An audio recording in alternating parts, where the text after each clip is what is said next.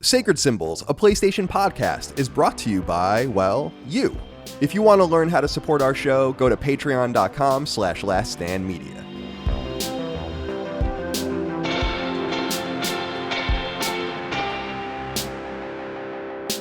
Greetings and salutations. Welcome back to Sacred Symbols, a PlayStation podcast. This is episode number 414. It's a number you probably don't... Have you ever even said the number 414 in your life? Probably not. My name is Colin Moriarty. I'm joined as always by my son, Chris Reagan. Chris, good to see you today. How are you? I'm good. Got up early and spent some time playing some games. A little bit of 007, a little bit of Marathon. I don't normally play games that early, but I was like, why not? Yeah. Get an early start to the day, you know? Sure. I can't relate, but I'm sure a lot of people can. Again, I love looking at my trophies through the lens of when they're earned by hour. Yeah. And if it's like all 11 p.m. to like 4 or 5 a.m. and then it just falls off and I barely play during the day. I have a hard time playing games during daytime hours unless I'm really into it. Yeah. You know what I mean? I'm also not awake during daytime hours very much. So that's another thing that I have going against me. It's good to see you as always. What's your shirt? I can't quite make it out. Is it Outcast? It's the Outcast shirt. The Black Eyed Peas. It's that Black Eyed Peas shirt. Yeah. Right. Gotcha. It's all the same. Nothing special. Just I don't know. I got to get new clothes. The thing I'm really hyper aware of like my wardrobe because we record so often. Right. And so I'm just like, oh, this is a repeat, or like I've worn this exact outfit before, and I'm like, I don't know if I care that much, but like I do. Like there's like a little bit where I'm like, I'm getting too easy to draw, you know? Right. Yeah, I always marvel about how many clothes I have, which is a lot, and how few of them I wear. I just wear the same shirts over and over again, whatever. I don't know. I don't really give a shit, to be honest with you. It was nice when the show wasn't on video many years ago. We didn't have to worry about that. Yeah. But now we do. Oh, well. Well, Colin, you wouldn't worry about it. I remember a Colin and Greg live where you literally rolled out of bed wearing the exact same clothes the day you did before. Yeah. And then hopped on the show. Dustin Furman, executive producer. Good to see you. How are you today, my friend? I'm pretty good. Since Duke is not publishing until Sunday, like last night and this morning, I'm just like carefree. So I played some Bond this morning. Bond. Like Chris, some rare morning gaming. Yeah. And felt pretty good. Been kind of weirdly sleepy the last 2 days, which is concerning after having kind of a big bug bite over the weekend. Oh, you'll be all right. So, the cocktail of Lyme's disease and a newborn baby sounds great. Yeah, you won't be able to eat meat anymore. I've been seeing that. I don't know what's going on with that. Apparently some people that got Lyme's can't eat red meat. Yeah. It's like poison. Well, I ate red meat today and yesterday. So you already ate red meat today? Yeah, we have a leftover taco bowl. Oh, okay, cool. So that was for lunch. Good for you. I seem fine. I might keel over during the show. We'll see. Well, we'll find out soon enough. Yeah. Beef for lunch. Love that. Yeah, just a little rice. It's pretty hearty. Beef. Yeah. It's good. Yeah. Good. It's good lunch. Very good. Good to see you. We're here. It's a big week. It's a big show. I mean, we haven't recorded it yet. We also, as of the time we're recording this, don't even have all the information yet. So we're recording this on Thursday where we usually do. I think the show will be published Friday night. Probably something like that.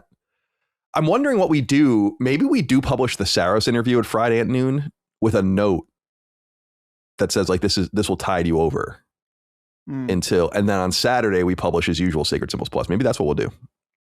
Because otherwise people are going to be like, they're going to start crying and they're going to be upset. Yeah. They're going to be like, where's the show? And what's this? And what's that? And I'm like, I don't know what to do. Then Duke's going to be late too. My response to that is, Colin, to these, not you, but to these people, it's the Patrick meme where he's fat and he's covered in chocolate and he's like, you stole my food. Right. Come on. All we do is give. As Colin has used it, there's how many hours per week of podcasts? And then we wait a little bit so it's the best possible podcast in the current climate of this week. No crying. Yeah, well, no crying. It's not going to matter. Don't you dare cry. Don't you dare cry. Don't shed a tear for us. We'll find you where you are. Don't worry. I'll find you. I'll never leave you alone. All right. Well, it's good to be here with you guys. Good to see you. Good to be here with all of you out there as well. It's Sacred Symbols, a PlayStation podcast. And what a PlayStation podcast it'll be today, since we have a state of play to discuss, plus probably a Summer Game Fest thing. It's supposed to be 2 hours long. I was saying that we should at least watch it, and then we can just publish if we feel like there's nothing there. But there's going to be something there that's going to be notable, I think. So we'll have all that inserted here as well at some point. But welcome. We go live each and every week. You can get it 3 days early and ad-free over on Patreon. Patreon.com/laststandmedia. Early ad-free access to all of the shows in our network, including Sacred Symbols. The ability to submit your inquiries to all the shows, including Sacred Symbols. Our threads go live on the newsfeed on Patreon on Wednesdays and are deleted on Thursdays. You get Discord access if you want to deal with some of the craziest people, and I'm not even going to say it, that you've ever met in your life. RSS feeds and Spotify feeds if you want to not interact with Patreon but get your early ad-free audio to those services, and much more. Sacred Symbols Plus is a big perk as well. Our weekly supplement we just brought up. We're going to have 2 of them this weekend. We don't usually have 2 of them, but we will have 2 this weekend. It's Saros weekend. So an interview, about 35-minute interview with Gregory Loudon and Michael Haveri over at Housemark. That's already in the can. Interesting interview. And then yesterday, you, Dustin, me, and Ben Smith sat down to record the Saros spoiler cast and review discussion, which was about 90 minutes long. It's really more about the mechanics of the game and like what we thought about playing the game, since none of us really understood what was going on in the game. So please look forward to that. And Kramer at the Factory says, "Hey, Colin, what happened to the Saros spoiler cast? I was looking forward to that. Can we at least hear your final thoughts on the game on this week's show? Thanks and keep up the amazing work." No, we'll leave it to that. I almost have the platinum. I have all the hardest trophies now. I just need to sit down for probably another hour or so, and I'll probably do it tonight. So patience. We'll have that, and then we got to start cranking these things out. Pragmata's got to be done soon. 007's got to be done soon, and so on and so forth. I still want to get, Chris, your Bungie idea about like kind of saying goodbye to Destiny or what, whatever, maybe temporarily. Yeah, that's because that update's not even for another week. Okay. So we've got time. Okay, good. For that to be timely. And then Sacred Streaming goes each Monday, although we're streaming a bunch this week because of all the showcases, but we're typically live Mondays at 1, except for this week. I think we will not be live on Monday at 1. We might be messing around at some point, but it's not going to be a real stream. And what I mean by messing around is I have to figure out how to do this myself because Dustin's quitting and he has to go now. So please look forward to that. But you can find our State of Play stream, both like the guesses and the stream itself, on our VOD on YouTube. We will do the Summer Games Fest as well. And we will do Xbox Showcase on Sunday as well, since Xbox is unironically PlayStation's biggest third-party publisher. Other games we've been messing around with on there: Pragmata, Marathon. Played chess. I'll probably get back to that. I've been playing a lot of chess. And finally, merch at laststandmedia.store. If you want merch, go check it out. T-shirts, sweatshirts, stickers, and so on and so forth. All right, let's get into topics of discussion. Then we'll get into the news. We have a lot to get through this week, so I'm going to move somewhat quickly, but we'll see what happens. Jared Wilson wrote in and said, "Hey, Art Vandelay, H.E. Pennypacker, and Kel Varnson." Those are Seinfeld references, Dustin. Oh, thank you. "I never wanted to become a Sacred Symbol statistic, but fate had other plans. After only a few months of living together, my girlfriend and I split up. While there were many contributing factors, one irreconcilable difference loomed larger than all the rest. She couldn't understand why I was laughing at a podcast that deploys the R word with the frequency of a speedrunner mashing through dialogue. Clearly, our values were too far apart. Naturally, I blamed Sacred Symbols. The timing was almost poetic. Last Friday, while packing my belongings and moving out what was once our shared home, a fresh episode appeared in my feed like a care package from the gods. There I was, carefully wrapping dishes, questioning my life choices, and occasionally wiping away a tear, only to immediately burst out laughing at Colin's thoughts on the new protagonist of Dragon Quest XII suffering from a form of fetal alcohol syndrome. It was exactly the distraction I needed. In all seriousness, the show provided a surprising amount of comfort during a difficult week. And if there's a silver lining, it's that I discovered this relationship was dead on arrival before marriage and children entered the equation. Otherwise, I may have been forced to follow Randy's example and abandon my family responsibilities in pursuit of more last stand. So thank you, Sacred Symbols. You may have claimed another relationship for your ever-growing tally, but at least you helped me carry the boxes. Maybe I'll give that chicken a call if you're done with it now." Now, Dustin, he's saying that our use of the word retard caused his girlfriend to flee? Am I understanding this? He said, while there were many contributing factors. Yeah, right. Okay. One was that. Yes. Is your girlfriend a retard? Your ex-girlfriend? Maybe that's why she didn't like it. Yeah. Yeah, you don't want to be around someone that you need to feel like you got to tiptoe around. Right. You don't want to be around someone especially your girlfriend. Yeah. Oh, yeah. No. Yeah, no. You can't do that. You can't do it. it sucks. Like, dude, if you have a friend who their girlfriend is someone you got to tiptoe around, you know, and it's like, it's not fun to hang around. And especially, I'm sure Jared knows live with. So. No, that sucks. You don't want to be with some fucking broad like that. No. Some dopey broad. Goodness. Dopey is insane. I've told you that story about how I dated a girl back on Long Island in my 20s. She's from Long Island. We lived in California, but her dad they were like an Italian family, and they were like ridiculously inappropriate and funny. And and like, you know, the dad would be like driving, and like some woman would come and was like, look at this fucking dopey broad. And I kept that term dopey broad in my lexicon ever since. I'm like, that's amazing. That's an amazing thing to say. Fuck this lady. No, not literally, Jared. You can't do that anymore anyway. She sounds sensitive to me. Mm. Is it worth blowing up a relationship over that? She probably wasn't really into it to begin with. I'm going to be honest with you. And maybe you aren't. And you're going to be fine. Sounds like the bigger thing, Chris, is that they're going to have to break a lease, perhaps. Oh, yeah. I mean, I don't know. That's fairly trivial. Is it not? I've never broken a lease. It's not really that crazy as far as like, I've done it a couple times. Granted, I guess to be fair, I am like in a more fortunate position than where you have to pay or whatever. Well, it's just like, it's fine. Like the way that I feel about it is that like it's like whenever you rent a place, you know how like they'll charge you for damages if you move out or whatever. So you're incentivized to keep the place kind of, you know, reasonably well-to-do. They're going to charge you anyway. Like I have never, like I did a whole bunch of work on like one of the last apartments that I lived in where like I repainted certain things. I like there was I think I had sound foam on the walls that like kind of like they had some residue that was stuck, and I like acetoned them off, and like I sanded some stuff. Like I did a lot of shit, and they charged me anyway. So I was like, all right, fuck it. Yeah. You know what I mean? Everything in my apartment is nailed into the fucking wall. Everything. Because like whatever. Yeah, I totally agree. You know, it reminds me of when I was in college, when I was moving out of my freshman dorm. I'm sure this is a common thing, but I always just remember it as like someone taking toothpaste, like white toothpaste, and just putting it in all the holes. Oh yeah. Oh. That's a classic trick. But what I mean, the point of that is to say that I kind of factor those extraneous costs into anything anyway. Like that's in the budget. Right. Like to be charged erroneously for something for like, oh, we had to repaint $700 you owe. And then they paint over like the bug on the wall, which I always love when you see shit like that. Like they paint over the bug. They paint over the black mold. Yep. That they refuse to fix.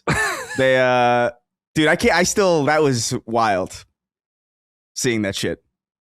Like we had a water damage in one of our bathrooms, and it was like really spreading. It was like black all over the closet wall, and I was like, that's crazy. And it happened immediately. It wasn't like festering there or anything, but I was like, that's crazy. Can you fix this? And they came in like, yeah. And they came in for like 45 minutes, and then I came back and it was completely clean. And I was like, what? You replaced the wall in 45 minutes? There's like no shot. There's no shot. I don't even know that much about this shit. Like I used to build like basements and shit like with my dad. Like, so I know a little bit about baking shit. I don't need to know much to know that you didn't do anything here. Like you definitely just painted over this wall. Cool. I wonder if that like starves the oxygen from it or something. Maybe that works. I don't know. Yeah. Okay. It just seems like the slumlord shit. I just don't really get, you know, like some people say it's exacerbated by rent control, which it probably is, but it just seems like a lot of people just don't give a shit. Like if I was renting out a place, I would want people to feel like they were welcome and like they had a good spot. And I've had landlords like that too, that like really cared. Individual landlords who own like maybe a building or like another property are usually okay because they're like interpersonal enough and they understand. It's the issue is really the management companies, right? Like where it comes into like, oh, here's like this corporate landlord, like that shit's fucking terrible. And I really don't get it. You know how you avoid rent control, by the way? You actually like allow people to buy the fucking buildings and the units.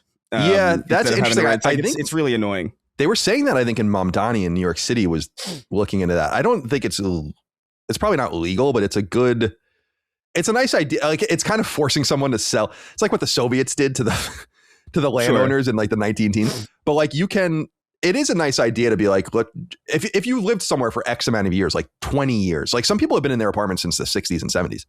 Yeah. And I knew someone in San Francisco that was in a rent controlled apartment since, this was a long time ago, but he was, I think, moved in the early 90s. He lived, for people that don't know, Alamo Square. Do you guys know what that is in San Francisco? It's where, do you know Full House? No. Oh, the Painted Ladies. Yeah. It's like where that, where they're picnicking and shit like that. That's where that is. So it's like a square and like there are apartments looking at it. And he lived in one of those apartments. And it was literally like $500. I'm not even kidding. Like $550 a month. And I was like, I was so jealous.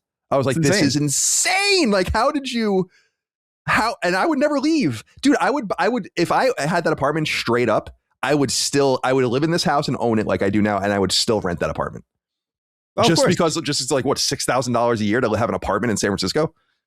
No, it's I don't know, man. I think, that Mamdani shit is interesting. I don't know how it's going to go. I think there's room, though, for overcorrection. You know what I mean? I think everything's gotten so comically bad that, like, I don't mind a little bit of overcorrection. If this gets bad, like, sure, fix it. But, like, I mean, like, things have been crazy for far too long to not do some drastic shit, I think. Especially in the rent space. Yeah, I don't really. Especially in New York. It's fucking ridiculous. Have, on my mom's side, on like the Italian side, my family owns a few buildings in Brooklyn, and my sister lived in one of them. And they were even dickheads to her. I'll always remember that. Like, they're like, this is like your, whatever it was, like your great aunt or whatever. It's like, have a little respect for my sister. Like, they were fucking assholes. And I'm like, geez, I can only imagine how these people are treating like regular tenants. No, for sure. Well, dude, what's the thing about it is like, if I owned this space, first of all, I would buy this apartment outright. I love this apartment that I have right now. But if I owned it outright, you know what I wouldn't be doing? Painting over black mold. Right. You know what I mean? Like, I would care because it's mine and I have a vested interest. A lot of people don't have a vested interest. I've experienced that before. Like, I've rented apartments and I'm like, this means nothing to me. Right. And you're going to fuck me over anyway. So why do I give a fuck? It's the meme of people pouring grease down the... Exactly. The sign of if you own a house or not is if you pour grease down the... Yeah. You wouldn't do that shit if you owned it. Right. And nobody can own anything, which is why everything sucks. Yeah, it's a working theory. I don't know. I've always been fascinated by apartments people own. My mom owned an apartment in Boston. And it's like, it's weird. Like because I'm always like, but like, it's an obscure thing, but there's like a building somewhere in Florida. Do you remember the building that collapsed? Does that ring a bell to you? Like a building in California or Florida just collapsed out of nowhere. It's like people owned those, I always or the building in San Francisco that's leaning. I think we've talked about that in the past. It's like I forget what it's called, but like, it's like totally leaning, like, and it's all fucked up and people own those. And I'm like, how does this work? I think my mom, like when she owned her apartment, there was like a condo association or something. And so you had to pay like a rate that went into like the sustenance of the building, I guess. But it's just like, there's so much trust. You have like 40 different families all sharing this, cohabitating in this thing that you all own. Yeah. And you don't really know them. And it's kind of weird. It freaks me out a little bit. Like thinking about my parents owned before we moved into a house, they owned the condo that we lived in Yonkers. And that was a pretty big building. It was like 6 floors. I think there were like maybe like 8 apartments per floor, I think, or something like that. But it was a lot. And they had I remember they would have like board meetings or something every month or something. I remember my mom was on like the board or something, but yeah, that kind of shit would consume me because I would just be curious about what everyone else is doing. Like as far as not in their personal lives, but like, is something leaking in your house and like going into like the subfloor? Are the support beams okay? Is like, I don't know. As opposed to living in, like, I'll never sell this house. I don't think that I live in now because it's so emotionally important to me. It was like me rising from the ashes, getting this house, in my opinion, like from my own perspective. I'm not saying anyone else would see it that way, but like feeling better, getting better, recovering from my time in California and Los Angeles and all that kind of stuff. And so I'll always just hold it, I think. But I've thought in the future, it's like maybe I would rent it out at some point. I think I have this fantasy that I'll just not give it, but be like one of my nieces or nephews be like, you just live here. Like, I'm going to go buy or build another house. You live here, pay the property tax, keep it up. I'm going to own it. But I can't let it go. You know, like I couldn't imagine letting anyone else live here, you know, like permanently. Yeah. Anyway, the brainworm piloting the idiot-shaped flesh mech, I like that name, wrote in. Good. And said, how do you do, fellow kids? Now that Papa C has seen the light about maybe it's not always your fault if your PSN account gets hacked. Are we ready to revisit the notion that perhaps not every person that's had their controller get stick drift is a dishonest broker who is too hard on their controllers, and that there might be a legitimate QC issue at Sony? I got a PS5 Pro recently, brand new from PlayStation Direct, and the controller that came with the console got brutal drift in the right stick after less than a month. For reference, the only games I played with were Metal Gear Solid Delta and Mouse PI, neither particularly stick-intensive games. I shipped the controller to Sony for repair, and in response, they shipped me back a brand new controller. That's what they always do, I think. Confirmed by the new serial number. And shitification has hit nearly every facet of our lives. Is it a bridge too far to think it's hit PlayStation's hardware components? Thank you for your consideration. What I assume they do, because when my PS3 broke back in the day and I sent it in for repair, they just sent me a new one.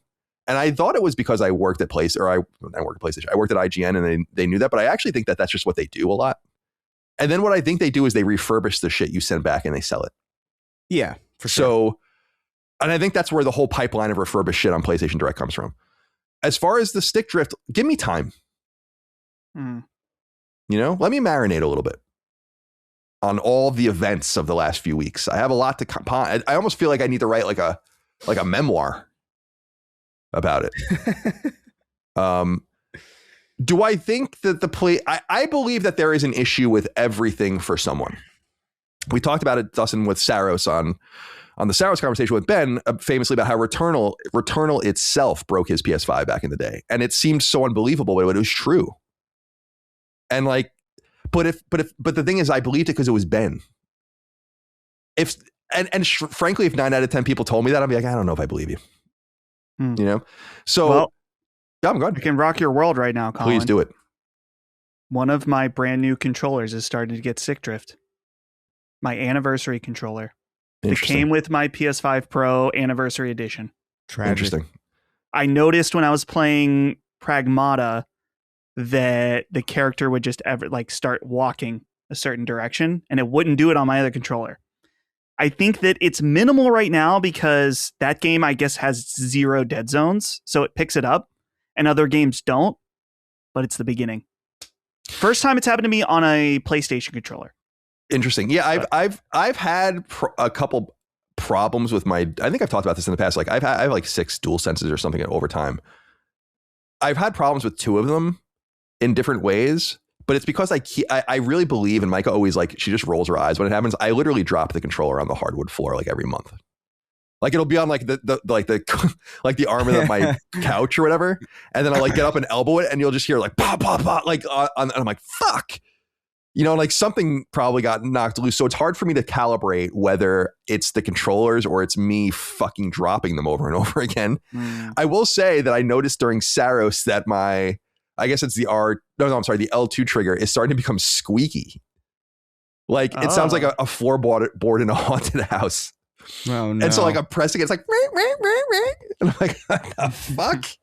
I gotta WD-40 it or something. So, but the stick drift is, the thing that always really got me is not so much the stick drift, although I do believe that some people are causing their stick drift.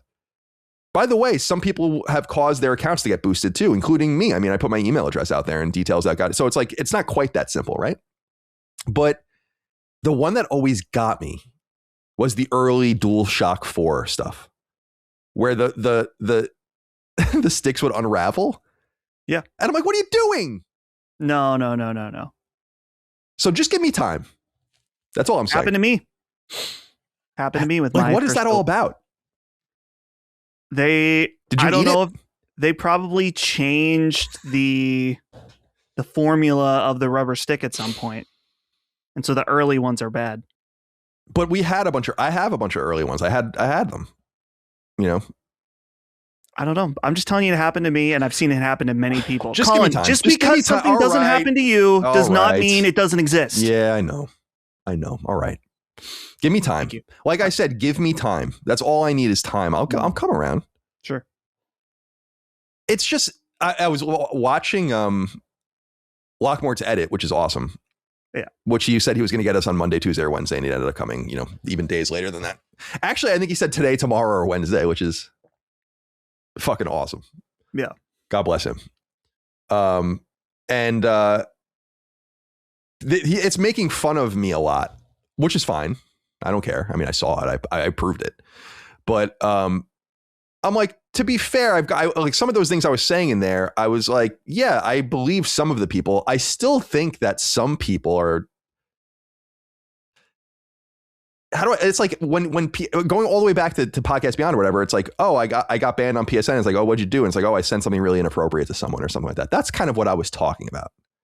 I'm not saying like people deserve to get their shit stolen or taken away from them for no reason.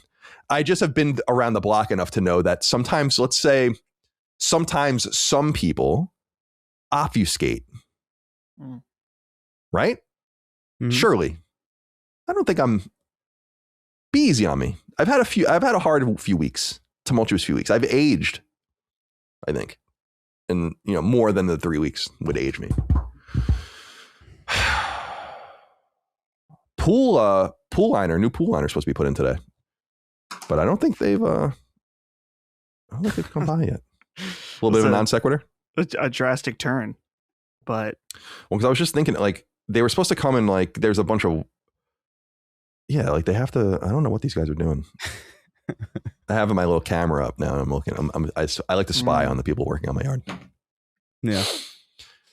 Sacred Symbols is sponsored by BetterHelp, online therapy that can help you right now where you are and with great efficacy, but only if you choose to take the first step. Learn more now at betterhelp.com/symbols, where you can get 10% off your first session. Life is difficult and strenuous for all of us at different times, but negative emotions sometimes become more pronounced over the summer, with the heat and sunlight contrasting markedly with what you might be feeling within. A great way to deal with whatever ails your mind and spirit is by speaking to a licensed therapist, which is BetterHelp's singular specialty. But BetterHelp is mental health care for the modern era, conducted entirely via video, audio, or even by text, meeting you where you are at a time and place most convenient for you, all with a professional practitioner who can be accessed for a reasonable fee. As an on-again, off-again client of therapy since the early 90s, I can speak firsthand to its usefulness, so long as you're honest with yourself and your therapist, wear your heart on your sleeve, and keep an open mind oriented towards solutions. But I also understand therapy isn't accessible to everyone for whatever reasons. A lack of health insurance, out-of-pocket costs, scheduling issues, absent local options, and so much more. BetterHelp works to alleviate all of that, giving you remote access to more than 30,000 therapists that you can rove around until you find the right fit, all the while squaring itself with your schedule, remote and easier to deal with, and toting a more affordable price than you might expect. More than 6 million people around the world have used BetterHelp, and with 1.7 million client reviews averaging a 4.9 out of 5-star rating, it's safe to assume people are liking what they're getting. So will you take the first step in alleviating your own weighted mind? Whether you're having issues with relationships, friendships, at work, with family, or whatever else, rest assured there are no novel human experiences, meaning people really can help. It's all up to you now whether you walk down the path of better mental health. You don't have to say yes to everything this summer except perhaps this. Find support in therapy. Sign up and get 10% off your first session at betterhelp.com/symbols. That's BETTERHELP.com/SYMBOLS. Again, for high quality remote therapy that can help you right now where you are, head to betterhelp.com/symbols. Josh Harris wrote in and said, howdy, Sacred Trio duo, depending on how time falls with little D and his little one and the literal one. Next week will be your last episode, right? Yes. I keep referring to you guys as the podcast I listen to because I refuse to sound parasocial to my wife. Also, you can do your own marketing. As a result, I have a request. Could one of you please say the phrase, my friend Josh Harris, so that I am contractually obligated to refer to you by name when discussing your antics? Please and thank you. Have a great day. I will be enjoying this crisp Biggle Suede spring that we have been blessed with. What the fuck does that mean? The fuck is Biggle Suede? I'm looking it up. That is absolutely the first time. That is absolutely the first time I've ever heard that sound. Sounds like something from the UK. It's a thing. Biggle Suede Spring Throws Fest 2000. What is this? Bagel Suede. I fucking hate it. I don't know what it is, and I hate it. That's what is it? Is this pork poncho in disguise? Yeah. Some bullshit. Fucking some European bullshit. Some beans on toast bullshit you got going on here. I know you said beans, but I'd like to think it was bees on toast. Bees on that's fucking. I mean, that reminds me of that video. You ever see that video of the dude who's like, he's like trying to. It's like I'm manly or whatever, and he bites into a wasp nest. Yeah, yeah. He like grabs it and squeezes it, and then eats it. eats it. It's fucking. That's still the fact that that's because that's pre-AI. So that's a real. That's just a dedication to the craft. At that point, that is a legend. I love that video. That guy's fucking awesome because he's also going like dun dun dun dun, or like he's doing like some like musical accompaniment with it. He rips it off the thing and squeezes it to the fact that there's like wasp juice coming out of it. Yeah, I can't even remember what it was. I just know the visual of it. It was like, that's fucking crazy, dude. It's good shit. If that guy's still alive, God bless. The wasp didn't expect that because like the wasp. The wasp. I feel like they must. I always wonder this about the wasp. They are very intimidating looking. The bulbous kind of back, like the legs that hang, it's very fucked up looking. And I feel like they know. Like they know they scare others. They probably get a lot of like room in the wild from other animals and they know it. So like a guy coming up like that and just fucking with them and obliterating the entire nest like that and eating it. He matched their energy. Right, exactly. Yeah. Hopefully word spread to the other wasp communities. Yeah, like some wasp was out foraging or whatever, and he came back and was like, what the fuck? And that's Wasp 9/11, I think. Like they whisper, they still talk about it to this day. Right. They're the only animal they're the only, are insects animals? They are, right? Like, I mean, yeah. It's a reasonable. I think you're either an animal, a plant, or a fungus. I think that's like the only three options. Oh, okay. Yeah, like they're the only animal in the animal kingdom that has the energy of like of a guy coming up to you, like, right? You know what I mean?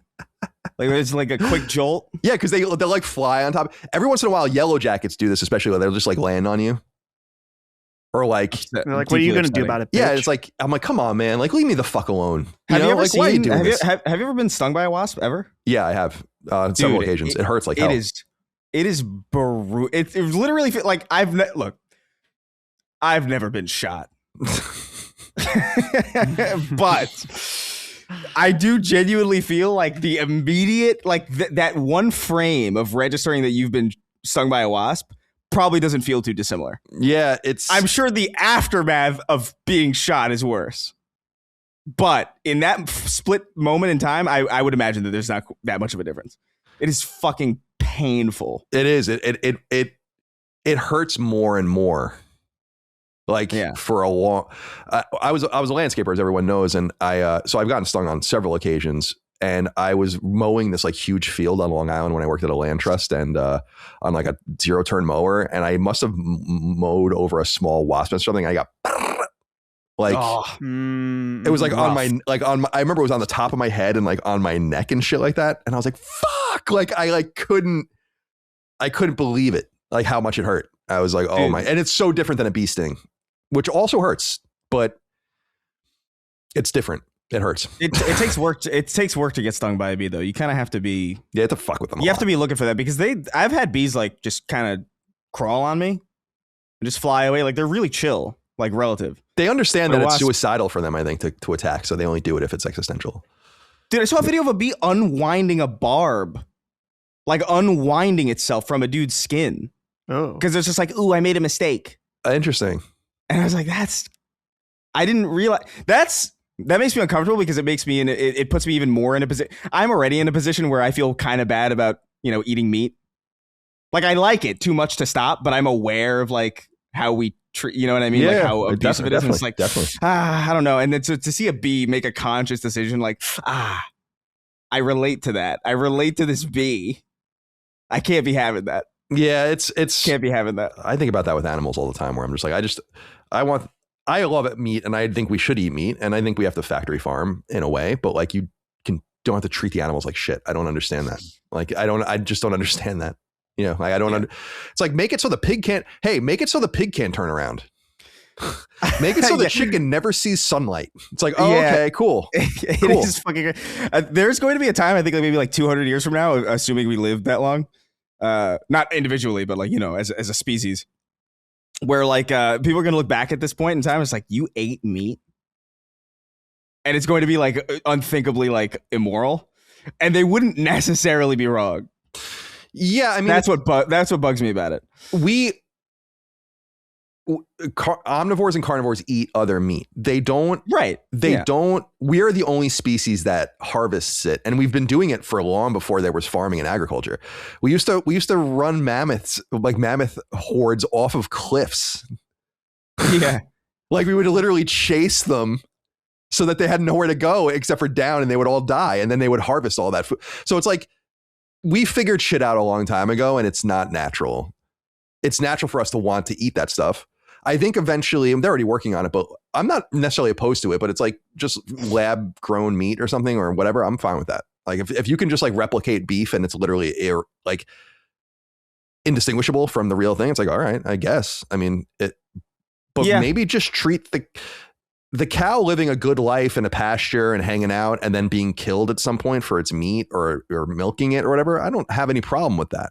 You know, like, I really just think it's fucked up how they just treat them awful, you know? Yeah. It's brutal. And anyway, I'm going to have a burger after this. Yeah, exactly. I had 2 burgers last night for dinner. So. Yes. All right. Anyway. Josh, my friend Josh Harris. I heard my friend Josh Harris is having an affair.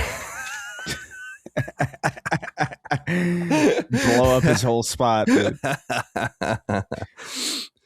My friend Josh Harris.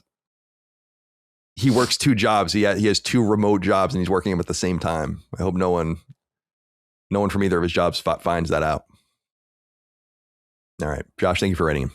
All right, let's get into the news, my friends, because there's so much to get through. In fact, there's so much I created a separate document for us to go through, which is rare because we usually work off of one Google Doc.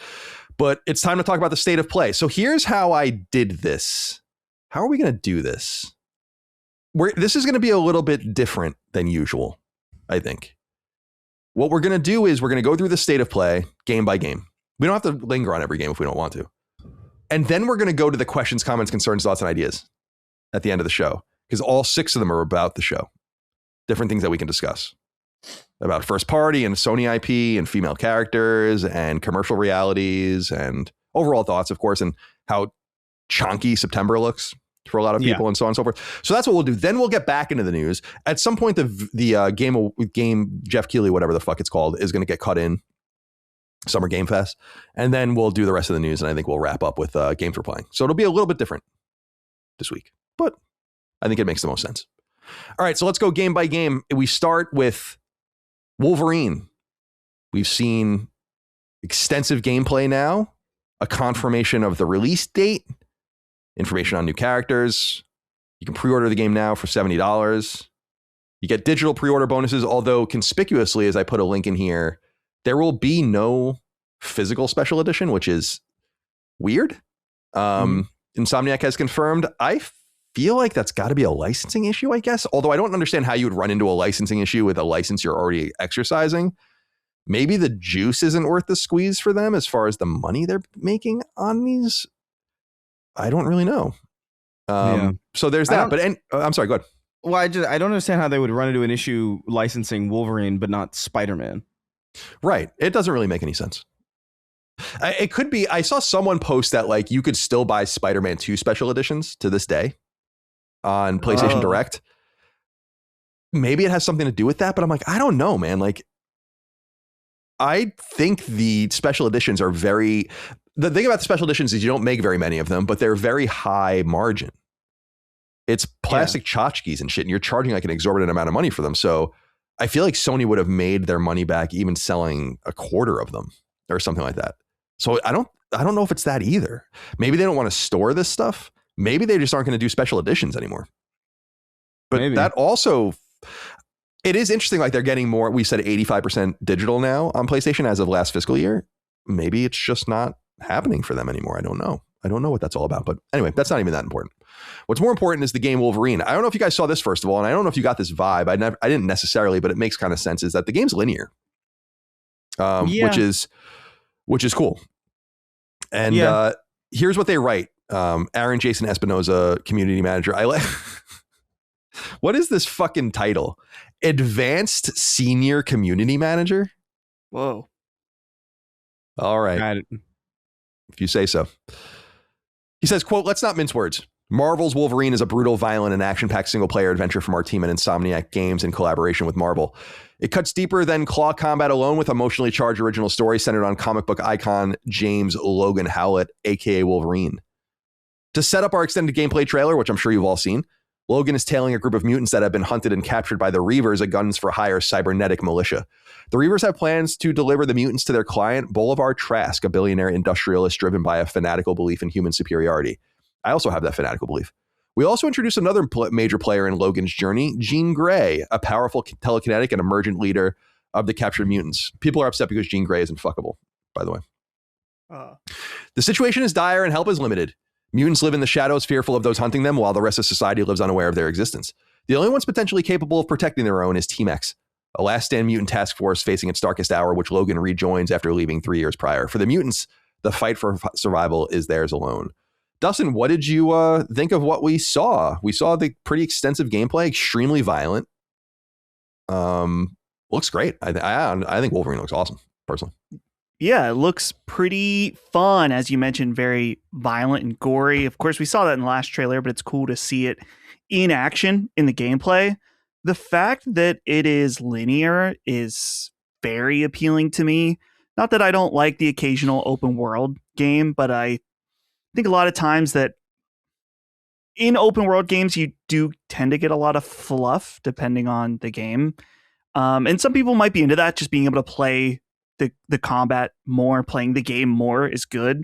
But if they're really like locked in on this linear experience, I think that could be beneficial for it. And for me, this isn't a game that I'm terribly excited for. In fact, I think we're kind of all in the same boat where it's like gameplay looks fun.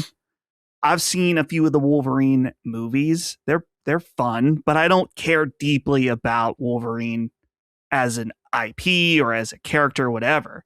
To me, this just looks like a fun action game, cool action sequences. It's honestly kind of the same way I feel about Bond as an IP and playing a game about it. Bond is a little different because I really love the developer and IO Interactive, and I like Insomniac, but they're not like necessarily like my exact cup of tea. So what they showed was really promising. Know what you're talking about, Colin, with the Jean Grey controversy. I don't know. Quite frankly, don't really care. She looks fine to me. Yeah, I don't. I'm not trying to fuck Jean Grey. So. Yeah, I would imagine there are many people in our audience that absolutely love X-Men, love Wolverine, and I'm really happy for them because this looks like you're getting the amazing Wolverine game that you probably always wanted. So I'll be checking it out. But again, like this is going to be another fun game for me, more than likely. The price of the game is $70. Not a huge surprise. It's going to show how disconnected yen is becoming from USD. It's 8,980 yen. It's getting crazy. It's almost 9,000 yen now for a brand new AAA game in Japan from PlayStation. Chris, you're a Marvel guy or a Marvel adjacent guy. I mean, you love Spider-Man. Yeah, I agree with what Dustin was saying that linear is good. I got that vibe when I was watching it, and they already have the open world Marvel games and Spider-Man, Venom, Miles. Yeah. So to go in this linear direction, which I assume maybe they'll end up going, because remember, there's supposed to be an X-Men trilogy after this. So I wonder if that will even more blatantly set it up. But yeah, what are your thoughts here on Wolverine, which comes out in September? I think it looks good. I think I'm kind of with both of you, I think, generally, where like this is, look, I like Spider-Man a lot.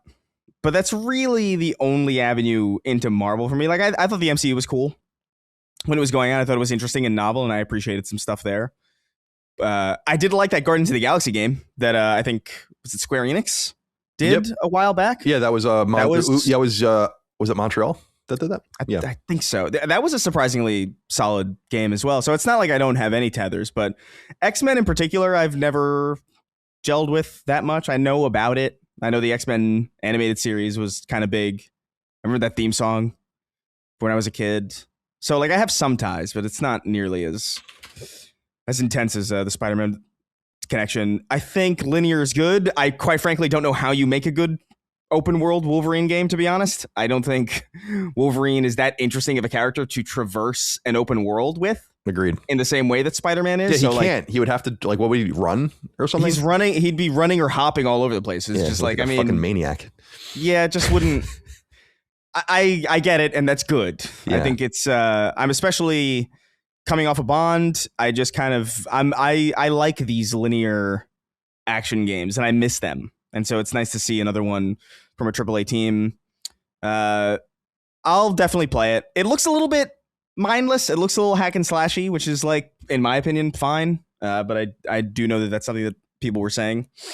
I don't mind a hack and slash, quite frankly. But as far as the Jean Grey thing, I don't know. I don't care. I could see there are certain characters where I would understand. Yeah, like if it was like a Psylocke or something, I'd be like, right. What are you doing? Yeah. What are you doing? Psylocke's like an obese. Yeah, like you can't make Psylocke normal looking. Like that's so lame. Or like even like Rogue or something. But right, like Rogue Jean definitely Grey, is like, another, and Storm too. Yeah, they're all sexy. Yeah, but like Jean Grey, was that ever like I don't know. I don't know. Yeah, I'm not clued into that universe enough to know for sure, but I know for sure those other ones are.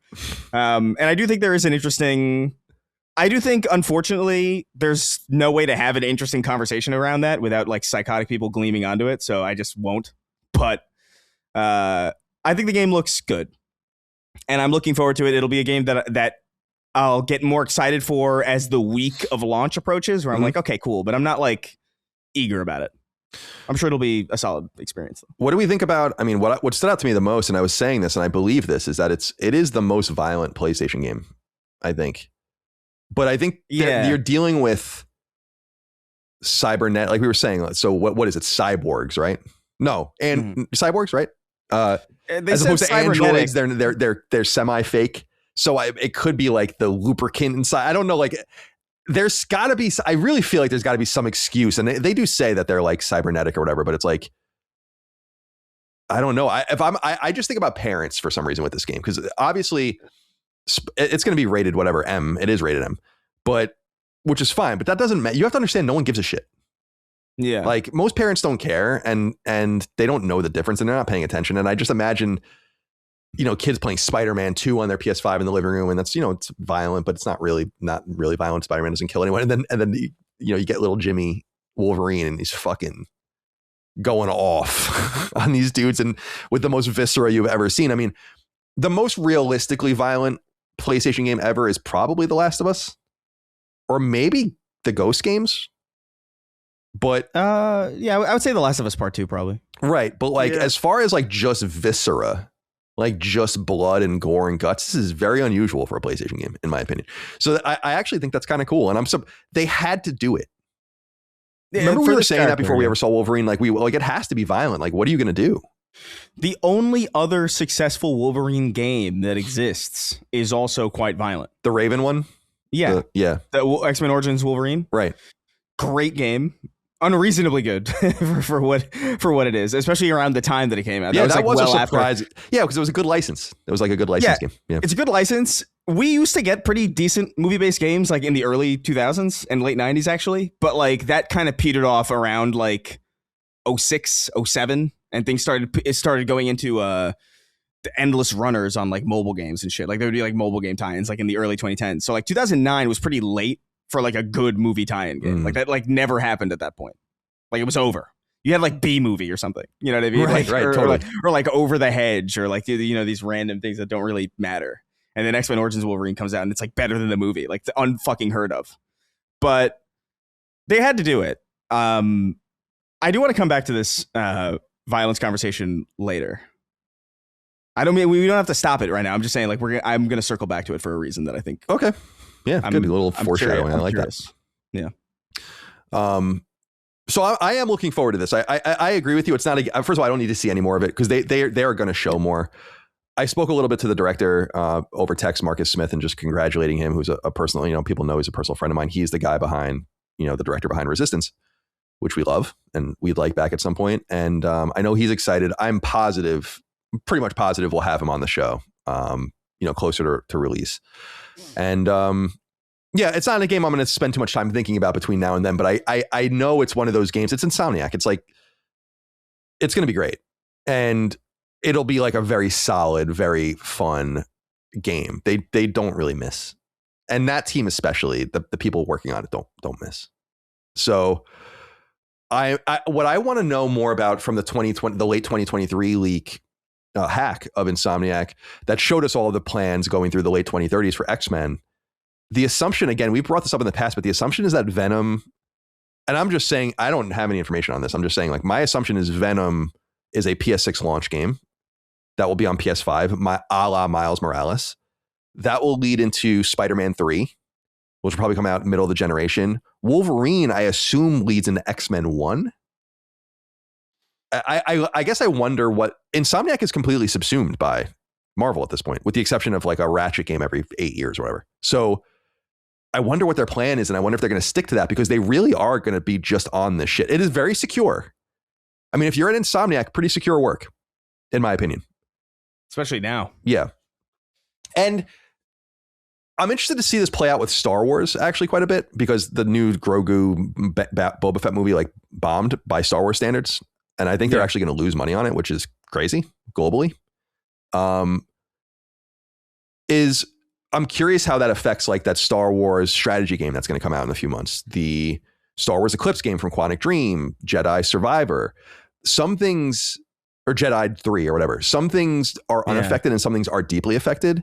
What I find interesting about this is that Marvel is also on the decline, at least for now. And these games are bigger than ever. So they are kind of keeping it alive. I don't want to say they're keeping it alive. They're carrying the torch. Marvel is interesting because it's not quite like Star Wars. Like, there's something about Marvel that's like it remains, even in its downtime, it's kind of immune to a lot of things, because like if a movie will lose money, right? But then a Spider-Man movie is going to come out. You know what I mean? And then it's going to make $1 billion. It's just kind of how it goes. Like those. Because I think I mentioned before, but like that Spider-Man trailer for the new movie, the 4th Tom Holland movie, which like there's never been a 4th anything for Spider-Man, right? Like as far as like literally, I think so. That I think eclipsed by a large margin, like the GTA 6 reveal trailer views by like orders of magnitude, and like to date for the GTA over like a day. So like Spider-Man keeps that entire engine floating, I think. As long as they have him, like they'll kind of be golden. Do you guys know the lore about that Marvel was originally talking to Microsoft about Spider-Man? Yeah. That's such a crazy... What's funny is that because of the nature of Insomniac, then it could have been all the same except for Microsoft published it. Then Sony would have never bought Insomniac. It's this whole little domino, big domino thing. You can't make fun of them too much because everyone misses. Like, there's probably a bunch of shit people have missed on, and then things you've confirmed that are bad, and so on and so forth. So you don't want to shit on them too much, but it's like, man, that's a tough one. I mean, even what is it? Dark Souls for PlayStation. Yeah, for PlayStation. Yeah, of course. I wonder like what they think of that, because that's such. I understand their instinct. They didn't want to do licensed stuff. I don't really blame them. I mean, that's the thing you have to kind of keep in mind with this, is that Sony is making a lot of money on these games, but not as much as you might think. Yeah.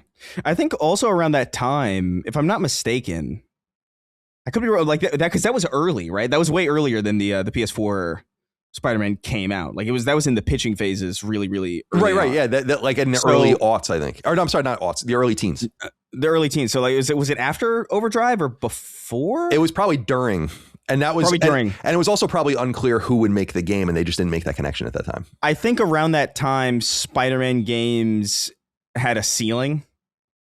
Like they weren't doing amazing. Like they were okay. Like I think it was Shattered Dimensions, and that was like I thought those games were cool, but like that was they weren't the noir Spider-Man, I think, was in that one, which was cool. Spider-Man Noir. Yeah. I think they had 2 of those games, and I think they did reasonably well, but like not like massive successes. And I think the movies were floundering around that time. Spider-Man was always successful, but like around that time, I think that was like a more dubious IP technically. I could see people passing on Spider-Man that early. And so like after the MCU deal kind of happened, like I think that was okay. It's a little bit more safe now. It's kind of more interesting. Some distance between, and also the Amazing Spider-Man games are terrible. It's actually crazy how shit those games are, but Yeah, I don't know. Yeah, the Activision days were interesting. There's obviously some symbiosis or whatever between Sony's movie licensing too, and it all makes and they kind of control it all now. Like, what's interesting is that they just kind of control Spider-Man outside of the comic books.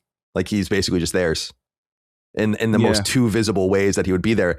And I got to look it up. It's either 99 years or in perpetuity, the renting of the character. So Sony just has to keep making movies and they'll keep it forever. I find that so fascinating. And isn't that where that Jared Leto movie came from? Morbius? They had to do it. Yeah, it's Morbius and what is it? Kraven the Hunter. Kraven the Hunter, right? Like, they had to do it, right? Like, they were like, we have to. Yeah, it's kind of crazy that they can get away with that though. Like, they go just like, oh, we'll make a movie about a bullshit movie about some character that nobody gives a shit about, and that counts. Like, I get it, but like, I mean, that's kind of it's Kraven the Hunter. What's he do? Oh, he goes around and Kraven the hunts people. He craves. I don't even understand. I don't know, man. That movie's crazy. Apparently. Oh, and Madam Web also. Madam Web, right? Yeah, good. Yeah, it's funny that I think Sony did those knowing. Yeah, right. Like, we're going to lose money on these. We have to do it. Like and it's because that Disney would love nothing more for that than that for that to lapse. Now, and what a huge error that would be. Sony would be so stupid to let that go. All right, so you can pre-order now digitally. You can also pre-order probably physically if you get your physical games on PlayStation Direct or whatever. Again, the digital deluxe edition is not $70 but $80, and it comes with 5 suits and claws. You get 3 technique points, so that's the in-game upgrades, and a couple of avatars for PlayStation Network and so on and so forth. If you just pre-order the game, though, straight up, you get an extra technique point and some avatars. So, and reflective claws. Oh, also the classic brown suit, which looks dope.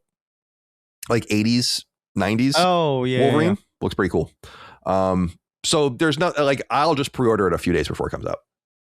And get those wherever. I'm not going to pre-order the special edition. No early access for these games. Can I say something about it real quick? Please. Insomniac, you kind of pussied out on not making him like 4'6" or whatever the fuck his real height is. Yeah, I saw some people saying he was too tall. He's always been too tall. Like, he's like been reinvented by Hugh Jackman though. Like, nobody cares. But like, he's supposed to be like a, like a little wrestler man. I always imagine him as like a really strong version of that guy who that New York trumpet man. Do you know the guy I'm talking about? I don't know. In New York City, he's like this little guy who goes like, I walked Bob Dylan up on stage. And he's like harassing this dude for playing trumpet really loudly in New York City. He's like I know that. Yeah, small angry man yells at trumpet player in New York City. I know exactly what you're talking about. It's like that, but if he was like genuinely strong and intimidating. Know your meme. Here you go. In case you guys want to see, there it is. That's classic. It's a classic. Yeah, I think about that video like once a week. It's because, isn't it hard? Yeah, his pants are like insane. Like, he's got like his shirt tucked in. His pants are like up to his nipples, and who are you? Who are you? Who are you? Oh my God, I'm looking at a picture of you. He looks insane.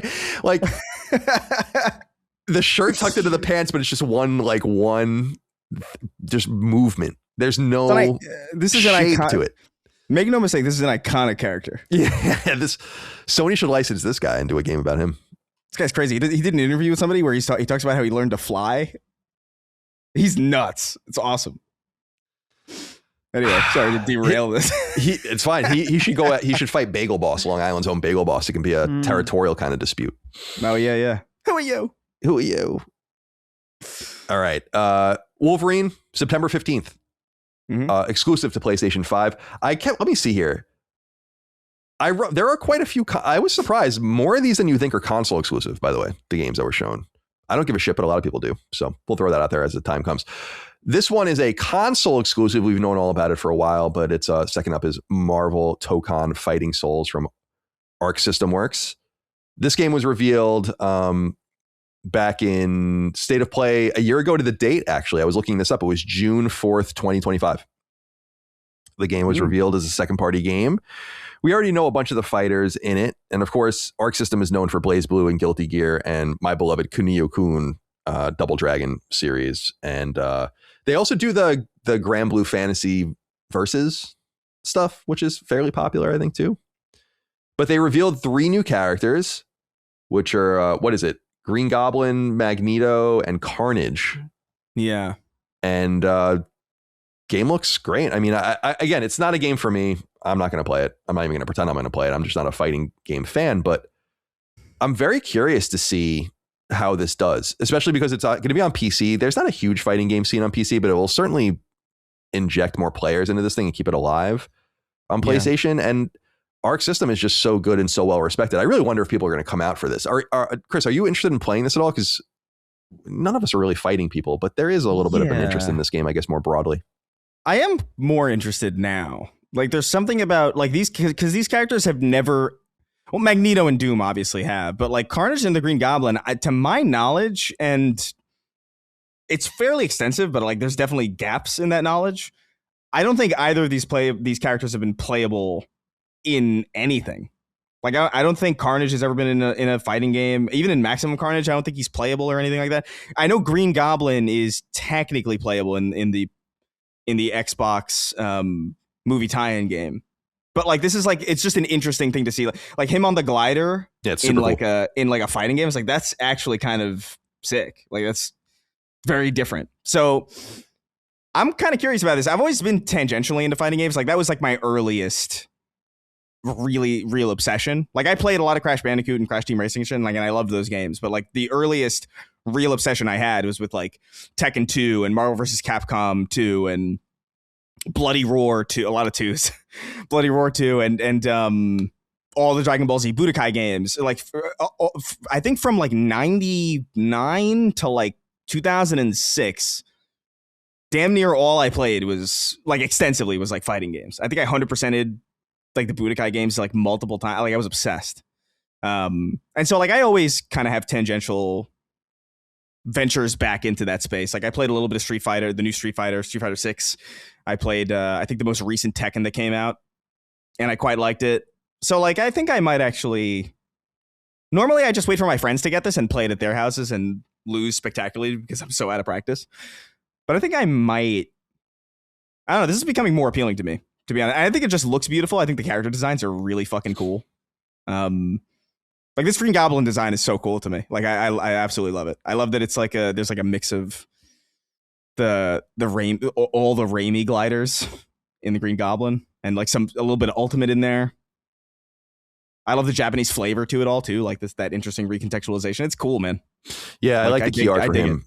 I love I have said it on the stream too. I love the pump, like, because Hobgoblin had them too. Is like the pumpkin bombs. I just love those. I think that's such a cool idea. Yeah, it's yeah. And I had the Hobgoblin and the Green Goblin figures when I was younger, and I loved them on the little gliders. Like, they were really, the orange cloak. Right. It was super cool stuff. And like, I think one of them had like a throwing motion or something it didn't really work for the bombs. For the bombs. Dude, they're just cool. They're just cool characters. Like, just straight up. So I'm pretty stoked about it. I'm getting more excited. I didn't think I would be as excited as I am for it, but looking at this image is like, yeah, dude, that's fucking sick. Yeah, and seeing Carnage is cool as well. It's interesting that, I mean, I'm not a Marvel guy, but it's just an interesting thing to have like a mixture of kind of, there are a few characters in here I've never even heard of. Magic, I don't even know who that is. Yeah. Danger, I don't even know who that is. But then you have Penny Parker, which that's the Japanese Spider-Man, right? Or Spider-Girl. That's yeah. She's in Spider-Verse, and I think she's also in Marvel Rivals. Gotcha. So she's kind of more in the mainstream now than she used to be. But and you have Iron Man, Black Panther, Captain America, the bigger characters. So it must be fun. It must be fun to sit around the table and try to figure out what you're going to do, because you have a bunch of you want to save things for DLC, maybe even a sequel. You don't want to, like, I always think about that when you have access to things. I've thought about it, I guess, selfishly, like if I ever got the G.I. Joe license, which is probably never going to happen, but for us at Lilimo or whatever, it's like you got to make decisions, because you can't like do the cool. You can't do all of the coolest shit, because then you leave yourself at a disadvantage or whatever. Yeah. Should you go forward. Dustin, are you interested at all in Marvel Tokon Fighting Souls, which will appear, by the way, for those interested at EVO, June 26th. And then the game comes out shortly thereafter. No, not interested at all. Looks cool. I just don't like fighting games. So, and if I was going to get into a fighting game, I wouldn't spend $70 on one. Marvel is not really my thing, but yeah, the new characters look really cool. Love the key art for Carnage. Looks pretty sick. But yeah, he's so 90s, dude. Yeah. Carnage is so unapologetically like a child of the 90s, like design wise. It's so cool. Yeah, I always was he McFarlane as well? I think he must be. Like I could be wrong. Because Venom was like late 80s, right? And he was McFarlane. And it's funny, like at least like you brought up Maximum Carnage. That's always what I think of when I think of Carnage. Is that key art of him it's and I think the cartridge had the red cartridge, right? Yeah. I don't know, man. All right. So that's 2 games. Number 3, Rayman Legends Retold. This game leaked. Oh, and by the way, I don't know if I said it. Tokon comes out August 6th, PS5 and PC. But Rayman Legends Retold is coming October 1st. This is a ground up remake of Rayman Legends, which I think is the most recent Rayman game.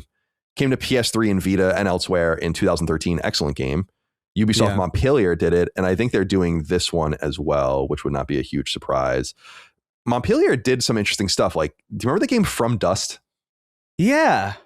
They did that game. And From Dust. They did Valiant Hearts, which we know about, but I think they're best known these days for, they did Prince of Persia, the new Prince of Persia, The Lost Crown, Metroidvania, and they're the Beyond Good and Evil studio. So slowly, somewhere in the bowels of that fucking team in France is that being made as well. But they're working on this.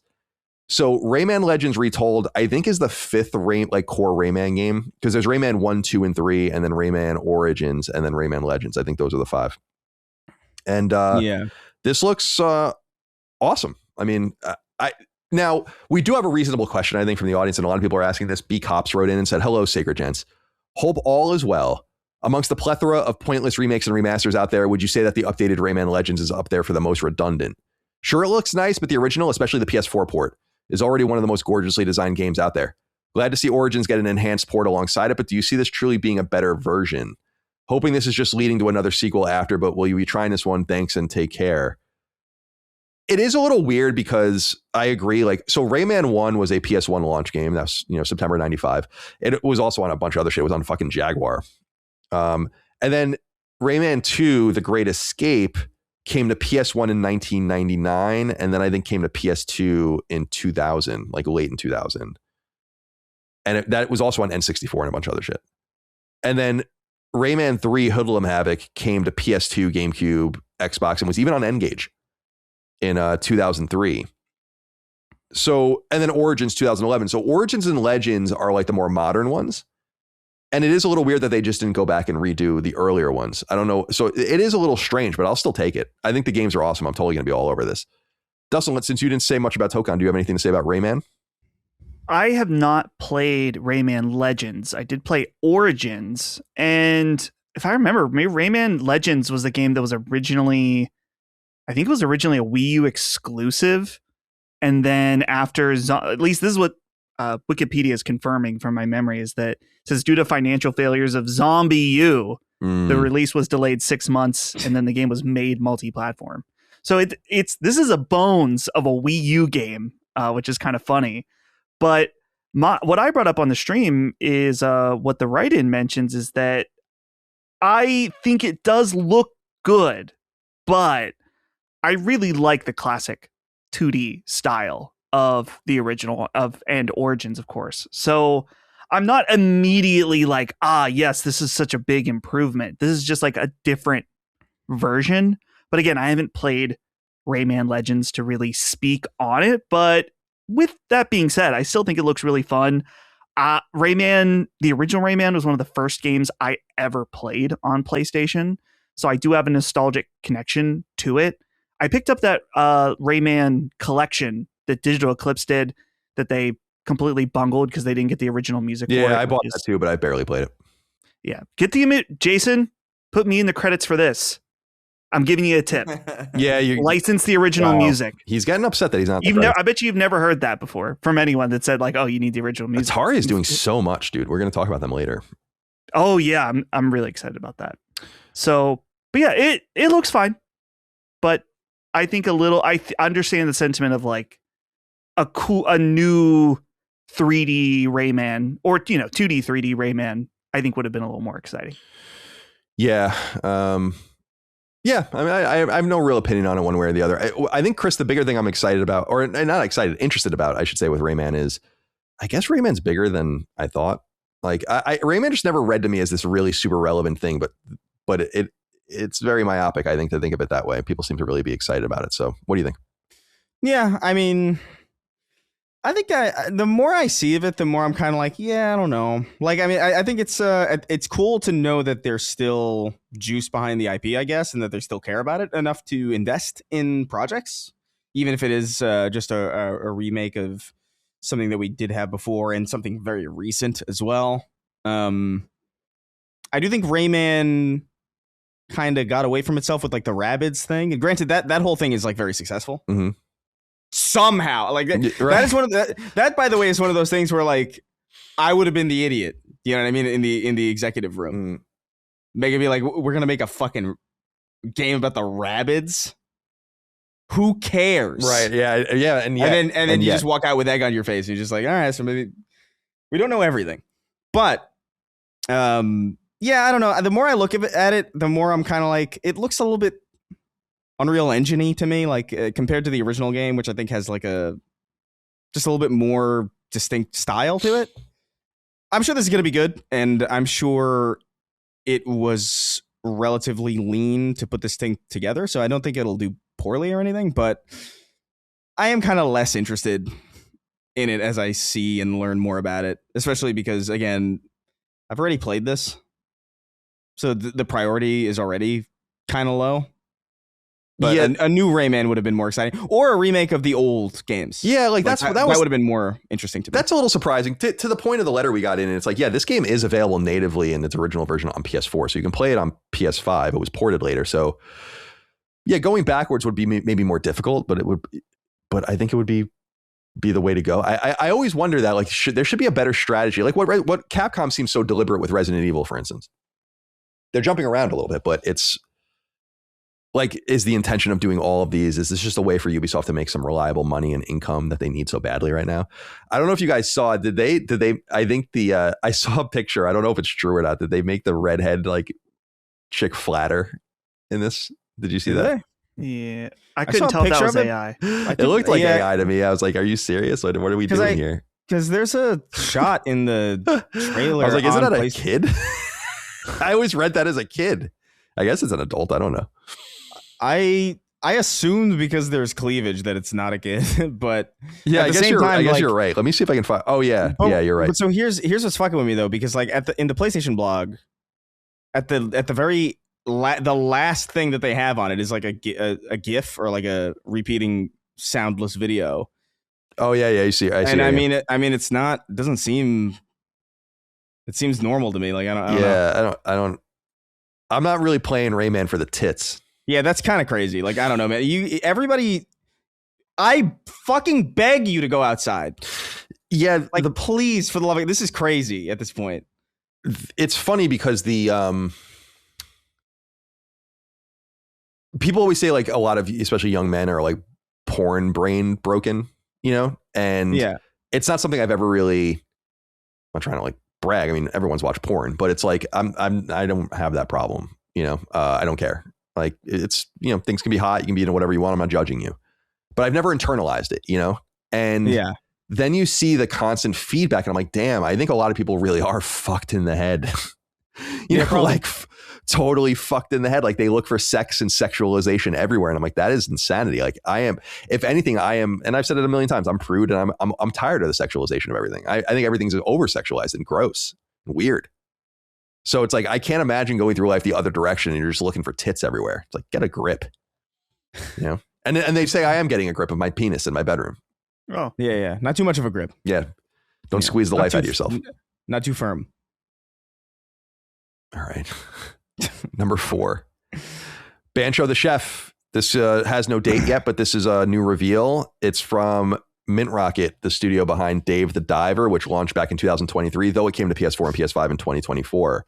I never played it. I did buy it. I bought it with PlayStation Stars points back in the day, and I just never spun it up. I bought that game Dredge with Stars points as well, and I never played that either. So maybe I'll get to those one day. But Micah really loved Dave the Diver a lot. Are we interested in Bancho the Chef? Chris? I mean, I like the style of it, but like I tried.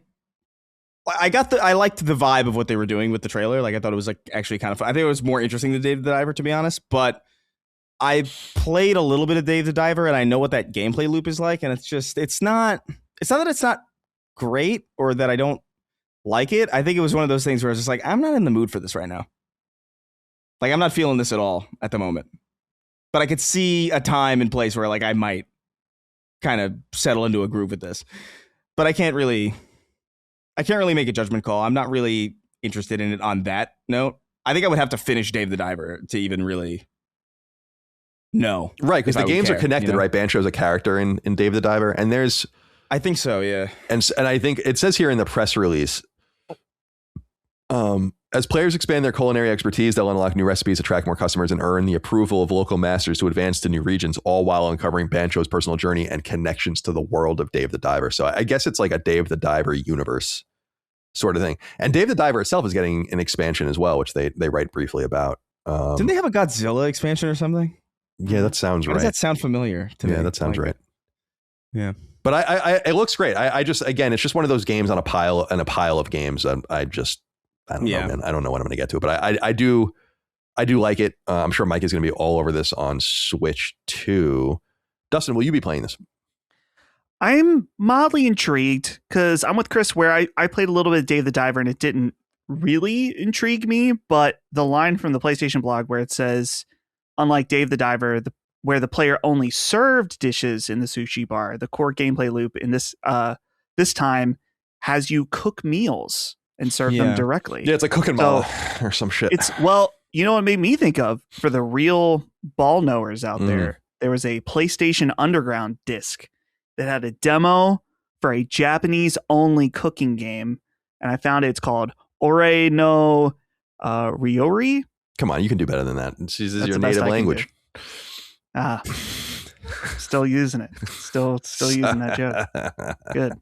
But that demo, what I'm seeing from this looks just like that demo. And I played that demo all the time when I was a kid. So it's kind of cool. But we'll see. It all depends on when it comes out. And kind of interesting they went from the pixel art to a full 3D style. Yeah. Money. I like to see that kind of, I think it's cool that games can kind of change around. That's the most intriguing part of it to me. I do like the character design too. There's something very like Toonami coded about this Bancho character. Like, I don't know, like I'm kind of like already endeared. Like I like him. He seems cool. But I didn't play enough Dave the Diver to know. It's one of those games where like, man, I do kind of want to, no pun, like dive into it, no pun intended. Because it does seem like there's quality there. But I'm just not, I don't know. There's just a lot. There's a lot of things competing for one's time. There's so much stuff. So there's no shame in that. I mean, there's a million things I want to play that I think look awesome. So I hear you 100%. And yeah, I like the cut of this game's jib a little bit, like more than Dave the Diver. I just think of Micah because I know her love of food games and all. This is like right up her alley. No date on that yet, but presumably 27. They're moving pretty quick. It's crazy when you think it's like, it's so quick, 4 years. All right. Yeah. Fifth up is an interesting one. Kamuri. This game is coming in 2027, and I promised you I'd tell you when things. This is a console exclusive for PlayStation, which is pretty interesting. So you can go to KamuriWorld.com, which is their website, KEMURI world.com. But this is the new game from Ikumi Nakamura, and the first game from her studio, Unseen. You'll remember Ikumi Nakamura. She was the original director of Ghostwire Tokyo at Tango and left during the development of that game, which gave people kind of pause on what the future of that game would be. I think Mikami himself finished it, right? And then I think that's right. And then Ghostwire Tokyo ended up being actually pretty awesome. So this game has a pretty similar spirit to it, at least from Japanese supernaturalism and afterlife sort of things, which is cool. But I was reading a little bit about Nakamura, and I knew this stuff, but I hadn't thought about it because I remember researching this when everything went down with her. but she was originally at Capcom and worked on Street Fighter games. And I think one of her first games was Okami. She did Marvel vs. Capcom 3 as an illustrator. And when those guys all left Clover to go and found Platinum, she went with them. I didn't know that. So she was like a concept designer on Bayonetta. And then she went with Mikami to Tango, because obviously people broke off of Platinum from there. And then she was obviously the lead artist on The Evil Within. So she has a lot of experience, but it's been a while since she's gotten a game out. And I think this game looks pretty cool. I remember what we were saying about this during the stream was I feel like they're showing it weird. They weren't really showing the game contextually. And so it was just a lot of anime style, third person, open world action, which is cool. But I'm like, what is the context? What are we doing? What is happening? This felt like the second trailer. You know what I mean? Like this seems like the okay, this is the gameplay deep dive now that you kind of get a vibe for it. And I can already see the comments of being like, you it was like, you thought the God of War trailer was too long and too much context. And now it's like, there's not enough context. It's like, listen, we know what God of War is. We have some contextual understanding of what God of War is. This is completely new.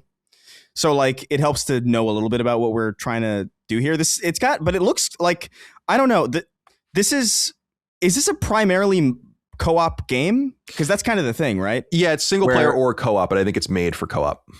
Yeah. Yeah. So I think it's 3-player co-op. Yeah. So that doesn't interest me as much, but I mean, the gameplay looks kind of cool. Like it reminds me of a little bit of Sunset Overdrive, a little bit of this is going to sound like a negative, but I promise it's like the good parts of Suicide Squad, where like I was like, this should just be something else. Right. This should simply be another thing. I like the style of it quite a bit. Like, I think it's cool. I would prefer to know a little bit more about, like, is there a story?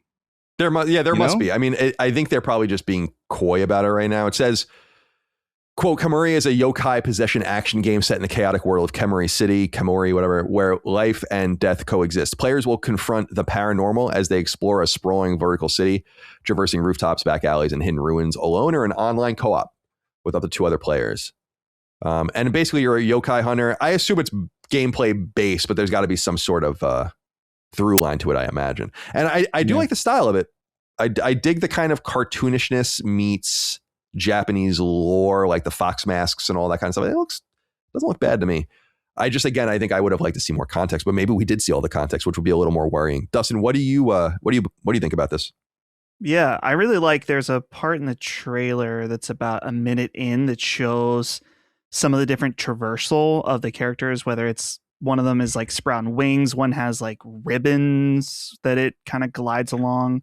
So I'm curious about how that aspect. Chris mentioned Suicide Squad, but this idea of you and 3 other people in a semi-open level, then traversing around the map together and fighting things. It's like, oh, okay, that really is reminiscent of Suicide Squad. So I'm curious about it. I think it looks fun.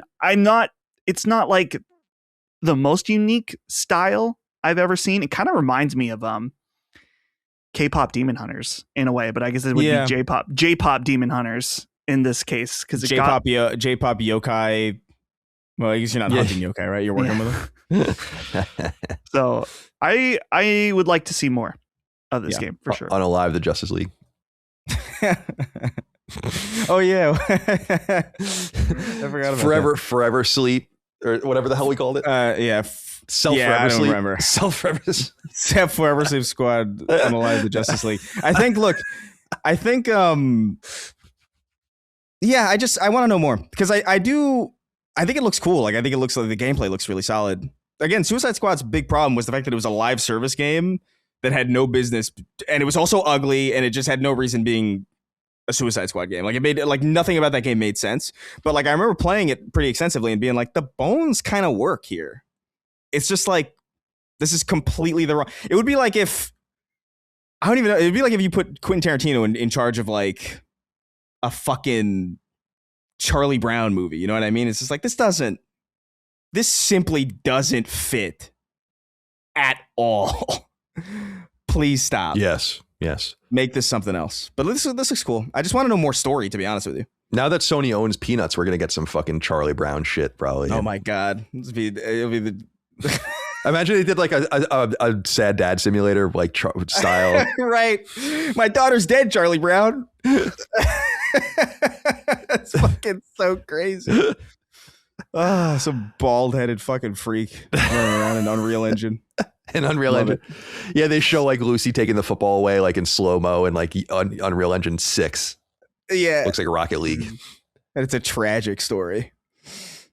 All right. Number 6. Tomb Raider Legacy of Atlantis was shown off. We have a release date for this title of February 12th, 2027. So pushed out a little bit, which is fine.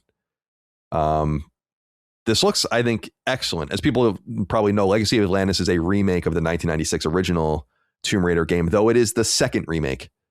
I forget that Tomb Raider Anniversary, which came out in 2007, is also a remake of the original Tomb Raider game, which I think I platinumed when it came to PS3. I don't really remember. Yeah. So this is so there, as people know, there's another Tomb Raider game in development. That's like the next Tomb Raider game, and Crystal Dynamics itself is doing that. Crystal Dynamics is acting in a production capacity on this game, and Flying Wild Hog is making this game, and Amazon is acting as publisher. So Flying Wild Hog, I like Flying Wild Hog a lot because I really like Evil West, which I thought was an awesome game, and I hope that game gets a sequel. But they're probably best known for the Shadow Warrior trilogy, which I've never played. I think one of them was in PS Plus, so I think I have one of them. And then they did those games. You remember the game Hard Reset? Does that? No, they did that game, and then they did more recently Trek to Yomi, which did pretty well, I think. Actually, yeah, I remember that. So, of course, Tomb Raider begins in the mid-90s with Core Design doing the original games, and depending on how you count, this is the 14th Core Tomb Raider game. Well, I should use a different word. It's not Core Designed. It's the 14th mainline Tomb Raider game, and it was first shown off at the Game Awards just last year, as we saw. The new game is Catalyst, by the way, and that will come later. I'm all over this. I'll definitely play this. I think this looks awesome. I also just want to say, in an era where everyone's complaining about females and female representation, rightfully so, maybe in some ways, about why everyone looks weird, Lara Croft looks hot. She's banging, not as buxom as the original Tomb Raider, but I think that in modernity, that would look very weird. And like with UE5 style graphics or whatever the fuck they're building this game in, it's like, she doesn't need to have double Ds. But they didn't make her masculine or put clothes on her or anything like that. She looks great. So like, I think there's really nothing for anyone to complain about. I guess the only thing we'll know is whether the game will be good or not when it comes out. Chris, are you interested? I'm so pumped, dude. I'm so excited. I like Tomb Raider is such a weird game, like especially the first Tomb Raider, because like there's been so many ports and so many revisitations of it in comparison to a lot of other things that like. And they've never because they did the oh my god, what's the Aspire? I think did the remake trilogy, right? But those were like very faithful. Mm-hmm. Like I think in ways like I appreciate them because like I can kind of contextualize what I'm playing based on when they came out. Like I don't mind janky gameplay if I understand the game's like old, but it is kind of a rough thing to experience start to finish for like if you're just trying to experience like a game and you're just trying to turn your brain off and not really actively think about like, okay, I have to adjust. And Tomb Raider Anniversary, I think, is sort of a remaster also, or like a remake of like, I think. Yeah, Tomb Raider Anniversary is a remake for sure of the original. It's a reimagining of the original game too. And that's kind of old now too. So like just to have a more proper modern recontextualization of the first Tomb Raider game, which I think is very special, but has like a lot of barriers to entry. I remember I played the shit out of it as a kid. Don't know how I managed it, to be honest with you. I don't know how I managed it, but this looks great. I think Lara Croft looks fantastic. I just love this outfit, dude. Like it's so iconic. Yeah, it's great. Like that exact blue, on the tank top and the shorts and the two pistols. Like it's such a cool fucking character. Yeah, I like the socks like sneaking up above the boot line a little bit. The grit on her, the little backpack. It's one of the most iconic designs in gaming history, no doubt. So yeah, they embraced it. They figured it out, and I think that's really cool. Although I think Crystal Dynamics in their reimagined trilogy, she was also great in that. I don't know. Yeah, they never really truly botched it. I think It was just like underwhelming, really. Mhm. I really loved. I can't remember what it was like. It was when we were doing the show. It came out. Shadow of the Tomb Raider. Shadow. I really loved it until a certain point, and then like that point really kind of soured it because it felt like they were making a progression, like a natural progression to the end of the trilogy, and then they just completely undid it. I just remember being like, "This is." You almost had like a really great trilogy, I think, and it was just kind of fun. Yeah, it's funny. Like, do you remember that game leaked on a train? I'll never forget that. Like, I don't remember that. That someone was like looking at shit on a train in Montreal, like on a laptop of like assets and like a deck for it, and someone took pictures of it, and that guy got fired. That's kind of crazy. Like, I don't know, man. That's kind of insane. Like, that dude's working. He's working off the clock. You fired him for that? That's nuts. I remember that really well for some reason. Yeah, that's rough. That is rough. All right. There is an interesting part of this, though. Dustin, let's get you in here first, and then I'll read what I want to read here from one of our listeners. Legacy of Atlantis. Are you going to be gooning to it? I don't know about gooning, but I will be playing it because I have never. Well, yeah, I've never played the original Tomb Raider, and I think wasn't the like remaster on PlayStation Plus maybe a few months ago. Yeah, so I have access to it. I want to at least experience a little bit of that before I go and play this full remake, just to know what I'm getting into. But I really started like Tomb Raider from the original rebooting from, I don't know if it's the original reboot, but the most recent reboot, the Tomb Raider 2013 game. I think. Yeah, that's right. 2013. Yeah, it was cross-gen too, I think, at that time. Yes. And then remember the controversy about the sequel was that it was a timed Xbox exclusive.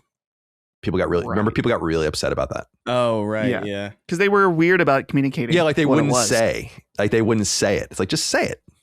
Jesus Christ, what's the point? What is even the point if you won't say it? Tomb Raider Reboot is like one of the first games I played on, one of the first new games I played on my PC when I first built it.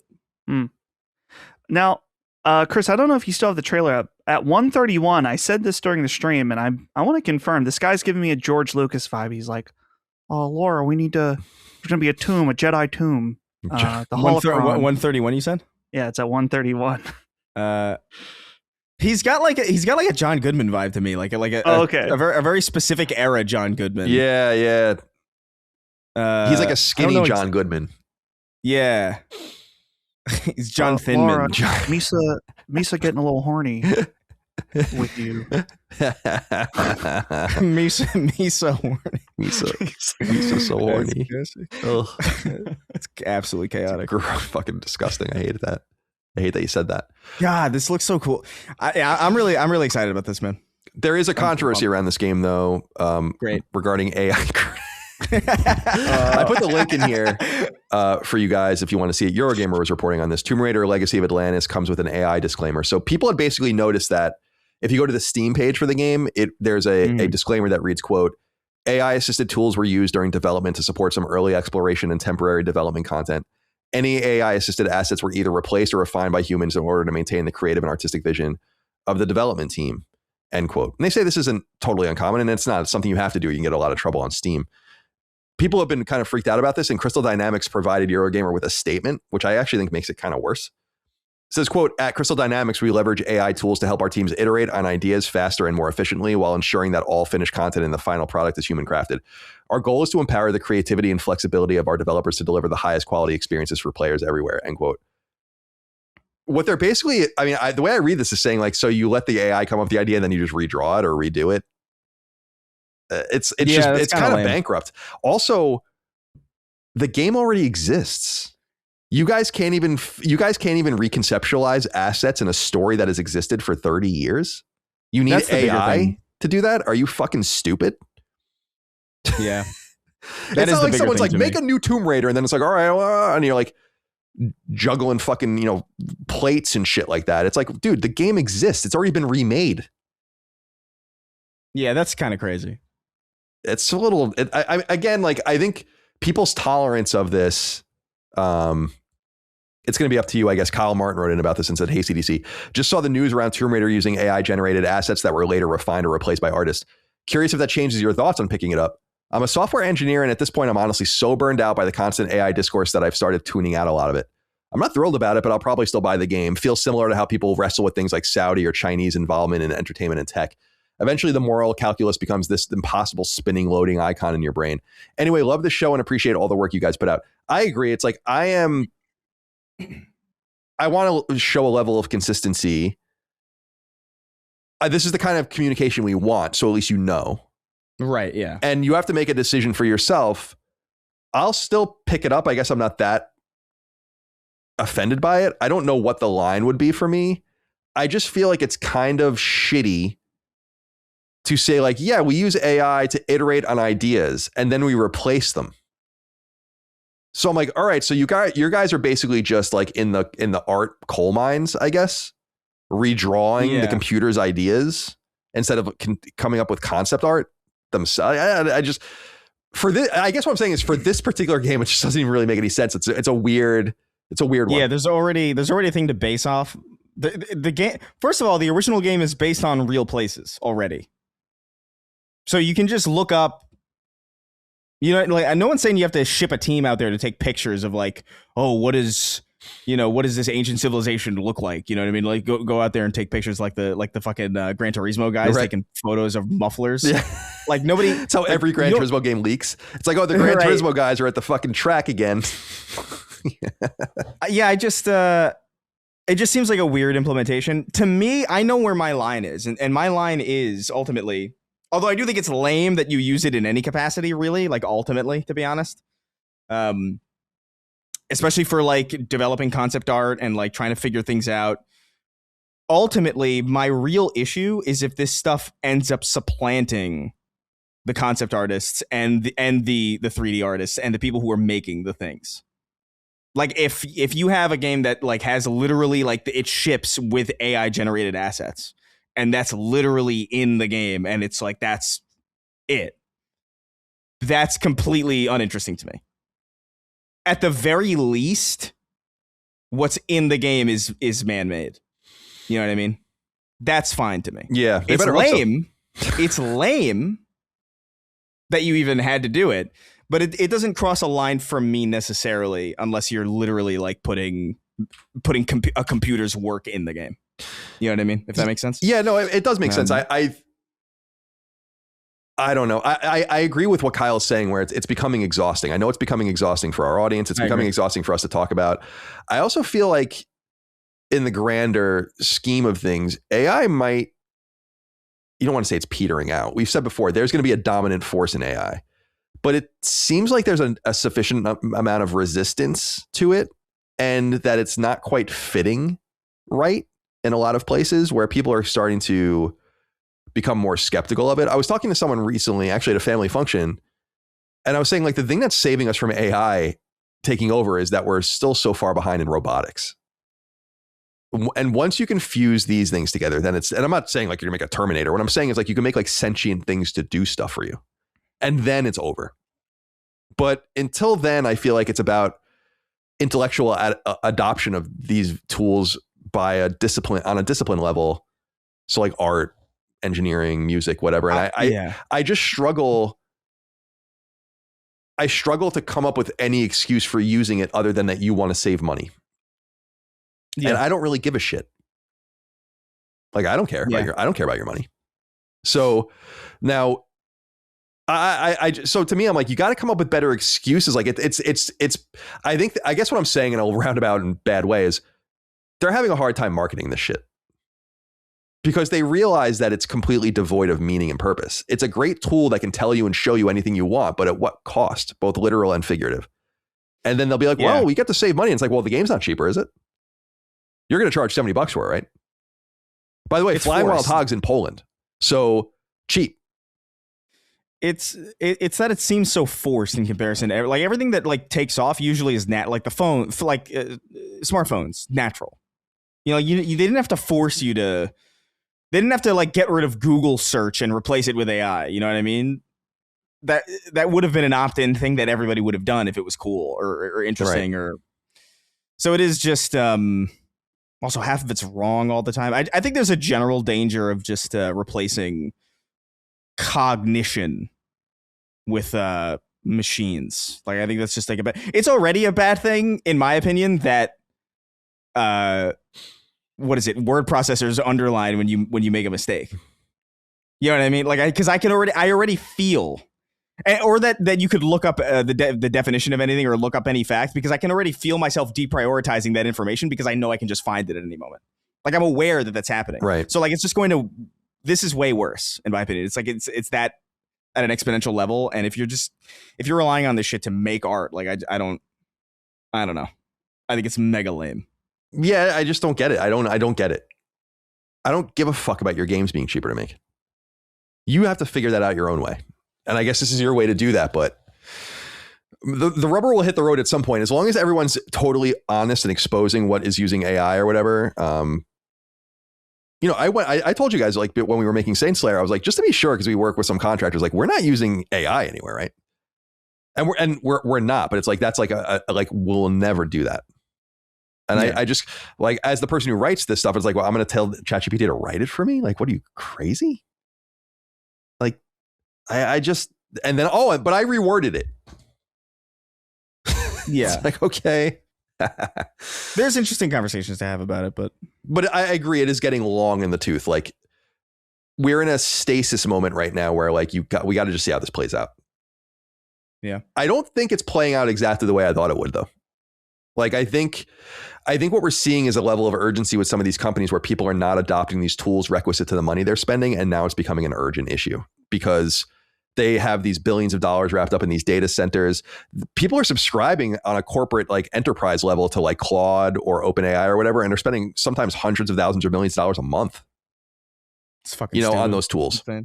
Did you see the one thing that was going around that someone had, like, Claude open? Like, someone didn't realize you can throttle Claude. So he bought, like, a license for his company, but didn't throttle its usage. And then he had, like, an $800,000 bill or something from it because it was just, it was like, yeah, exactly. It's like, I don't know. Yeah, I don't know. So I think, as I've said before, I think what will end up happening is that there will be an AI monopolist, because that's the way it happened with everything else. And it's probably going to be Claude. It looks like, right, at this point, or whoever. What is that company called? That I don't even remember anymore. But Anthropic, right? Depends on whether or not China already has something that's fucking crazy by comparison that we just don't have access to because it's everything's sealed off. And then the Gemini stuff going on right now, like, it's everything's dystopic, I guess, right? Like, it's like your phone's listening to you and serving you ads. We've talked about this in the past. Like, it's doing that. Yeah, it is doing that. And everyone's like, yeah, all right. What's for dinner? So, like, it's hard to make anyone care about something more trivial, like AI art. Your only hope is that, like, just hoping that there's so much information that it's like it might as well not be out there, you know? Like, what's that? I can't remember. There's like a term for it, I think, where there's like like if everybody's information gets stolen, then it's effectively as if no one's has. Right, exactly. Like, your anonymity is kept because the volume of stuff. Yeah. Well, we'll see. Anyway, Tomb Raider Legacy of Atlantis, PlayStation 5, February 12th. 2027. The seventh game is a new one. I don't have so much information about this. This is the first game. It's The Lost Wild. It comes from Great Ape Games. I was reading a little bit about them. This is their first game, but they are a self-described AA studio, which I think is kind of cool. This game looks pretty neat. I don't know that I have very much to say about it. I think some people thought it was like Dino Crisis or something. It does have that vibe. I wonder if it's they talk about Alien Isolation actually a lot if you read about it, about like a kind of cool. a touchstone for them. That's what I thought when I was watching the trailer. Yeah, it looks beautiful. And I like games where you're kind of like sneaking. And I don't mean stealth games. I mean, like, you're trying to survive. You're not trying to infiltrate. You know, you're trying to just get by and get places. So yeah, Chris, what do you think about? You have anything you want to say about The Lost Wild? I mean, I like the idea. I like the idea of Alien Isolation, but with dinosaurs. I think that's kind of cool. That's an interesting fantasy that I don't think has been done yet. Like, there's no dinosaur stealth games. Not really, as far as I know. Like, I'm sure there's like Ark Survival has dinosaurs or whatever that you gotta like maybe like sneak by, and I guess technically Horizon, like crouching in the tall grass, I guess. But Sony grass. The Sony grass. So I'm gonna have to see gameplay to determine whether or not I truly care, but I like the idea and I'm rooting for it. What was the Chris? What was we identified 4 games, right? It was Uncharted, Horizon, Death Stranding, and Yotei. The Ghost games all use the same grass mechanic. Yeah. Oh, and The Last of Us. The Last of Us. A lot of games use that grass thing. Man. It's so funny. James Bond does. James Bond does as well. Yeah. Yeah, the grass mechanic.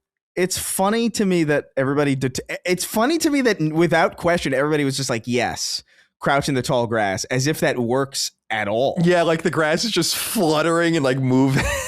Yeah, it's like it's fucking ridiculous. You are so clearly visible, and it's like it's one thing if it's like truly tall grass, because I've been in places with like tall grass and it is actually fucking insane, but it's never truly tall grass that you're in. You're in just arguably like kind of it's like maybe like 3 feet, like 3-4 feet up, which is like below at like most. Tall grass is like tall grass, like 8 feet. Yeah, like reeds tall. Along the water or something like that. Exactly. Cornrows.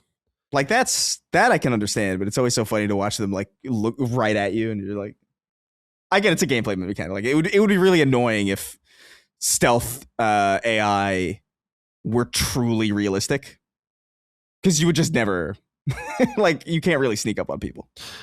By the way, that easy. When I say cornrows, I don't mean the hairstyle. I mean rows of actual corn crops. Oh yes. Dustin, it's described here in the press release, quote, in the Lost Wild, players embark on an immersive evasion-based survival horror experience. I like that term. Where they are pitted against nature's ultimate hunters, dinosaurs. They assume the role of Saskia, who wakes up on a mysterious island overrun by prehistoric creatures. Interesting. Jurassic Park.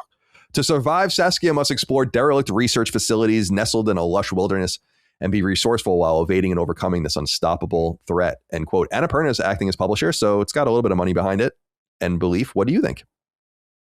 So I'm more interested in slower paced first person games, particularly because of Resident Evil. And I can understand the connection. It's like, oh, they're doing like what they did with Resident Evil, but with Dino Crisis, that connection of thinking it could be that. But so I'm intrigued by it. I'm a little unsure of the like no combat, just because I find that the games I've played where it's like only hiding from enemies, I can get pretty annoyed with usually. But I think for a self-proclaimed AA game, like visually it looks really impressive. So yeah. I'm guessing it'll probably just be like a shorter runtime of a game, maybe something like that, but pretty good for their first outing. Jurassic Park. Yeah, visually it's really crazy. Like the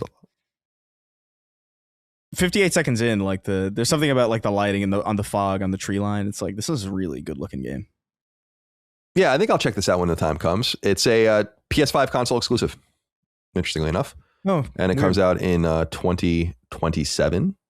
Number 8 is Phantom Blade Zero. They didn't really as we were noting it during the stream, it's like they kind of were like, well, we're moving the date and we can't. It's like, all right, guys, like you didn't really need to show this at all, I don't think, but they delayed it again from September 9th to October 29th, putting it in the danger zone at this point, I think. I was a little I put it, so PB0_official is their official Twitter account. And I thought their letter was a little weird. They wrote this letter. First of all, it's one of those letters where I'm like, where it's that response where it's like, I'm not reading that. Congratulations or whatever kind of thing. Mm-hmm. But I did read it because I have to. It's my job. And what they basically say is, in part, and I don't know, maybe you guys find this weird, but I don't find it weird, but I do. Quote, over the past few months, we have been streamlining content and focusing our efforts on polishing the area that matters most. During this process, I saw one final opportunity for Phantom Blade Zero to make another meaningful leap forward. We have upgraded a number of character models and reworked many environments across the game, pushing them towards the highest standard we can currently achieve. We have also spent additional effort preserving as much of the visual impact as possible, even without relaying on ray tracing. Of course, ray tracing will further enhance the visuals, but our priority is to make sure the core look, atmosphere, and intensity of Phantom Blade Zero comes through at full force for as many players as possible. That sounds great. This is where I think it gets weird. Quote, a 50-day delay cannot solve everything, but it does give us enough time to complete a number of clearly defined and genuinely important improvements. These refinements will directly affect how the game feels when players first step into the world of Phantom Blade Zero. We could have delivered some of them through post-launch updates, but for the players who choose to join us on day one, we believe they deserve the best version of Phantom Blade Zero we can deliver from the very beginning, end quote. I just think it's weird to say it won't matter, we can't fix everything in the time allotted. If that's true, then delay it. In fact, I think pushing it into February or March might be your best bet. But it might be a shit or get off the pot kind of situation. I feel like this game has taken longer than was intended. So the history behind this game, S Game is making this. There's a Chinese studio. And the game was envisioned and really pre-production began in 2017. Development didn't really begin in earnest until 2022, though. And then, as they said during the showcase, Sony became involved in it in 2023. And it was shown at a PlayStation showcase in May 2023. So that just says to me that the game was not supposed to take 3.5 years. And I think from that point, and I think if you just put another 6 months into it or whatever, at this point, it's like, who cares? Make the game better. I don't know. Maybe I'm reading into it too much, but I just feel like saying like, we can't solve everything. It's like, well, you're launching the game incomplete then. Don't admit that. You don't have to admit that. Everyone does that. You don't have to admit it. So anyway, yeah. I think the game looks cool. I don't know if I'll play it. It comes out at a bad time. So if I do, it's going to be later, I think. Dustin, are you interested in Phantom Blade Zero? Yeah, I'm curious about it. I've always thought the trailers look really promising for it. I have said before, I'm not super into non-From Software Souls-like. I'm an annoying purist, but I'm curious about it. And, I'm seeing people, like, I'm looking at the response to the Twitter tweet where it's like coming out in 6 days after COD and 2 weeks before GTA sounds like financial suicide. I'm like, I don't think that maybe GTA players, like there's crossover because everyone plays GTA, but I don't know. I don't necessarily think it's a bad idea. So we said it on the show, right? Someone's got to Leroy Jenkins this thing. Yeah. And maybe it's going to be Phantom Blade Zero, although it's not close enough for it to be a Leroy Jenkins. When I say that, I mean week of. Who's got the balls? Who's going to do it? Someone's going to have the balls. Someone's going to do it. Yeah. And I don't think it seems suicidal, and it probably is a stupid idea, but it's like, maybe you'd be fucking crucified at a company if you convinced them to do something like that and your game bombed. So it's a dangerous thing. It's a dangerous gamble. Maybe a big Mind's Eye update. Oh, yeah, there you go. Mind's Eye 2.0. Yeah. Chris, are you going to play Phantom Blade Zero? I don't know. This is going to be a wait and see for me. I got to hear stuff about this because it's been in the background for a long time, but I think that vibe of like that type of game in general, I feel like I'm a little bit burned out on, and I feel like I would rather play Onimusha because I'm just more curious about that than I am about Phantom Blade. Phantom Blade gives me the vibe of oh my God, help me out. What's that? It's like another Japanese kind of open. It was like an open world game that didn't do too great. People were kind of iffy on it. Wu Chang? Like a couple years back. Oh, years back. No. Okay. No. Oh my God, what the hell was it? It was like almost like Assassin's Creed. You had like a glider or something. Oh, Rise of the Ronin. Rise of the Ronin. Oh, right. Okay, yeah. That was it's Koei Tecmo. It's giving me a bit of that vibe. Not in the sense that it looks bad. It just kind of looks like I just want to know what people think about this before I jump into it, because that's a busy time. There's a lot coming out just September. I would imagine by that time in October, I'll still be working my way through that list, So I don't know. I bought Rise of the Ronin when it came out. As you guys remember, I played it and I was like, I can't do this. That was the end of that. It was cool. It's not for me. That game kind of came and went. I wonder if there'll be a sequel to it. We'll see. All right. Phantom Blade. What's interesting, I was researching this a little bit just for some context, is Phantom Blade is an existing series, which I didn't really know, I don't think. And I didn't know that. There are 2 games. There are 3 games in the Phantom Blade series. They're all Chinese. So, but okay. Rainblood is there's two games in a series called Rainblood that I guess are connected to it. And then a few years ago, there was a game called Phantom Blade Executioners. So it's some sort of universe that already exists, but that we have no access to right now. Interesting. All right, we can move through a few of these pretty quickly, I think. Number 9 is Dune. Oh, and by the way, so Phantom Blade Zero, October 29th, PS5 console exclusive. Dune Awakening, September 22nd. It's already on PC, came out last year. This is a game by Funcom, which is a Norwegian studio that does a bunch of MMO and survival stuff. Age of Conan is probably their biggest game. But they do a bunch of Dune stuff as well. D-U-N-E. I don't know. I have no opinion on this game, one way or the other. I like Dune. I'm not immersed in the world. It's just, I'm not going to play this. Yeah, me too. I like the Dune movies a lot, but the fact this is like a crafting base building type game. There's I guess this adds a single player component that doesn't even exist right now. Oh, I don't know. I don't care, but whatever. Yeah. Dune Awakening. And then number 10 is Dynasty Warriors 3 Complete Edition Remastered. This was actually announced earlier in the year or last year. But they put a release date on it of October 1st, and you can pre-order it now. It'll be on PlayStation 5. No PS4 version, which I was pleased to see. This is a remake of the third Dynasty Warriors game, since it's called Dynasty Warriors 3. That came out on PS2 back in 2001. That was Omega Force and Koei before Koei and Tecmo merged, which is interesting. It's being remade in UE5. And of course, the series goes all the way back to 1997 on the original PlayStation. There are 10 core Dynasty Warriors games, apparently. 9 numbered editions plus Origins. The last numbered edition was 2018. That was 9. And Origins came out just last year. Well-regarded so-called Musos. I have no interest in this, but I think this is a pretty big deal because I think this is the game that kind of made Dynasty Warriors into a thing. So for those that are curious out there and interested, that comes out October 1st. And then number 11 is No Rest for the Wicked. No Rest for the Wicked comes from Moon Studios, and it entered early access on PC 2 years ago. So it's been out there for a while, but they're readying their 1.0 launch, and they're going to be doing so, though they don't have a specific date, they're going to be doing so in the month of October. This is a PS5 console exclusive as well, though it is a PS5 console exclusive because, what's his name? Mailer, right? Thomas Mailer? Thomas. He was saying that they can't get it working on Xbox Series S. And you're not allowed. I think Baldur's Gate was the only game, right, that was allowed to break away and only be for X and not S. That's just not a thing they want. Most of the Xbox Series consoles are Xbox Series S consoles. So he said it'll come over. It's not like it's Sony. They didn't sign with Sony or anything like that. It's just like they don't have the means to get it going on the machine right now. And so it'll come to Xbox and come to Switch too, but it's just going to take some more technical work on their end.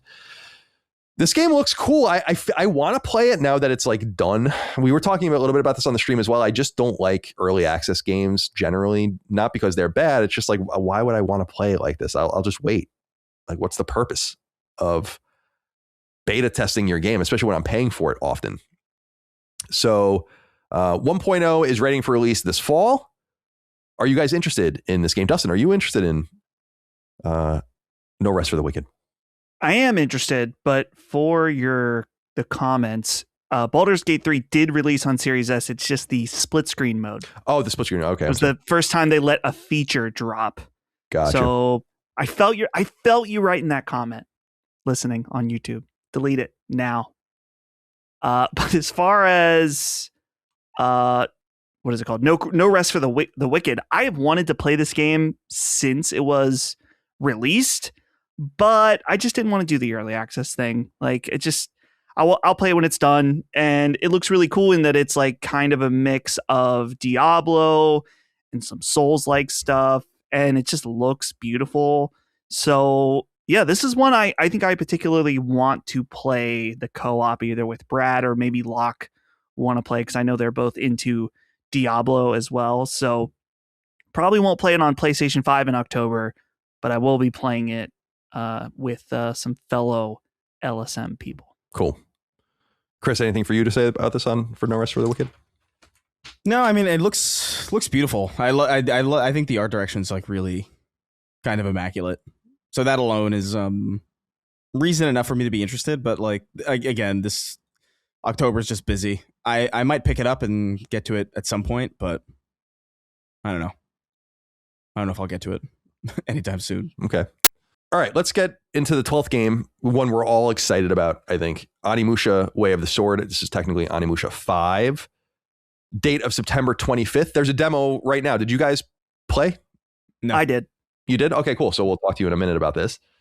Of course, Onimusha began early in PS2's life cycle with Onimusha Warlords in 2001, a game very near and dear to my heart, followed by a sequel the next year in Samurai's Destiny, and then Demon Siege in 2004, which is kind of the red-headed stepchild of the group. We'll talk about that in a little while. And then Dawn of Dreams, which was Onimusha 4 in 2006, which I also think is an incredibly underrated game. And we'll talk about that literally in a little while. So all of those games between 2001 and 2006, 20-year gap, Onimusha Way of the Sword finally arrives.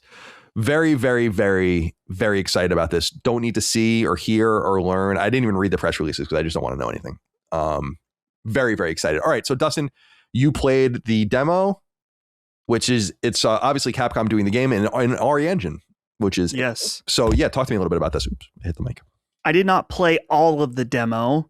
I played a little bit of it just because I was curious. And it feels pretty good. It feels like, man, Capcom, everyone knows this, but like Capcom, they're Capcom now. And immediately when you boot it up, you're like, oh yeah, this is Capcom quality.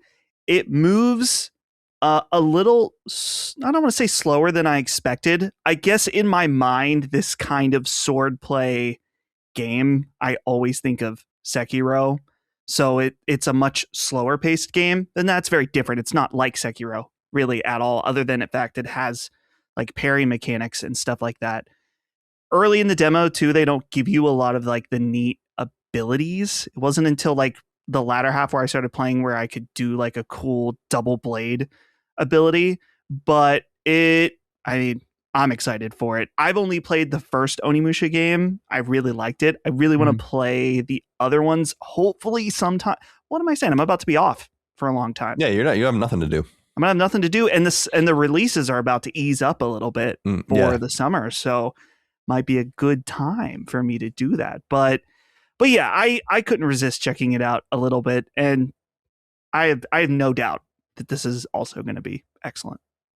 Yeah, I mean, I'm excited about this as well. I'm tempted to play the demo, though I don't usually play demos just because I really want to see what it feels like, if it feels like Onimusha, but I'm just going to be patient and I'll wait. Chris, what's your excitement level for Onimusha Way of the Sword? I'm really looking forward to it. I'm kind of like Dustin. I only played the first one, but I really liked it. I liked it way more than I thought I would. I kind of went in being like, I went in playing that game as almost like an obligation. Not necessarily to the show, but I'm just like, this is something I should know about.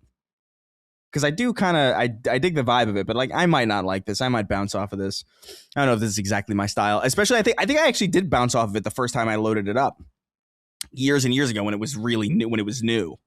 And like the camera thing, I was just like, I don't know if I'm feeling this right now. And then I went back to it way later when I had a better idea of what to expect. And I ended up really, really liking it. I thought it was like a really solid experience. I appreciated the brevity of it. It's not like a really long game. You can beat it in like 4 or 5 hours, I think. I beat it in like no time, but it was like it felt worth my time. Like I liked it. Like there was like no fat on it. And it was just like, oh, it's just good meat, you know? But I don't have a lot of experience with Onimusha outside of that. I know Derek loves the third. That's the Jean. What's his name? I don't remember. Jean-Benet Ramsey. That's the one with Jean-Benet Ramsey in it. Onimusha 3 actor. It's not Jean-Claude Van Damme. No Jean Reno. Jean Reno, yeah. And we now know, I mean, I don't want to spoil it. We're going to talk about Onimusha 4 later. Is like, it's kind of confirmed now that is the problem. Everyone always assumed that was the issue why we never even got a remastered trilogy. And then they started doing, because they didn't know to, like, I guarantee you they were like, it's for this version of the game and that's it. And because they didn't know there were going to be these digital ecosystems, or they didn't gauge re-releases and stuff. So he probably wants money, you know? Yeah, that makes sense. But I'm looking forward to this. I'm really excited. I liked Onimusha enough to be like, yeah, I want to see how this plays in a modern context, and it looks dope. Also, yeah, I mean, it looks excellent. I have a real soft spot for the series. I've said this a million times, obviously, as I've said many things on this show, but like for those that were there for PS2 at launch and remember it, it's like Onimusha was one of the first games that came that spring of 2001, where it's like, yeah, like now it really began for me. A lot of people don't like it, but I always say it really began with the bouncer, but then it moves into Onimusha. And then by the time you move a few months through, you're at Metal Gear Solid 2, Silent Hill 2, and Grand Theft Auto 3. So Onimusha has this, I have a soft spot for it because I'm like, yeah, this was a key game at a key time and one of the first PlayStation 2, really true PlayStation 2 games any of us ever played. Because a lot of the launch games were fine, but there was a lot of trash in there, as people remember. There's like a lot of, many of us tried to convince ourselves that we loved Summoner, like it was a common thing. But we ended up not liking Summoner very much. So I'm excited to get these back. I played Onimusha. That's when I was still doing video reviews. When it was re-released on PS4 in 2018 or 2019. This summer, I'll probably go back and play all of them.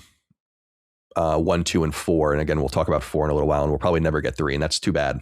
It's funny because Demon Siege, which is the third one, was always my least favorite anyway, but it's just kind of a bummer. It's like, damn, this game is just missing. Like, what does he want? I wonder. And it's so funny to think about. Chris, you and I have talked about this, about like shows that were smart enough to film in widescreen. Even when Seinfeld is one of those shows. And did they film in widescreen? Yeah, everything's isn't it all in HD? Well, I thought that it was cut. I thought that it was. I could be wrong. I don't know. I feel like. Because I feel like I remember there was a video. I know it's a common thing with The Simpsons, where like a lot of apps stream The Simpsons in widescreen, even though it's animated in full screen. So a lot of it gets cut out because the top and bottom gets. I think there's like a famous joke in The Simpsons that gets completely fucked by the aspect ratio. And I feel like I remember seeing something similar on Seinfeld, where I was just like, oh, this looks a little zoomed in. But I think it's on film, right? Is that what it is, Dustin? I'm looking at Google and I'm getting 2 different answers. Like this. Awesome. This one says it was actually filmed in 16:9. This one says it was shot in 4:3. I can't quickly come up with an answer. Well, anyway, we're getting lost in the sauce with my, sorry. It's my spurious example, so it's my fault. But I just like the foresight of people. In other words, there were people that were making good contracts back then. You can tell by what games are getting re-released. And even with like, I always make fun of the Wonder Years, which is like one of my favorite shows. I love that show. And how, the song, in the beginning is a cover of a Beatles song. And then when they released it in syndication on DVD, it was a cover of the cover of a Beatles song, because they couldn't even license the Joe Cocker version of it or whatever. Wow. That's so funny. And so I just think like, so there are shows that, and when I rewatched 90210, which I did in the late 2010s when I still lived in California, it was on Amazon, I think. There are entire episodes of it missing because there's just so much fucking music in it that you can't, because they just didn't, we're never going to deal with that stuff with new things. Perpetual licenses and all that are different now, but RIP Onimusha 3 will probably never see you. I have it physically, so it's not a big deal. I wonder if that will be the most valuable Onimusha game now, because it literally is unplayable unless you emulate it, obviously. All right, number 13 is Silent Hill Townfall, which looks pretty cool. September 24th. This is also a PS5 console exclusive. So Konami giving this the Silent Hill 2 remake treatment, I guess, as opposed to the Silent Hill F treatment. Silent Hill Townfall is being made by a British team. Actually, they're Scottish, called No Code. And they've made 2 other console games. Have you guys played these games? Stories Untold. They're both kind of adventure-esque games, and Observation. I've heard about Observation. Why does Observation sound familiar to me? So Stories Untold is 2017, and it came to PS4 in 2020, and then Observation's 2019. So they have more of an adventure, non-violent approach, I think, and I think this game will be like that. So let's see here. Yeah, this Stories Untold game, I played a little bit of it. Because, like, what was cool about it is that you're sitting in, I don't know whether it's a house or something, and you're playing a text-based adventure game, and it'll be like, there was a knock at the door, and it says on the screen, and then you hear it in the meta, like, real life that you're playing in the game. So it was a neat idea. That was a Devolver Digital published game. By the way, the studio used to be called No Code, by the way. They renamed themselves. They're now called Screenburn. Just to be clear, for the record. Works. For the record. It says here, quote, developed by Screenburn and co-published by Annapurna Interactive and Konami, Silent Hill Townfall is a full-length, self-contained psychological horror set against the cold, isolated backdrop of Scotland. Simon Ordell is called back to the island of St. Amelia to put things right, encountering a town lying quiet beneath a heavy fog, seemingly abandoned but not at rest. Venturing deeper and driven to understand his connection to the place and its inhabitants, Simon begins to discover fragments of a past rising to the surface.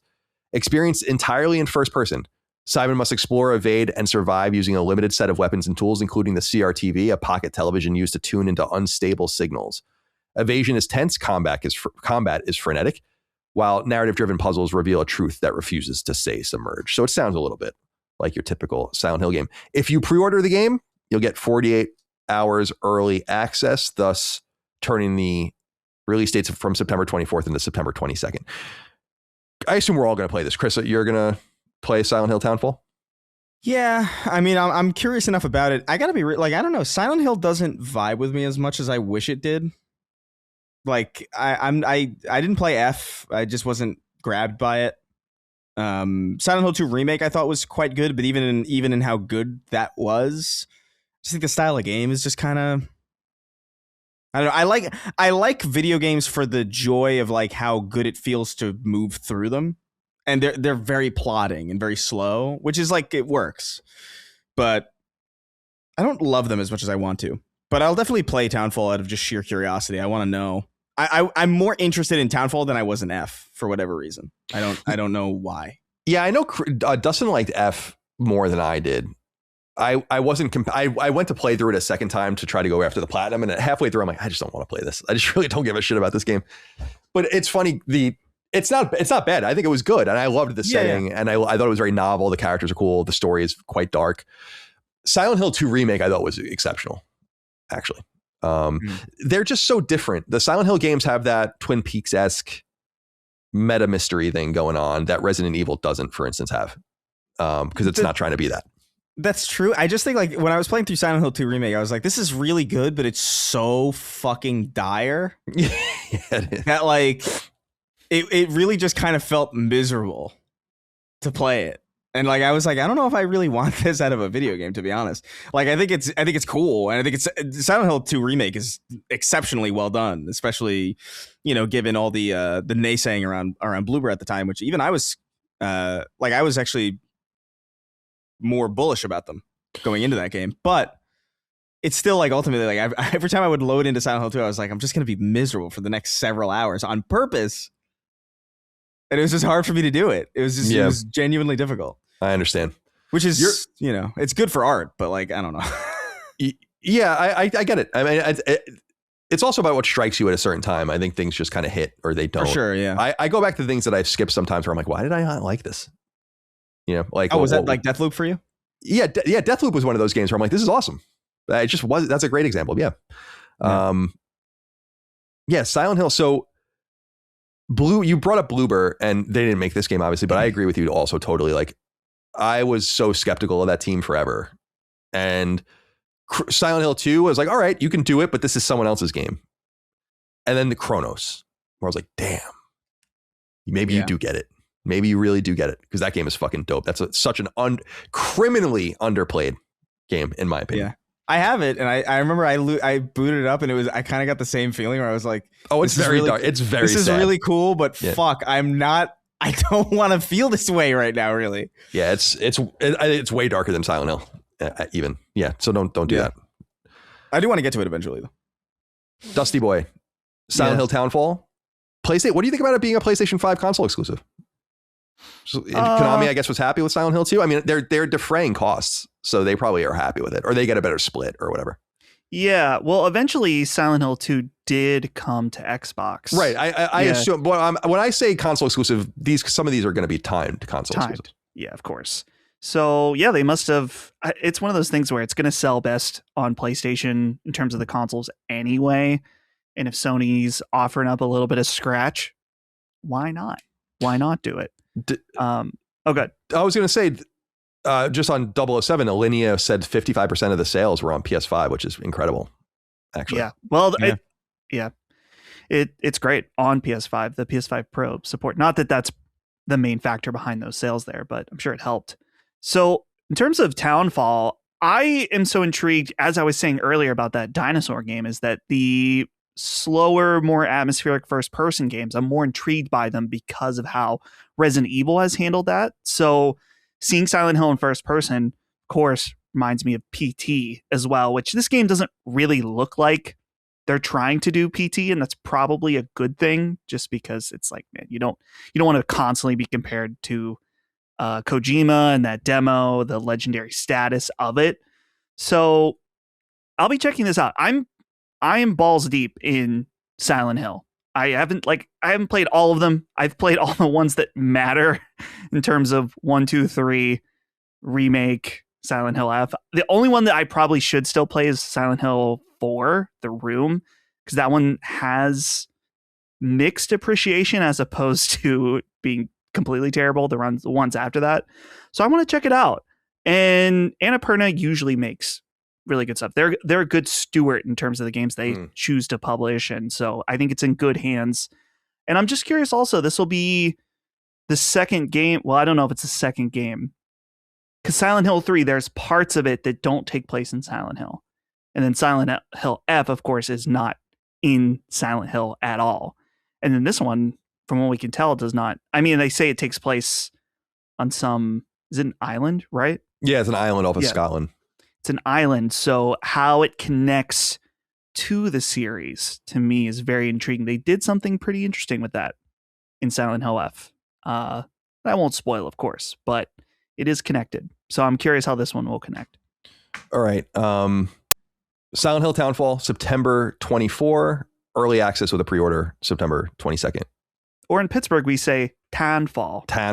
Silent Hill Townfall. Ian's picking up that Silent Hill Townfall in September. Jesus Christ. No wonder there's so many fucking shootings in fucking Butler, Pennsylvania. Well, all right. Just the one. Just the one. All right. We can move through these next ones because we're not going to play these next two, but they're going to be incredibly relevant, and we got inquiries about them. Ace Combat 8 Wings of Thieves releases October 1st. You can also play this early beginning September 29th, I want to say, if you pre-order it. So that's that. We got Ace Combat looks excellent. It's just not my kind of game. I didn't someone describe it as like Metal Gear? Like it's like Metal Gear-esque in planes. And yeah, right. Like it's, I don't mean the gameplay, I mean the story. Like it's, and so Cole Smith wrote in, and this one is for you, Chris. He says, hi, Sacred Crew. While watching the state of play, the director of Ace Combat said he couldn't wait for people to visit the land of strange real. Does some stuff sound better in Japanese, but translate terrible to English? Or do developers in Japan think doing incredibly dumb sounding names is funny? What are some goofy character names and locations and game titles that stand out to you? We won't even get into that. I just love that you really clued in on that. That really bothered you. It was just weird. It was just like, because it doesn't roll off the tongue at all. You know what I mean? Like there's certain compound words that are like, or like, proper nouns that video games make up that I think generally work pretty well. But like strange real is like, I'm burning calories like trying to say it. You're right.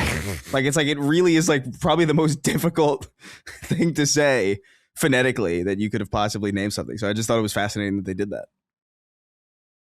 So Ace Combat 8 is the first new Ace Combat game since Ace Combat 7, which launched on PS4 in 2019. And that was Skies Unknown. And of course, the series began as a PS1 launch game back in 1995 as Air Combat, which it's cool that they renamed it into Ace Combat. Yeah. I don't know. They did that with the second one, but I don't know why, if it was like some sort of serendipitous IP situation or whatever. I don't know. Like Resident Evil is such a good example of that. Biohazard's a cool name, but Resident Evil's a way cooler name. It's way cooler, yeah. And then Ace Combat Zero, which is a 2006 PS2 release. It's the Belkin War remastered. This comes out October 1st as well, but you have to pre-order Ace Combat 8 to get it. And Sweet Greymane Jones wrote in with a very important PSA. And I'm glad he wrote about this because I didn't know this. It says, boys, just got an Ace Combat 8 PSA. Back for Ace Combat 7 on PS4, if you pre-ordered, you got a PS4 trophy ported to Ace Combat 5 from PS2. It wasn't clear then that there would be no other way to buy it a la carte, assuming because of licensing. Many didn't pre-order with hopes of catching a sale or whatever and missed out. They are doing it again for AC8 with AC0 and on the PlayStation Store. This time it clarifies Zero will not be available after launch. If you are a hardcore trophy hunter or an AC enthusiast, be sure to pre-order. Good PSA. That's wild. Why would you do that? It's actually really fascinating because couldn't you just pre-order it and then, like, couldn't you just theoretically refund your pre-order? You could, yeah. I wonder, yeah, you probably could. I wonder how that would work because they're going to be two different packages probably. I think the way you get refunded on PlayStation typically is like you have to never open the game. And then it's much easier that way. Yeah. Wait, but does Ace Combat... does the second one or the old... Oh, they both launch on the same day. Okay, I was about to say. Yeah, right. But they're going to be... What I'm saying is they're two different packages. So theoretically, you could get them and then refund it. Yeah. But maybe hopefully the system's smart enough to not let... Well, I mean, do what you want, I guess. But so it's kind of crazy. Yeah, good PSA. I mean, I appreciate that in a way. Well, there was a game that did that, but it finally did come out. Fuck, what is it? There is a game that did that. Oh God, I can't remember. But it's a hardcore move. I understand doing it even for years, but making it in like perpetuity, it's like, nah, it's just you. It's like you did all the work of porting it. You don't want to sell it? It's a little strange. Yeah. All right. Number 16 is Stuntman Hollywood with a date to be determined. This is a revival of the old one-time Infogrames, funny enough. Oh, wow. And then later THQ license. So it had a tortured sort of existence. There have been only two Stuntman games. There was Stuntman on PS2 in 2002. That was by Reflections. I'll have more to say about them in a minute because they're an interesting studio. And published by Infogrames. And then Stuntman Ignition came out on PS2 and PS3 in 2007. And that was made by Paradigm, which is the studio that actually made Pilot Wing 64. And then I think that was their last game, and that was the end of the Stuntman series. Saber Interactive is reviving it. I assume Saber has access to it through old THQ fire sale stuff. I was trying to find out who ended up buying Stuntman afterwards, because you can find out who bought everything from the THQ fire sale back in 2012 when they were going out of business. And that's how a lot of shit was split amongst a bunch of people. So I'm not entirely sure how that all went, but Stuntman Hollywood is coming. I have no excitement about this, but I'm sure some people will care about it. Are you guys interested?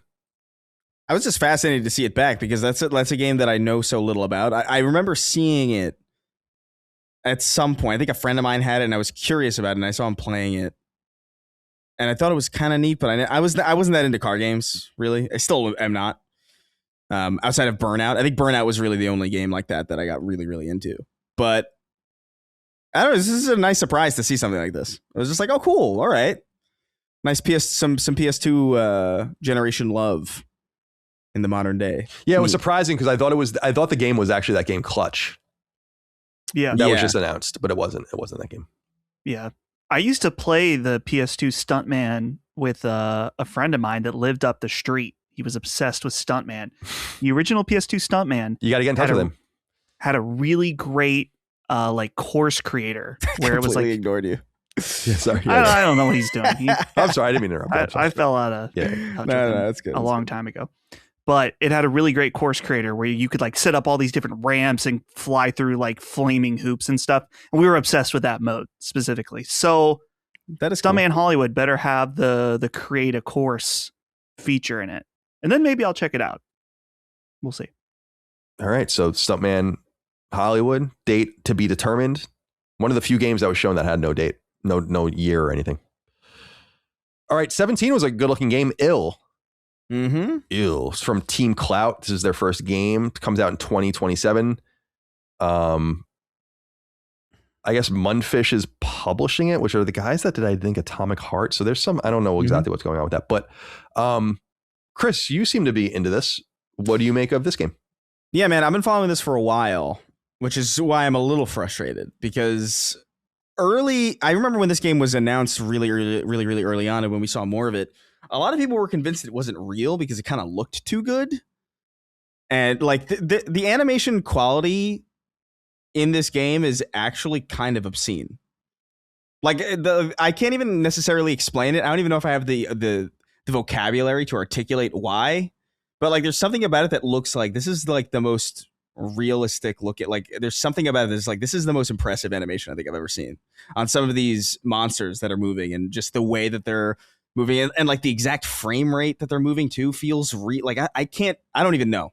But I'm really excited about this. I think it looks gorgeous. I think the premise of playing with like scale with some of these people. I remember one of the first trailers had, or not one of the first trailers, but one of the more recent trailers in the last couple of years had like one of the enemies had like their giant head coming through a hallway and like pushing shit. It's like, this is cool. It reminds me a lot of and some people might remember these, but there was a book series that I used to read, or that like was really, really popular in our schools around that time, called Scary Stories to Tell in the Dark. And there's like a vibe of that, like that art style here in some of the creatures and some of the things you're fighting. It looks dope. Like I'm really excited about it, but I'm frustrated because like it's been like I think 6 years. I'm fairly certain. Like I feel like I saw this game forever ago. And so to still not have a date at this point, but to have seen it so often is just a little odd. I don't know what to make of it. There's still a big like I've talked to some people who are still convinced it's not real. It's like a big scam. It's like, wasn't it announced 1 year ago? No, like I swear to God, I've seen this game. I'll do some research, but as you guys talk more about it, but yeah, I think it looks cool. I mean, it's described in the press release via Gamatsu as, quote, a realistic first-person action survival horror game focused on visceral body horror, cinematic immersion, environmental storytelling, and intense physical gameplay interactions, end quote. And Chris, the way you described it, we did talk about it years ago, I think, because you said the same thing then, I think, about that book series. Yeah. So I know exactly what you're talking about with that. But yeah, I don't know. I haven't been following this game at all. What do you think about it, Dustin? It looks absolutely disgusting. In the best way possible. I know what Chris is saying about the animation. I keep repeating this clip from, 40 seconds in the trailer where there's a headshot, but instead of like normal video game, his head just explodes.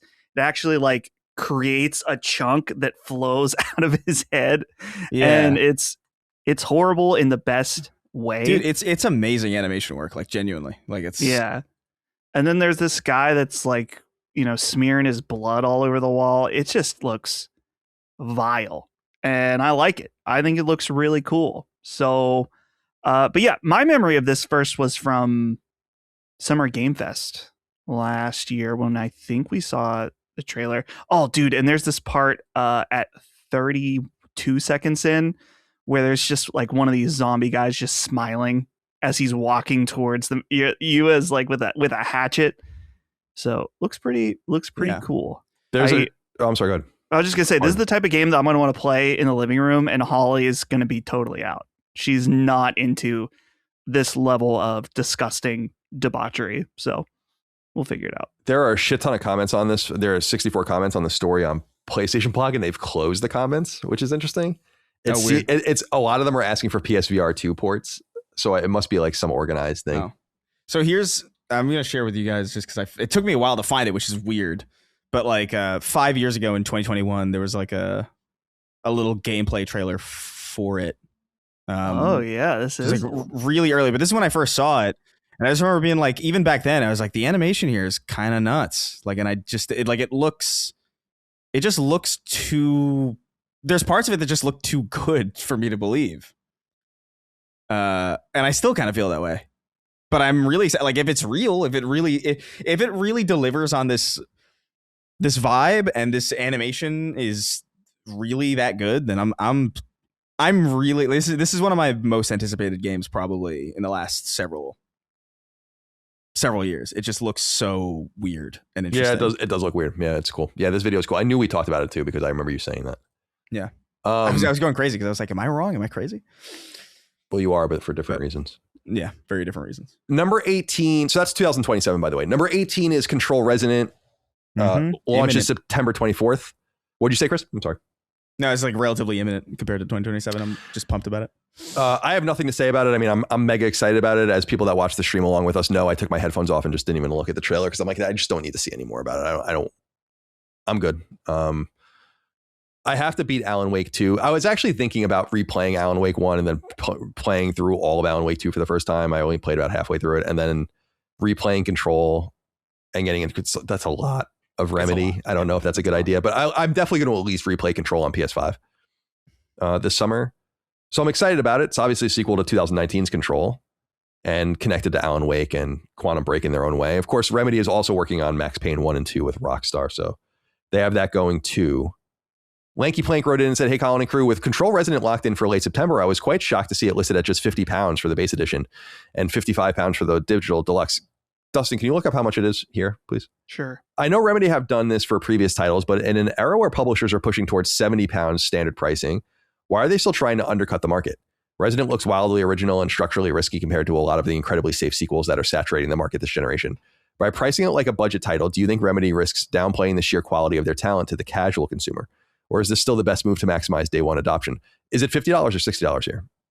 So I'm seeing that the standard physical edition is $59.99. Yeah, so I would $60. assume that's the same for digital. And then scrolling, this IGN article has so much shit in it. The digital deluxe edition is $70. So yeah, it is. Yeah, I was going to say, like, I think $60, like $50, I think would be a dope price point, but I found it hard to imagine that they would have done that. I don't actually disagree with you in a way. I think $50 would be very aggressive. I think that worked for some games. I think Expedition 33 is a great example. Mm-hmm. I think Control is going to sell what it sells based on its fan base, and it will obviously have wider adoption when it gets cheaper later, but I don't know that cutting $10 off is really going to cut people off from the game. I also don't know that it would obviously $10 over a few million units is a lot of money, but would it have materially affected them? I don't know. So I felt because you're using pounds, I was like, I don't know if it's going to quite translate the same, and it translates to $60 here, which is what I would have expected the game to cost. I think they might have even tried to go 70, but I think that would have been maybe a little aggressive, but I would have bought it at $70. So do you guys have anything you want to say about Control Resonant? I have nothing left to say about this game. Yeah, I'm most excited about this of anything in September. So it's day one for me. I love Remedy. I think they're exceptionally strange and they just make interesting stuff. And I love the fact that this is like Lanky said, it's just like a really unsafe sequel relative to a lot of the stuff that we get. Like I fully expected Control 2 to just be more Jesse with more telekinesis.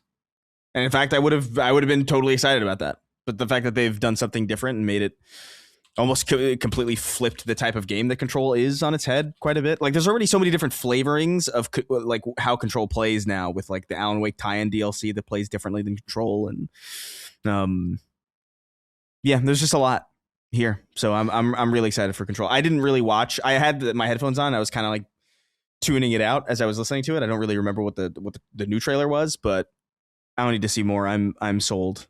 I love the trippy psychedelic Manhattan that they've created. I'm just pumped about it. Yeah, it's very cool of everything busting out of that building and fucking everything up. Yeah. Yeah, I'm looking forward to this as well. By the way, Dustin, 2-day early access period exclusive to PlayStation 5. Yeah. This is key, I think, because Onimusha comes out the 25th. So if I can start playing this 22nd, 23rd, 24th, and then maybe I can get to Onimusha quicker. So I'm definitely going to be doing that. No doubt. Yeah. They're going to get me with that. It's, let's see. Yeah. The early access is $10 more, but that's fun. All right. We're all going to play it, I assume, when the time comes. Yes. I don't know that I would, if they were really much closer, I don't know that I would choose it over Onimusha, to be honest. That's tough. I'll get to them both eventually. Of well, course. that's like many years in anticipation for you, though. Right. That's true. You know what I mean? True. Like Onimusha is kind of, we all thought that was dead for a long time. Number 19 is Marathon Nightfall. That's the new season of Marathon. We don't have, I don't think, anything to say about that really. Actually, I'm going to just skip this inquiry because it's fine. We don't have to talk about Marathon. And again, it's no disrespect to Marathon. We like Marathon. Well, you guys like Marathon. I've never played it, but I know the audience is kind of getting tired of hearing about it, and I understand. Yeah. Number 20, RuneScape Dragon Wilds. This is a console exclusive for PS5. This is RuneScape's emergence onto console after all of these years. RuneScape, of course, is by the British MMO team Jagex. I've always hated that name. That's a bad name. I don't know why I can't see it in any other way, but like you're saying jacking in some way. RuneScape launched in January of 2001, so it's been around for a really long time as an MMO. And this particular game, Dragon Wilds, entered early access on Steam a year ago. So it's been out for a while on PC for people to mess around with. So it's coming over. I don't give a shit. Comes out at some point this year. Actually, interestingly, there was no PlayStation blog post for this. There's a PlayStation blog post for almost everything, but not this. So anything to say about this? RuneScape? Did either of you play RuneScape? That seems like right up your alley because you guys are younger. I had a lot of friends who did play, but it just never appealed to me. Like, it just felt like a fake video game to me because I would compare it a lot to the console games that I was playing at that time, which just visually and presentation wise, I was just like, this is not even like, what are we doing? And also the type of game too, like the whole farming thing, like it didn't really, that genre didn't quite appeal to me at that time. I actually think it might have later on, but I never gave it a shot. Yeah, I said on the stream, I think my cousin Junior, John, was like obsessed with it. He loved it, and I'd go like he was like what was he like? 7 years younger than me or whatever, and I'd go hang out with him in his room when I'd like come over, if I was in high school or college, and see what he was doing. And he was a big gamer and he was a nice kid. And I remember him really being into that. Cousin Junior's on RuneScape again. Yeah, Cousin Junior. Yeah, we're very Italian people. Absolutely fucking crazy. That's it's pretty good. That's pretty good. You working on that? I'm trying. I'm thinking, like, it's hard. He changes so often. That first episode is hilarious because it's the first episode and then the rest of the season he sounds insane. Like the first episode he sounds like a normal person, and then it just becomes fucking like, the fucking Onimusha 3. Like, it's fucking ridiculous. AJ's playing Onimusha again. I love when they there are video games that feature, like Dreamcast I think features in Mario Kart and on N64. Yeah, there is to be no Mario Kart. That line is crazy to me that she says that. AJ fucking sucks. Hate that fucking kid.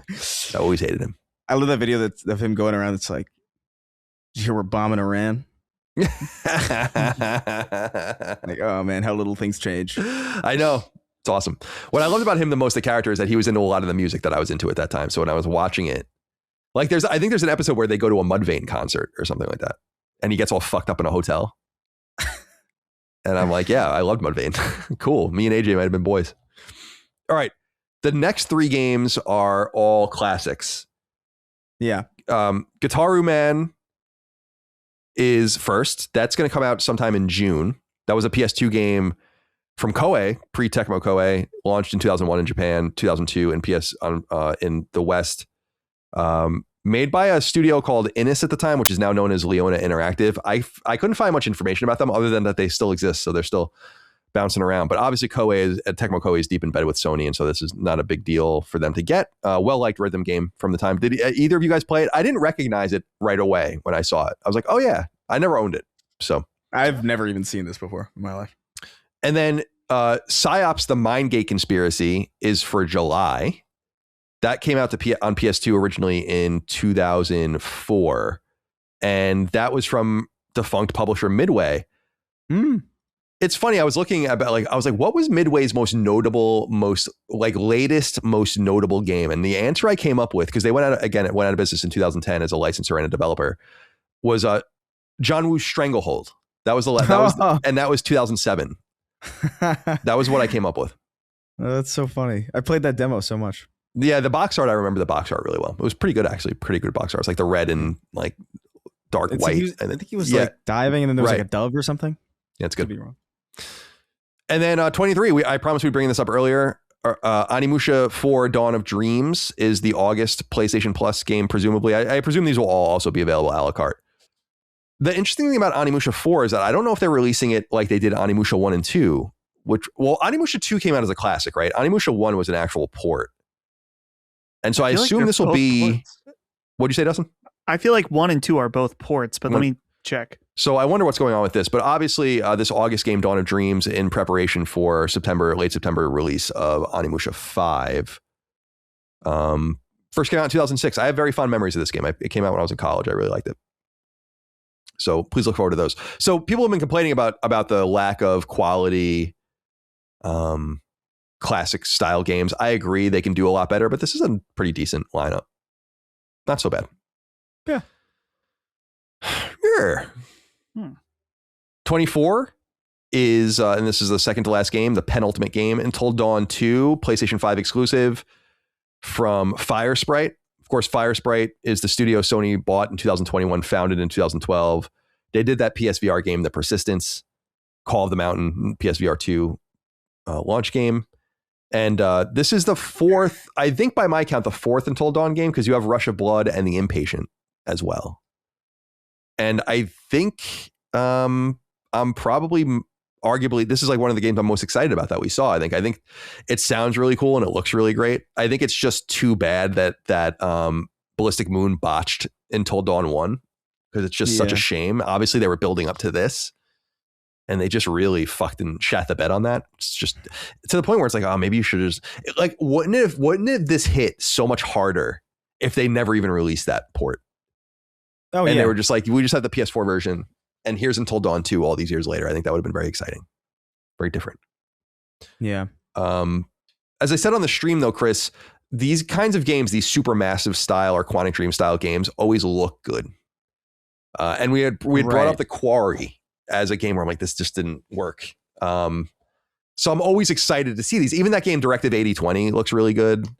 The new, like all the Man of Medan Dark Pictures games look great. Yeah. So it's easy to be skeptical. And also, I don't think Firesprite has ever made something truly great. So we'll see. Supermassive never made anything great until Dawn 1. So and it's funny, Sony has shown so much patience with this IP for some reason. Until Dawn 1 was in development forever. It was originally a PlayStation 3 game, and it was originally a Move game, as people might remember. Right. I played that version of the game at Comic-Con, as I've described. And they just gave them all this time and all this money, and it came out. And then Until Dawn 2, it's like, yeah, you guys are really interested in this. But I think that something screams to me that they're obsessed. I think behind the scenes, they're obsessed with the potential fusion of this into film and the cross-media space. So what do you guys think? Anything to say? Yeah, I was thinking about this game because I was like, man, I don't feel really that excited for Until Dawn 2. And I was trying to figure out why. And I think it is that when I played Until Dawn, the first one, it was such a cool experience. I played it in like 2 or 3 sittings with Holly. It's super memorable. And then, Colin, you brought up all of the other, we'll say, Until Dawn likes in terms of The Quarry. And I played The Quarry. I think it's my memory of the fact that I spent $70 on that game, and I was so disappointed with it. I was like, that was a waste of money. Normally, there's plenty of games I've bought that I didn't really like, and I was like, whatever. It's me. It's a me problem. This is not the case. I didn't like The Quarry at all. I played Man of Medan, or as it was once called on the show, Man of Medan. Man of Medan. And I didn't really like that very much either.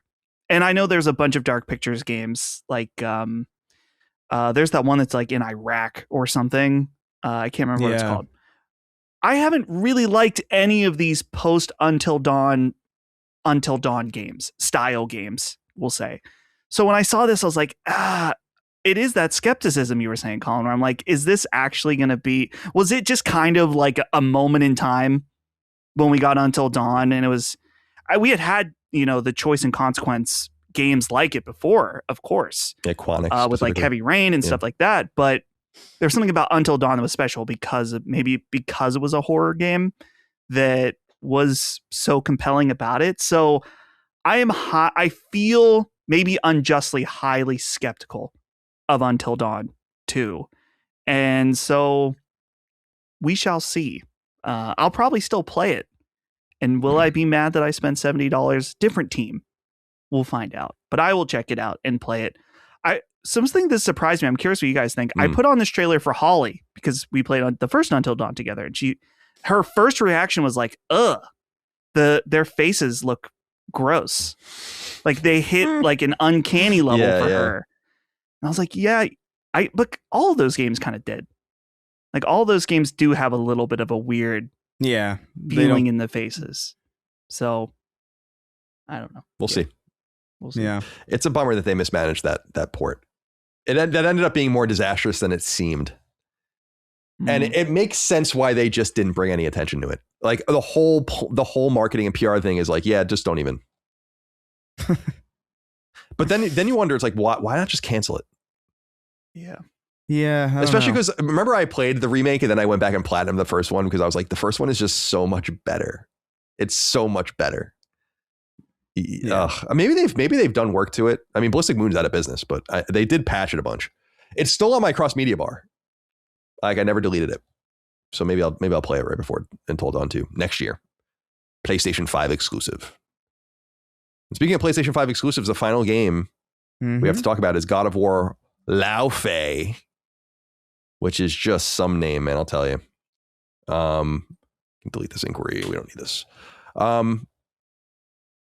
20 minutes of gameplay in quotes. I understand what they meant by that. I think that was a weird way of positioning it because it wasn't. It was literally gameplay. It's in engine.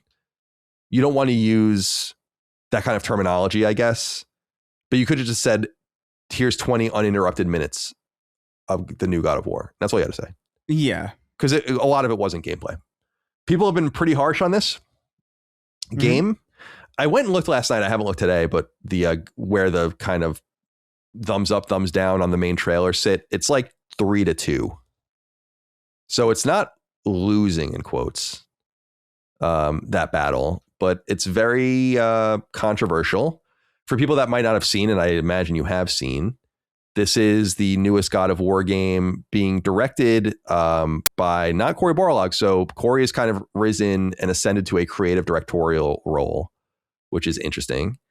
And there's a lot to say about this game. I mean, we have a lot of letters, so we'll let those kind of dictate things. But Chris, what are your high level thoughts on God of War Laufey, which has no date yet, but is assumed to be maybe coming out next year?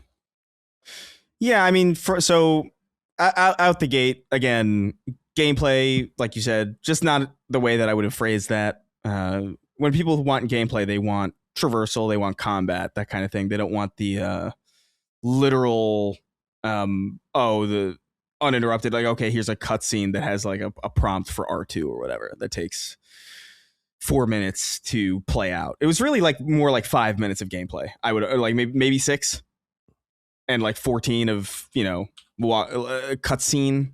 That's the vibe that I feel. Like I didn't do any math or whatever, but that's how it felt watching it. It was like very slow, but I don't know. I think it's going to be a good game. I'm looking forward to it. Like I'm more interested in it now than I was when I heard about the pitch of a God of War game about Faye. Like I think it does make sense. I mean, she's alluded to a lot in that duology of games, in the Norse duology of God of War games, as like a really competent fighter. She gives Thor a run for his money, so like it makes sense that she would be capable in combat, and it makes sense that she might be fun to play as. So like, and seeing that in action did help me be like, okay, yeah, I'm into this. And I do think the premise of the game, where you're in the afterlife of the gods, is interesting because it allows them to do this multiple mythology kind of mix up and mash up in a way that's a little bit more subversive than what we had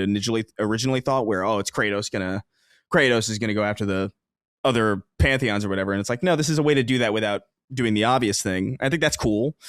We saw, I think, a Tibetan God of War, and I think the Egyptian God of War, if I'm not mistaken, in that trailer. So again, I do want to say this. Knowing all of that now, after having researched into it, I'm way more interested in what's going on here.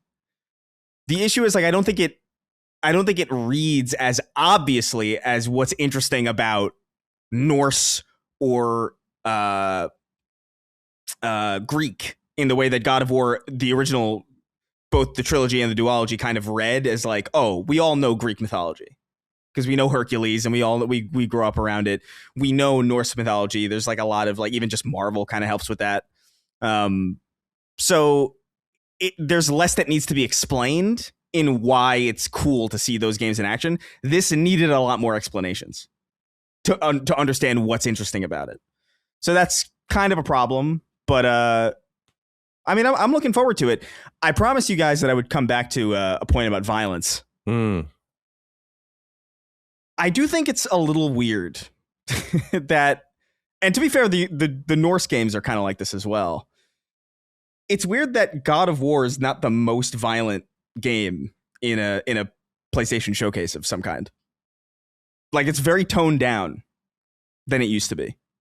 And I don't know if that would have stuck out to me at all if Wolverine hadn't started the show and been so violent. Like, it is interesting because God of War was like, I would say like there's few game franchises or IPs that are identified with violence necessarily. I think maybe Grand Theft Auto to some degree, even though it's a little bit more cartoony, Doom and God of War. And it's just interesting that it's not really that violent anymore. Yeah, it's a good point. It looks kind of like standard violence. Like, it's interesting. I don't know. I don't know if I like that really, but it's just kind of, it is what it is. That cube, I gotta say, is I don't know. I love and hate the cube. I love it. I like the cube. People were really distracted by it, which I understand. I thought it was funny, but it was maybe adding an element that people don't want. It's a little too, I don't even know how to explain it, but it feels like visually quippy. It feels like the character itself is he's right behind me, isn't he? Not that he's saying that, but it's like just the fact that it's there and like sliding around in the background, all weird in the middle of this like really contextually serious. You're fighting a Tibetan god of war, and it should be like really like, oh, I like how it like just jumps in. Like, yeah, it's like slid. It's almost like a mouse is dragging him into frame, and like I don't know how I feel about the cube. My suspicion is that the writing challenge of this game is getting you to care about the cube, and then the cube will die, and then you'll be like, I can't believe I'm crying about a cube. Like, in my head, I imagine that that's the goal that they're kind of going for. Make you care about this faceless thing. It'll make you fucking care, yeah. And they probably will. I'm excited about it. I think it'll be good. I think the name is bad, not necessarily because it's not descriptive or not because it doesn't make sense, but because I think from a naming perspective, I think you just want to have something that's a little bit more legible, a little bit more readable, and a little bit more communicative. The only way you know what Laufey means is if you've played the duology of games extensively. And this kind of feels like a good jumping on point for people who don't know God of War that well. And it's kind of, I don't know. I think the name is a little odd. But I think a lot of the controversy around this game is much ado about nothing, to be honest. I think it really all comes down to whether or not this style of game still resonates with you. And I can kind of understand why it wouldn't for a lot of people. When God of War 2018 kind of came onto the scene, this type of game was very eccentric in comparison. Like the one-shot kind of camera and the more grandiose, kind of serious, toned-down, grounded story. Like we saw it in The Last of Us, obviously, and other things kind of like it. But for God of War, that was new and interesting. It was like a bold, risky decision to do that.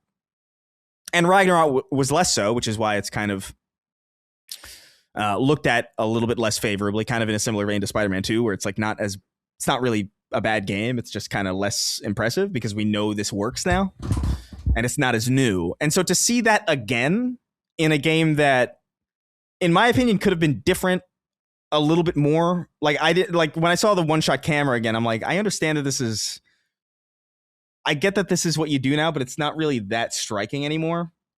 It kind of comes across as like resting on your laurels a bit. But that really is like a taste thing. It's whether or not people prefer these cinematic games, which I, to be honest, don't. Like, I don't see myself playing God of War Ragnarok, or God of War Laufey more than maybe twice, honestly. But I don't mind that if it's just a really good experience. And I think They've got some convincing to do with me with this fucking cube. I'll tell you that. But I think it's going to be a good game, and I'm looking forward to it. I want to know more about it now that I know that where it takes place and what the greater context is. I just don't think this is a great way to show it for the first time. I think this would have been a good second trailer for this game. Yeah, I agree with that. They just overexposed it, and they didn't need to do that. And I respect the balls of doing that. Right. It is also my suspicion that the game doesn't start like this. That obviously, like I think people are like, oh, it's like we're like from the menu. I'm like, yeah, it's obviously. It's presented that way. Right. I don't think it is, though. It's like, what was the thing that they did with The Last of Us Part 2 where they like were totally changing entire characters around in the trailers and stuff, like people that, Jesse was swapped for someone and all this other stuff. So I just think that they're kind of playing it up. Obviously, they've been shining that part of the game to a sheen and then capturing it. So it is interesting to think about it that way. The thing with the cube, Frank, that pleases me is that when you guys might recall the first time I saw it right away, it's on the stream. I'm like, that reminds me of Dungeons and Dragons. And I've been seeing that a lot. And I'm like, okay, cool. I'm not crazy. Like, that's like exactly what I thought of when I saw it. I'm like, okay, I am not a crazy person. And so it's not a reference to that, but I'm just saying people also saw that. Dustin, what are your thoughts on God of War Laufey? Yeah, I'm not really sure how I feel about this because I think there's some good stuff and some stuff I'm just not as interested in.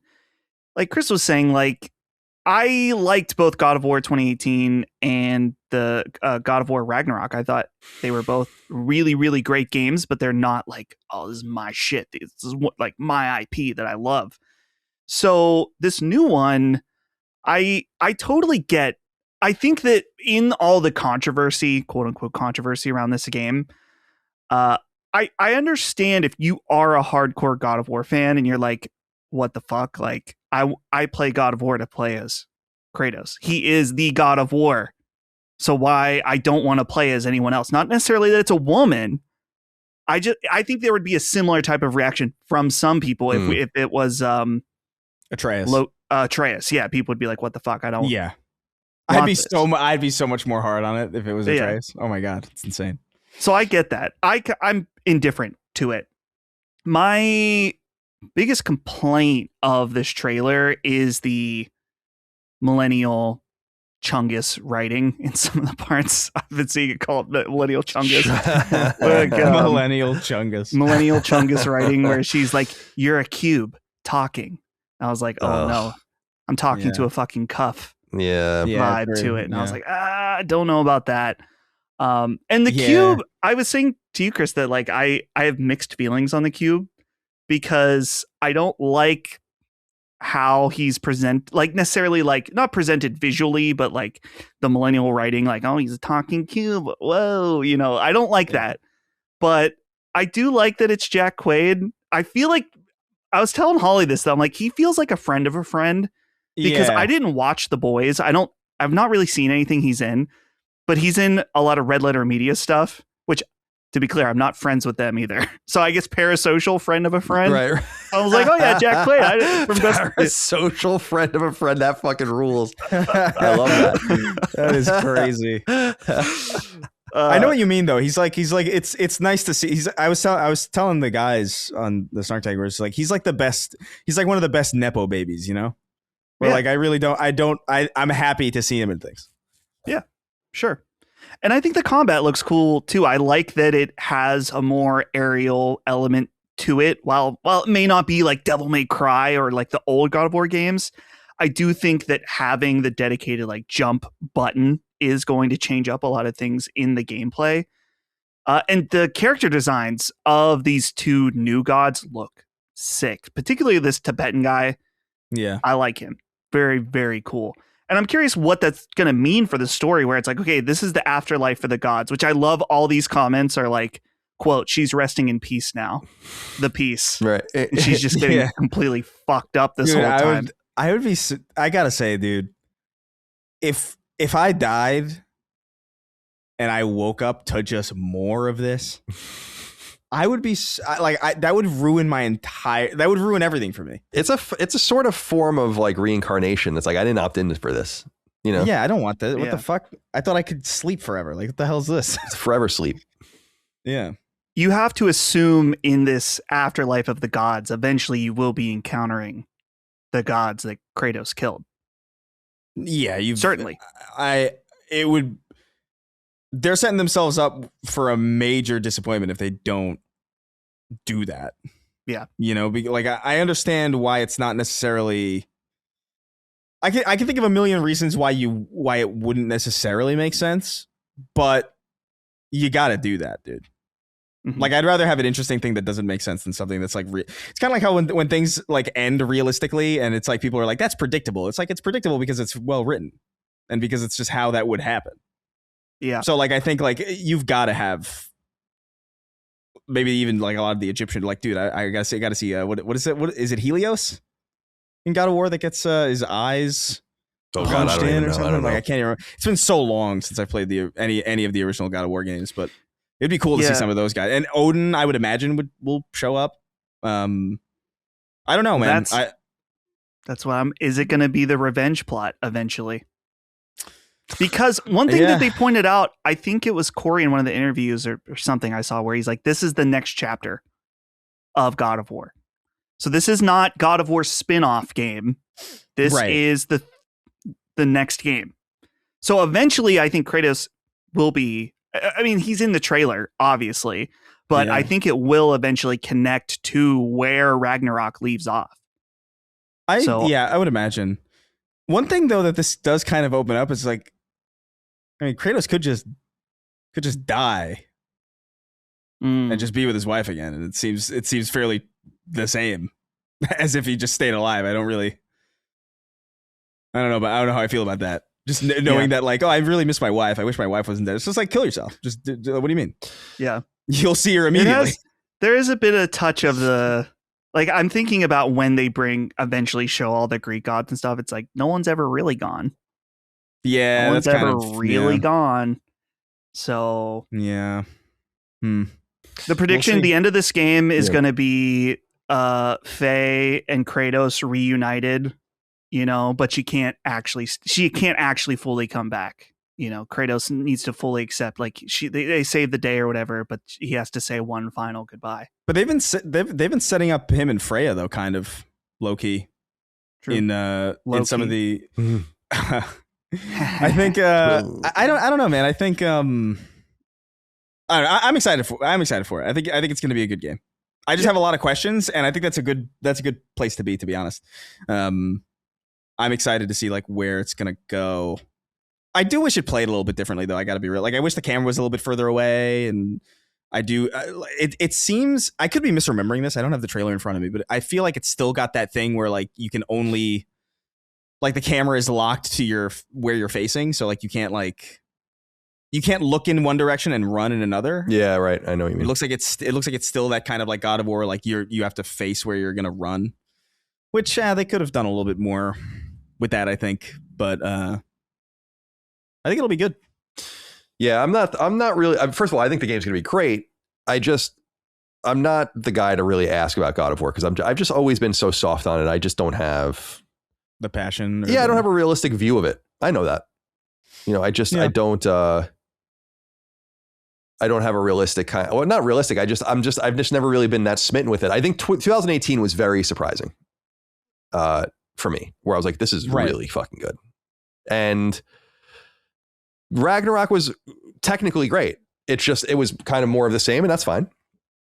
I appreciate, we were saying on the stream a little bit more of a verticality, a more intensive, maybe melee style. It's really a bad way of putting it because Kratos obviously fights in melee, but like a more fast paced, frenetic combat style. Yeah. Like the way she was fighting reminded me a little bit of Greek Kratos. And that's kind of cool. I don't know if that's the intention, but that's kind of the way I read it. And I just think that the way they showed it was kind of strange. And I think a major thing that unfortunately happened was I think it leaked. And I was saying also, and I don't mean to be redundant for those that listen to it, but it's a shit. I can see why Corey was so upset about that. It is upsetting when something you've been hiding for a while and you want to have like the initiative on it, but like they went all that time and they almost made it. And I think since we knew it was going to be there, or like we knew this game existed because it came from reliable sources, it's like, that's too bad. I don't often feel bad for studios for losing the initiative like that. That's just part of the game. And I've leaked things, so I'm not above it.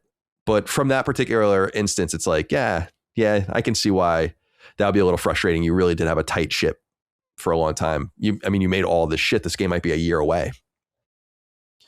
So anyway, so from that perspective, I think it's a little disappointing, but that's really not that important. I just I feel like I would have just liked to see a different title.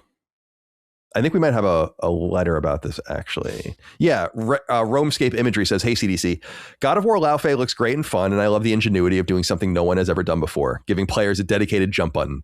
It looks like a good time, although it seems a bit heavy on the QTEs. That said, using the God of War name feels a bit like riding the coattails of God of War while not actually being about the God of War. Call it something else, cowards. Also, fun fact, if I'm not mistaken, this game brings back PlayStation's AAA male and female protagonists over the last 10 years to an even 8 each. Not a good thing or a bad thing, just interesting. Do you think they should have come up with a different name for the game, or does the God of War branding make sense? And what do you make of the apparent 50-50 split between male and female leads over the... We'll get into that later. Because I want to talk about the character design, but we have a letter about that, I think, later on. Yeah, go ahead. Well, I do want to say that I don't think God of War being in the name is the problem. No, I agree. I think it's fine to call... Like, I actually don't like this idea that, like...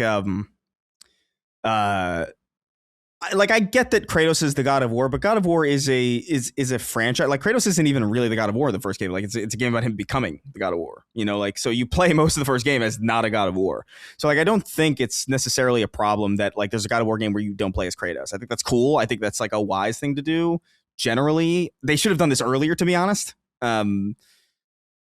Because it speaks to the versatility of the franchise and not being able to not being locked to one character. It's kind of like when Halo did ODST and Reach, and just showed, like, you don't need the Master Chief to make a good Halo game. Like, you don't need that. And that's good because it allows for flexibility and it allows for exploration of the world. It would be really dumb if somebody was like, it should be called ODST, a Halo story. You know what I mean? Like, it's dumb stuff. Like, it's fine that it's God of War. I just think literally the name Laufey, because it is so specific, I don't know. It just feels kind of like I literally think it's all phonetics and aesthetics. I don't think it looks good on a poster. I don't think it looks good on a box. I don't think it sounds good to say. Like, I just think there's like it is all marketing speak, to be honest. But like, I just think there's better ways to do this or to name it. It should be God of War something or something God of War, or, like, you know what I mean? But, like, not Laufey. Not because she's not the main character, but because, like, there's a lot of games that aren't named after their main characters. Yeah, it's not for that reason. It's not GTA Nico Bellic, you know? It's a bad name. Yeah, it is a bad name. Like, the question is whether it will matter, and I don't know. That's true. It's like, I don't even know how. Like, I had to watch the interview to even know exactly how to say it. I think I had an idea. I was like, all right, I need to, like, figure this out. I agree with you. Well, there are two things. I love the idea of doing spin-offs or new games of God of something. And obviously that can't be this game because it's a literal continuation of that story. But I was kind of hoping for, like, a God of whatever. I don't know. Whatever it could be. Mm-hmm. People were saying, like, trick, or, you know, trick stuff, or like tricksters, and like more of that part of mythology as opposed to the violence, you know. But that's fine. So you can't have that. I understand that. And then the God of War : that's fine if it's a different name. I think I would have gone with something like a name : a God of War story or something like that. But maybe that's just too much. Well, I would love to know, like, what they bandied around, because they obviously had probably a lot of ideas of what to call it. And to land on that name, I find both literal because it's about her, but also peculiar because it's just not good. But again, I don't know if it matters. I really don't. Yeah. Don't want to be too hard on the game, though. Dan Excel wrote in. He said, hello, gentlemen. I want to offer... he says hello, gentlemen, singular, by the way. I wonder who he's talking to. Mm-hmm. He says, I want to offer an important perspective from a huge God of War fan. A lot of the resentment towards this game is coming from people that wanted to see Santa Monica do something truly different. I hope one day that does happen, but selfishly, I wouldn't want that if it meant leaving the God of War universe behind. There are still so many unanswered questions in the Norse saga, and now that we know that there is an afterlife for the gods, there is potential for many more interesting stories, including reunions with Kratos' past enemies and exposure to various other mythologies. I know some of you are eye-rolling at these ideas already, but Sony Santa Monica has a proven track record of delivering thoughtful and coherent experiences. Laufey is not a reaction to some kind of Kratos fatigue. In fact, Corey confirmed in yesterday's interview that it was already in mind while 2018 was being developed. Finally, Colin, you often talk about how we are in a golden age of video games, and I couldn't agree more.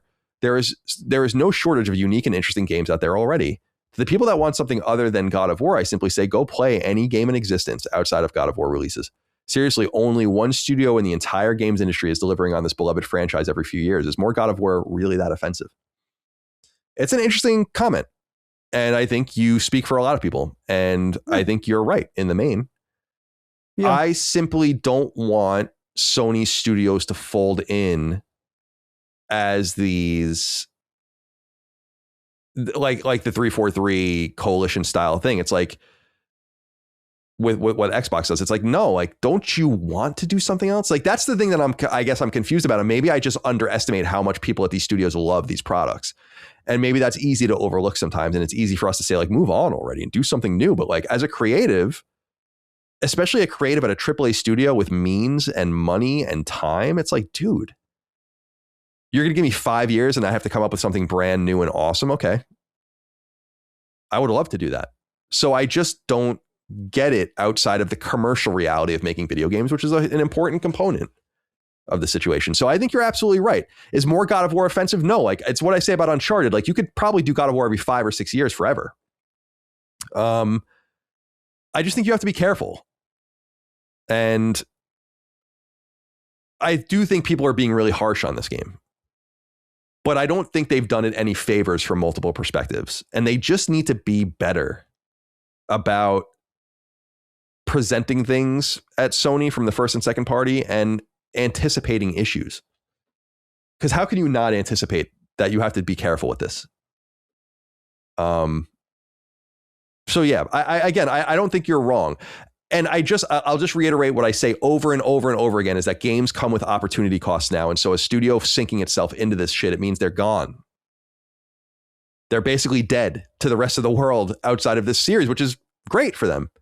It's what Marvel is doing to Insomniac. But I don't know that I want that. I've been desperate to see what Santa Monica could do for years. And they almost got one game off the ground in the PS4 era, in the late PS3, early PS4 era that was canceled, as we all know. And it's like, damn, is it always just going to be God of War? I just think that's a shame. Not because God of War is bad, not because you don't deserve more God of War, not because more God of War won't sell. Because it means that, like, we won't ever see what these guys can do otherwise. And I bet you they're to the brim with ideas. So that's my stance on that. Yeah. And then finally, DevTay10 says, hey, CDC, with Cory Barlog becoming the head of creative for Santa Monica and no longer directing games, do you think we're in for another decade of the new God of War style? Will we finally get the sci-fi idea made? Where do you guys think the studio will go? This is an important part of it, is that this isn't his game. And I think we all thought and assumed, I did, that he was directing this game. He's not directing it. And a woman named Ariel Lawrence is directing the game, freeing him up to be the creative director of the studio at large. Now, I said this, and I've said this before, is that it's not uncommon for AAA games to have multiple directors. You can have a creative director is usually at the top, but you'd have a game director, you can have technical director, an art director, and so on and so forth. Not uncommon at all. I think that Ariel Lawrence, and they say she is the game director. So she is in some way subservient to the creative. But it seems like he has a more overarching thing now. People don't know exactly how to read into it. Is it a true, like, head of studio, I'm going to passively produce? Or is it a Neil Druckmann style, I'm the head of the studio, but actually this is my game? And there's a second game that I'm producing. More what Corey might be doing. We don't really know. So it's entirely possible that he has his own game. But I don't know if we have, I should have looked this up. Santa Monica Studio Wiki. A head count in 2024 of 250. Like, I don't think so. Especially, in other words, I don't think they're making more than one game. They're branded as the team behind the God of War remakes too, but I would be woefully unsurprised if they're not making it. And it's going to be like some flying wild hog Crystal Dynamics situation. Or what I don't know if you guys remember when The Order was shown. It was heavily branded as a Santa Monica game, so confusing the shit out of people. Oh, yeah. And to the point where they removed that stuff later and I remember even saying that. I'm like, so why is your name on this? It's like, well, we're producing it. It's like, what are you talking about? It's not your game. So I think that kind of, with only 250 people, let's even say they scaled up to 3 or 350. That might be enough to do the collection very slowly and one AAA game at a time. So I don't know that Corey's making anything on his own. Just reading the tea leaves. And if he is, they're either operating incredibly lean or that game is just getting going now. So we'll see what happens. Anything left to say about this title before we move on? We're done. So, done. All right. So I promised us something a little bit out of order and a little bit unorthodox today. Is we're going to now go directly to the listener inquiries that we would usually end the show with, because there are 6 questions, comments, concerns, thoughts, and ideas all about the state of play. So kind of more overarching things. I thought we would kind of kill 2 birds with one stone. Otherwise, we'd be here for about 10 hours. So let's begin with Stuart, who wrote into us. Remember, you can write into us on Patreon, patreon.com/lastdaymedia for early ad-free access, the ability to submit your inquiries on the threads in the news feed each week. Threads for Sacred Symbols go live on Wednesdays and are deleted Thursdays. Stuart says, hey, Colin, Chris, and Dustin. I walked away from the state of play feeling incredibly underwhelmed. The God of War and Wolverine reveals felt devoid of clear gameplay hooks, favoring style over substance. God of War was introduced with the promise of over 20 minutes of gameplay, but what we got was a bloated mix of cutscenes, slow walking and talking segments, and heavily automated combat littered with press R2 prompts. Similarly, while Wolverine initially looked exciting, by the end of the demo, I felt like I had just witnessed just a lot of mindless button mashing to accompany the incredibly detailed murdering animations. Am I being overly cynical, or is there something to this? It's possible Sony just wants to focus on the flashiness for the big reveals, and there might be more under the surface. But I, for one, left the state of play less interested in both of those games than I was before it started. I will pull my junk out of Faye's gelatinous box and listen now. Did you really have to say that? Lord have mercy. All right, so let's start here. Our overall thoughts on the state of play, Dustin? Yeah, overall state of play thoughts was, you were asking us to give it a letter grade. And I was, from on a personal standpoint of what I'm interested in, it was a C. And the literal definition of a C of being average, completely average. I mentioned it with Wolverine, not really an IP I care about, but it looks like a fun game. I'll play it. I like fun games, even if I don't care about the IP, right? God of War, Laufey, same, kind of the same thing, where I've liked the new God of War games, but this one looks like it'll probably just be more fun. In terms of like the real shit that I really like, this state of play didn't really have any of that. And there was a lot of like updates, like the Onimusha release date reveal.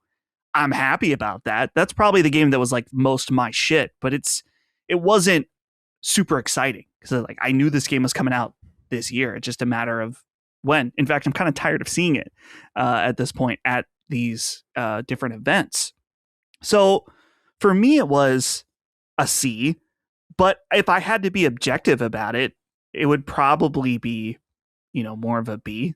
There was nothing crazy. And something else that we pointed out on the stream is that imagine the amount of surprise if we had not known the concept of this new God of War game. Right. It would have been totally different. I think it maybe would have had the same response now to it, but in terms of the wow factor, it would have been completely different. So we have to keep that in mind as well. And I think too, in terms of like thinking about PlayStation first party, some of the lead ups of these, like Wolverine, we've heard about forever. So it's just inherently less exciting for a lot of us, where it's like, okay, I get it. Seeing the gameplay was cool, but it's like, I'm kind of just in the point where I'm waiting for this to come out. It's another Marvel game from Insomniac. It is very different, but it's not super exciting. So, and what we were talking about before, where a lot of these studios are just kind of becoming, okay, this is what we make now. Insomniac is the Marvel team with a few exceptions in there. And Santa Monica is now the God of War team. And that's like when we were talking about Insomniac, it's like, man, I really hope their next game isn't a Ghost of game. I don't want them to be tied up in this one Sucker Punch? kind of, yes, or Sucker Punch, sorry. Sucker Punch to be just like locked up in that. And so with games taking as long as they do to make, it does feel like first party is inherently a little more boring. That doesn't necessarily mean not good, but just a little more boring. That's why like Intergalactic, that is probably the most exciting first party project right now, because it's like there's so much unknown about it. We know that it's from Naughty Dog, so it's going to be like top tier production quality, certainly. Some of the rumors of what we've heard of what the game will be like sound really cool and appealing to my interests. And it's just like, I think I maybe unfairly give an edge to new things often, just because at this point in my life, playing games for nearly 32 years, it's like kind of getting the same stuff a lot. And now that's just only increased with the amount of time it takes to make games. So yeah, like I said, personally see maybe on an objective scale, talking about each individual game, maybe a B. What do you think, Chris? Overall thoughts on the state of play? Yeah, I mean, I would give it probably like a C+, really. Like, I think, I'm kind of with Dustin, where like I think I just favor new things, and I'm excited to see new things. And really, the new things we got in this state of play, where you could Rayman Legends Retold, which is a remake of something that exists already, so that's kind of already kind of weird. Bancho the Chef, Kamuri, Lost Wild, I guess Stuntman. And then Stuntman was certainly the most surprising reveal. Stuntman's the most surprising, yeah, which is funny. A problem. You know what I mean? Like, It's not no hate to Stuntman, but like, I mean, like that literally was the most surprising thing here. I guess Until Dawn is 2 is the other thing that we didn't know about, and God of War, which is like that's cool. Again, I think it's tricky grading these showcases, because like when I think about I'm grading a showcase, I think about it like I'm grading the entire show. Like, I'm grading how it felt to watch it from beginning to end. And I think it started off strong, it lost steam, and then when it got back going again, it was just a little confusing. And I think, I'm excited for God of War. I'm looking forward to a lot of these things. I think Bancho the Chef looks cool. I think Control I'm excited about, but we've seen a lot of it. I've been looking forward to for a long time, so that's not new to me. It was just kind of like, yeah, okay, it was solid. I've definitely experienced state of plays that were way better than this, like by orders of magnitude. So like, I kind of have to leave it with like it's like a strong C plus B minus kind of territory, where like everything seems good, but nothing's that surprising, and what is there was showcased kind of clumsily. Like the God of War again. God of War, I think, is going to be good. I think the parts that need to hit, but I think it was a clumsy way to show it. I think it should have been, again, this should have been maybe like trailer 2. And even Kamuri, I think that should have been the second trailer too. Like, there's not a lot of, and I guess it's a taste thing, but like, to me, there's not a lot of consideration on how these things feel like to see for the first time. And that's really where I'll leave it. Okay, fair enough. By the way, you can't hear the dogs barking, can you? I heard a little bit, but it's not bad. Okay, I'm sorry. I think during the show I said I'd give it a B+, and I think that's probably about right. I mean, I think maybe moderating it to a B. I understand your guys' biases towards newer things. It's exciting. Yeah. I think that we are getting in a position, though, with games where you got to clear the plate first. So many things are announced, and it takes fucking years. Like, look at Elder Scrolls 6. Like, what a joke. Why did they even say anything? You know, Yeah. It's been almost a decade, and that game's nowhere near being done. So, I that's an extreme version of it, of course. But I just think it's. I mean, the Xbox is littered with that shit. To be honest with you, I mean, like Fable and I don't know. I understand why they did that, because they felt like they needed to at some point. Sure, they were getting throttled. It's not so much the case anymore that they're getting throttled first party. It's just that they're now a third party publisher, basically. So it's just too late. So they can take a different stance, and I understand that, but I don't want more games on top of games that haven't even come out, on top of games that haven't even come out. Like, at some point, it just becomes overwhelming, and it feels like steam being let out of the pot in a way, which to me makes me feel more in control in a weird way. It's like, all right, like things we know about but have release dates or are really getting imminent now. And I just look at the games and I'm like, if you just look at the games, I can't speak for other people, but there's a lot of shit I want to play in here. Like, in order: Wolverine, Rayman Legends Retold, Banjo the Chef, Kamuri, Tomb Raider Legacy of Atlantis, The Lost Wild. I probably won't play Phantom Blade. No Rest for the Wicked, Onimusha, Silent Hill, Control Resonant. Probably 2 of the classics that are coming out, Until Dawn and God of War. That's a lot of games. Mm-hmm. I mean, it's hard for me to be like, well, that's it's all right. I think what's here is a B, and that's kind of thing. It's like, are we grading what's there, or are we grading the show? Right. What's there, I think, is like a B minus. I think it's like fair to say that. I think the showcase, though, I think was like a little awkward. Yeah. All right, 20 minutes of uninterrupted gameplay that you brand as gameplay that is ultimately 6 minutes of gameplay with a lot of like cutscene and world building and you know what I mean? Like that's really clumsy work. Like, and it's an unforced error because, like you said, they could have just said, here's 20 uninterrupted minutes of the next of an upcoming project. They didn't have to say gameplay. I don't know why they chose to say. I feel like anybody could have told them. Yeah, that it's like, I don't know if you want to brand it this way. Yeah, fair enough. Even if it's accurate, because that's a different word online than it is in practice. But yeah. And from a presentational standpoint, I'll say I think they do a pretty good job. Like, it's brisk, cool graphics packages and chyrons, likable personalities showing up. Like, they get the little things right. I think it really will always be a matter of taste on the products being shown and how they line up with your own tastes. And then what you're looking for comparable to brand new things versus like confirmations and release dates and stuff. Because sometimes like a lot of people are like, oh, won't you be excited? Maybe Mega Man will be at Summer Game Fest. I don't know, but it's like, wouldn't you want to see it? And I'm like, I don't really want to see more. So like, I'm not even that excited to see it again to begin with. When I see it again, I want to know like when you're going to release it.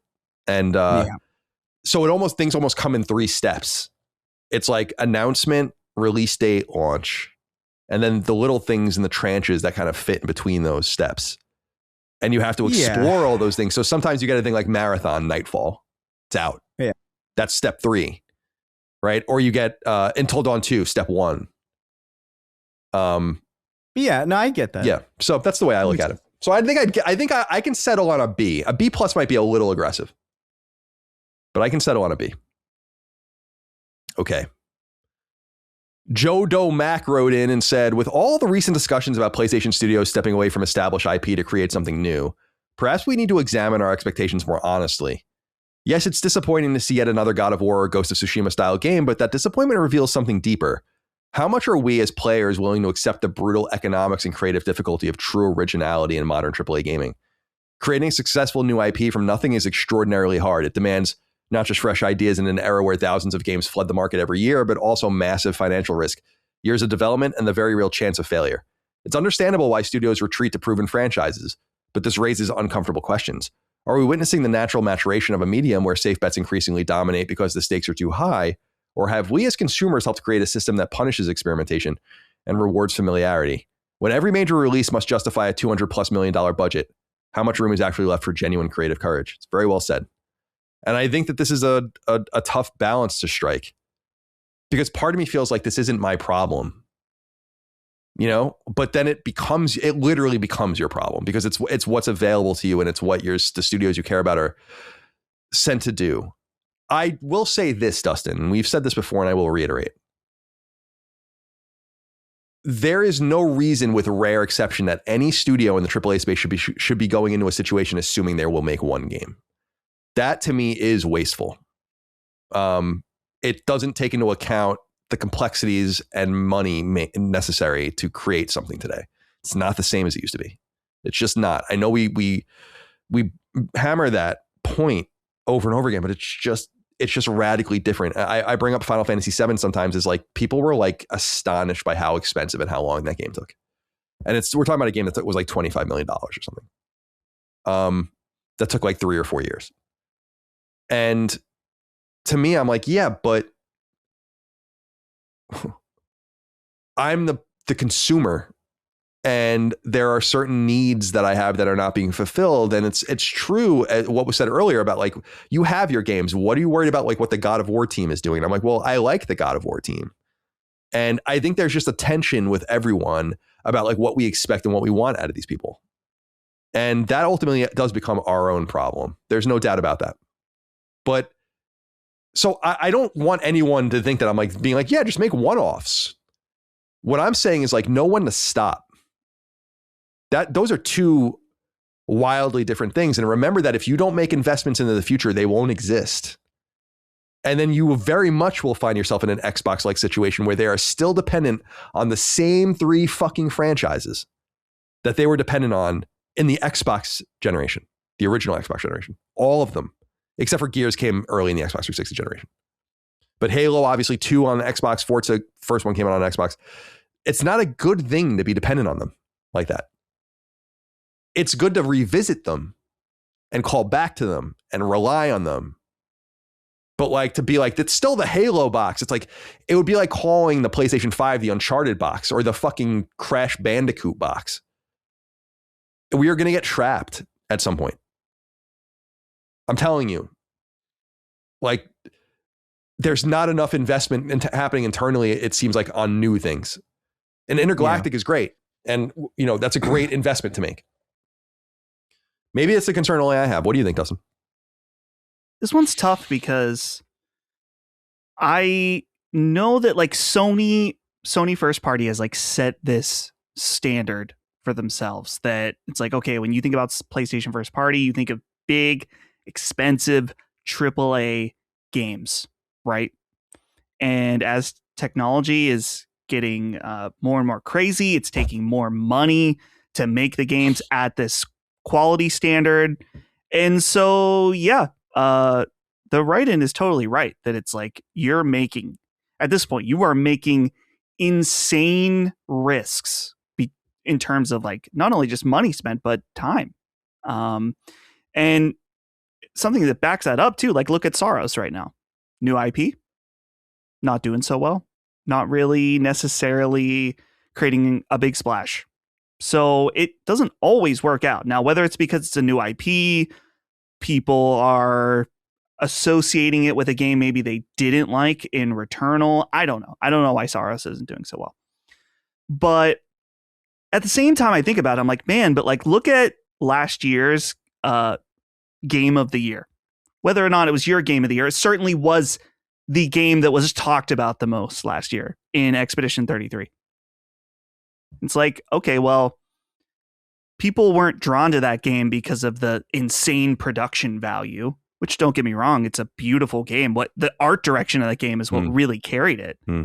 It's like, okay, well, maybe this idea that everything needs to be like, we need to have the most realistic rope physics, like The Last of Us 2 Part 2 in every game. We need to set this insane standard. It's like, maybe, certainly I want those games. And I think teams like Naughty Dog are always going to do that. That's their thing. It's like, maybe it's not necessary to make the games at this level. Maybe it is for PlayStation. I don't know. But they did it to themselves. That's what I say over and over. Yeah, they did it to themselves. They did it to themselves. And I just wonder, like, I know it's not easy to be like, well, just make a game like Expedition 33. It's like, certainly it's not. It's not that easy. But I think at the same time, if it's like you let creatives be creative, and obviously not without a chain of to some degree, but it's like you can make amazing things and not have it cost as much as it does. So I don't know if PlayStation's going to be able to do that. Because like you said, Colin, they have kind of set this standard that that people come to expect. And so it does make them lean on what the guarantees are.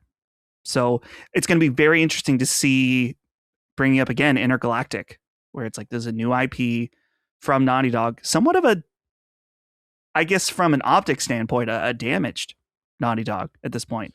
And whether they deserve that or not is going to be up to each individual person. Yeah. But certainly, I don't know why they would deserve it, but yeah, of course. Certainly they're swimming upstream. Yeah, it's true. I will say it's interesting before we throw it over to Chris. Like, it's not to say that having there are publishing arms and first parties that are known for things, right? Like Nintendo is known for fun, right? Novelty.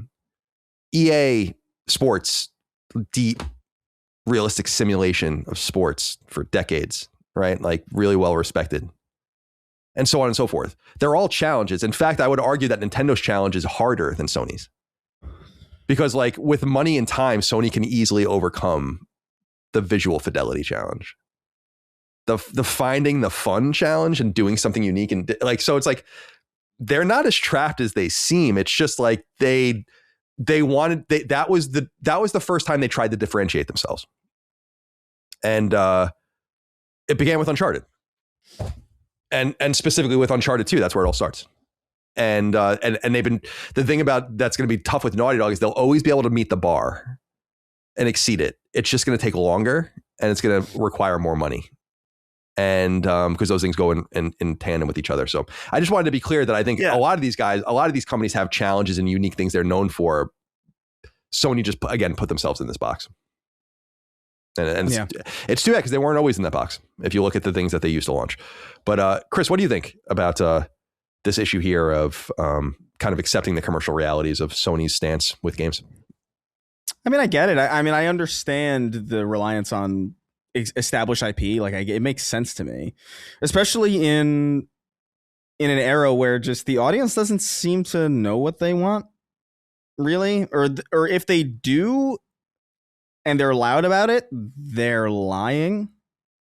You know, like, it's kind of, I don't know, man. It seems like people are always asking for, like, I want like visually distinct things that don't look like Unreal Engine or Fortnite. And I'm tired of like overly monetized,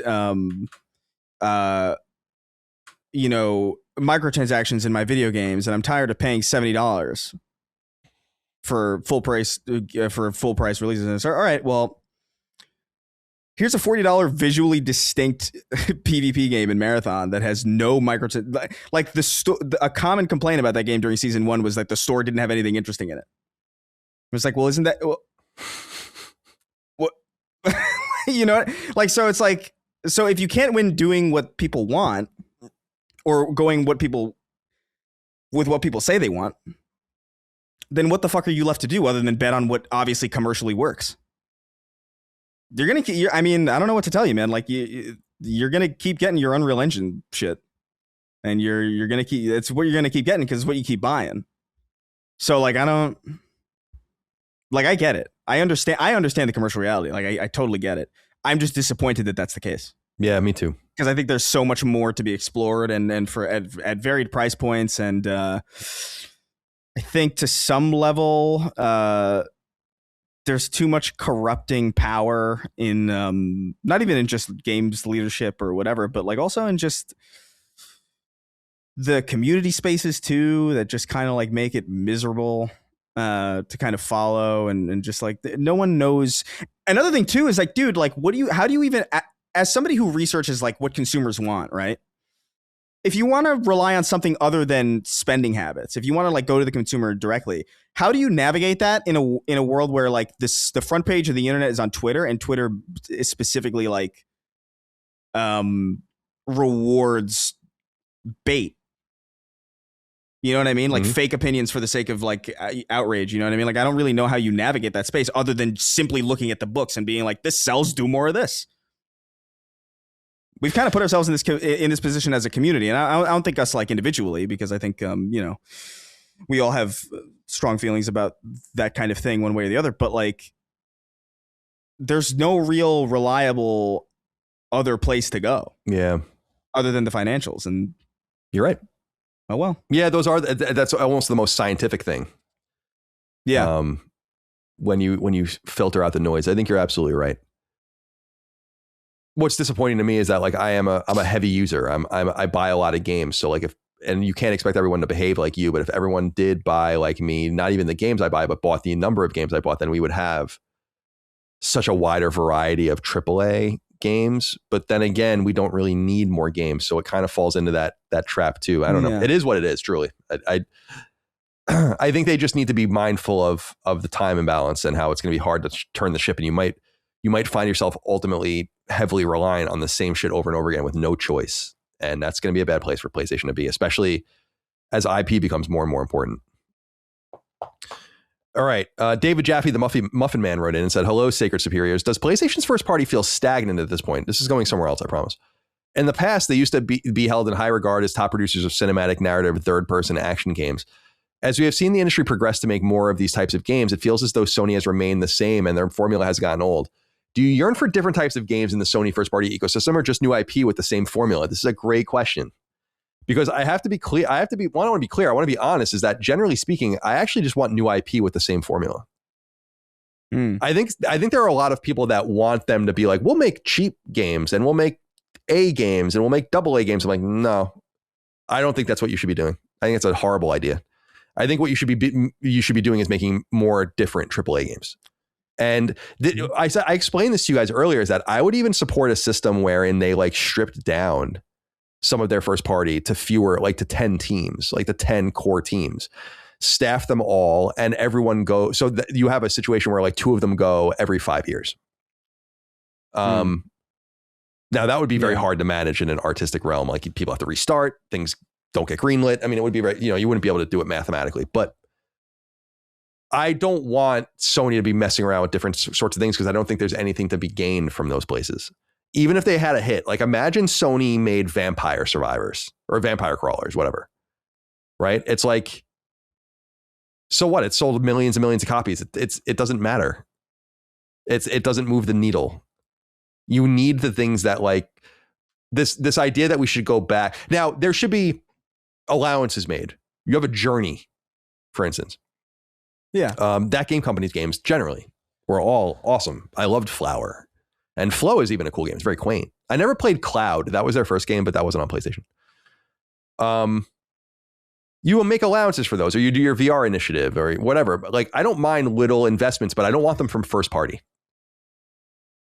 That game company was not a first party studio. And it's the same thing I say about multiplayer stuff. Like Sony's first party should be like, we make expensive cinematic third or first person action adventure games. Our second party is dedicated to everything else. So that's what I would want to see. Where are you on this, Dustin? Yeah, I think there's a mix between like what I would want and the actual realities, because we bring up like Japan studios that everyone's like, oh, why they shuttered Japan studios? Like no one bought Japan studios. Yeah, did you buy Rain? No, but I bought Last Guardian. Yeah, you did. And I bought Everybody's Golf.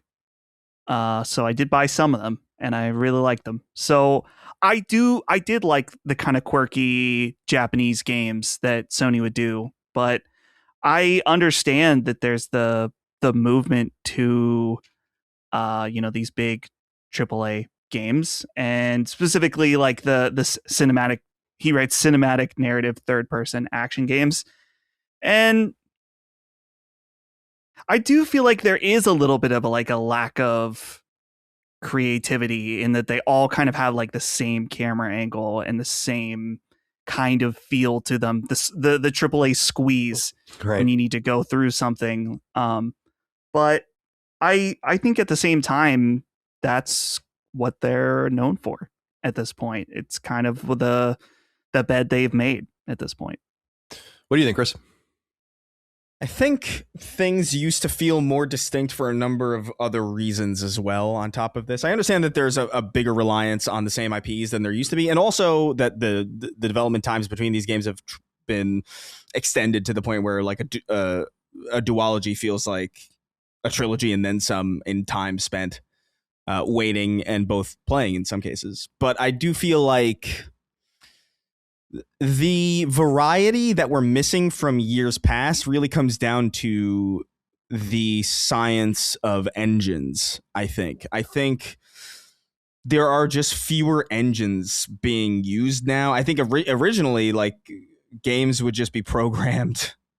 Like, I'm pretty sure, and I could be wrong about this, but I'm fairly certain I remember reading something about how, like, the N64 didn't really, like, back then there weren't really engines. You just programmed the game. Like, everything was, like, from programming baseline. There was, like, no, like, established kind of thing. And I think that's what we felt back in the day, was that everybody had a different way of, like, placing the camera and everybody had a different way of making it feel to walk, like what it feels like to walk around, or what an input feels like, or what, like, this, you know what I mean? Like, there's these different things that were completely bespoke for damn near every studio. And now that's a lot more truncated. We have, you know, this engine for this, we have this engine for that. And not to say that studios haven't always stuck with the same engine or whatever, but, like, there used to be a broader distinctiveness, and I think that's gone away. And I do lament that. I am kind of sad that so many third-person games feel like Souls games now. Like, that's kind of like the default, and to the point where, like, when a game comes out that doesn't feel that way, it's like, it's really refreshing and cool. But I do feel like it's kind of, it is what they're good at. So, like, it's hard for me to say, like, oh, just do something that you're just fucking, that you have no idea how to do, you know? That works sometimes. Sometimes you have a gorilla that figures it out, that goes from, like, a first person shooter to a third person action game, and it's, like, actually successful. I think that's awesome whenever that happens. But it's not every team can do that. I don't really know how I feel about it, to be honest. I think I feel so many different ways about it. I do want more variety. I do want more distinctiveness. And I definitely don't want the same formula with different IPs. I actually do want different formulas, but, like, I understand that that's risky. And who's to say that your new formula won't get clip chimped online and fucking, you know, completely irreparably fucked. Like, it's almost better to be cringe in a way that's established as successful, you know what I mean? Like, because all sorts of people can come out and be like, this God of War looks fucking cringe or whatever. It's like, all right, well, you bought it last time, so could give a fuck. Yeah, what you're saying on Twitter, so you'll just buy it again, right? So. Exactly. I mean, it's hard to differentiate signal from noise. Yeah. We kind of got into this a little bit, but I want to reiterate this. I changed my name so you'd read it, wrote in and said, hey, boys, I know we clown on Xbox for naming studios after their IP, 343 Coalition, etc. But isn't Sony starting to do a similar thing now? Obviously without the explicit naming conventions, but now we have the Car Studio, the Horizon Machine, Marvel Studios, and hell, they should just call it Sony of War Studio to round it out. As much as I think the state of play was nice, are we seriously looking at just Marvel plus sequels anymore? Even with Intergalactic at Naughty Dog's pace, we'll get, 3 Intergalactic games now between now and 2042? As we keep saying, the games are blending together, and I fear that these teams won't know how to make anything new at some point. Getting some to make an FPS will be tough because you spend 15 years of your career making a couple third-person action games. But maybe I'm off base on that. All the best. We did touch on most of this, so I won't linger on this too much other than to say, I fear this too. I don't want this for Sony. I just think it's such a creative dead end. It look at 343. I mean, or like Halo Studios now or whatever. It's like they couldn't do anything. And they were just stuck with this fucking IP instead of being able to be like, hey, do you want to try to make your own thing? Instead of like us building off of this other company's thing from years ago, maybe you can make your own thing. And they're like, no, you're the Halo studio. And it's like, damn, dude, like, that's too bad. Maybe you could have come up with something cool, especially because Halo is not that relevant anymore. You might have come up with the new Halo. That's the thing. I just feel like you play out all these dice rolls, and some of them are going to blow up in your face and be awful. But I just feel like you're missing the secret of why this works. Well, Halo worked because of the Bungie team, right? Which is why they ended up making Destiny, and Destiny was like, you know, beleaguered as it was. That's a very successful game that a lot of people tried to emulate and failed. Anthem, and like the list is fucking actually kind of endless. So like that was really the next Halo. It was like culturally and significant wise, like it's Destiny's huge, but it's just also mega expensive to maintain. I don't know. I'm kind of conflicted on this because I do think it's cool to have, like, if you're going to make these games forever, and there's obviously a goal to do that, I do think it actually is smart to have a place where fans and people who are excited to work on that IP can go, because it allows you to retain talent to a degree. Like, imagine all the people who I think about Guerrilla, right? Like, let's say like you were a big fan, you were like, you knew how to make FPSs, you were excited to make an FPS, and then you got hired at Guerrilla just before they greenlit Horizon, right? And now you're working on, it's like, this isn't what I came here to do at all.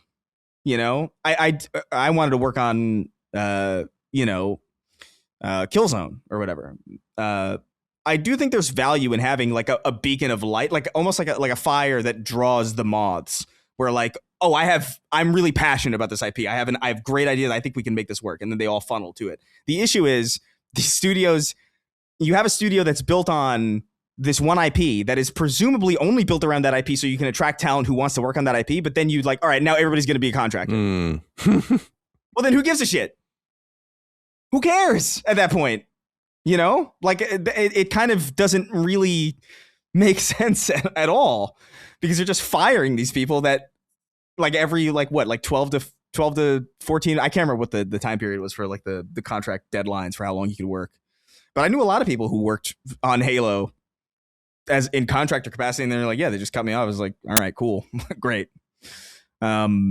So I think it could be cool. And I think it might be a decent idea if you have a franchise that you know is going to live in perpetuity.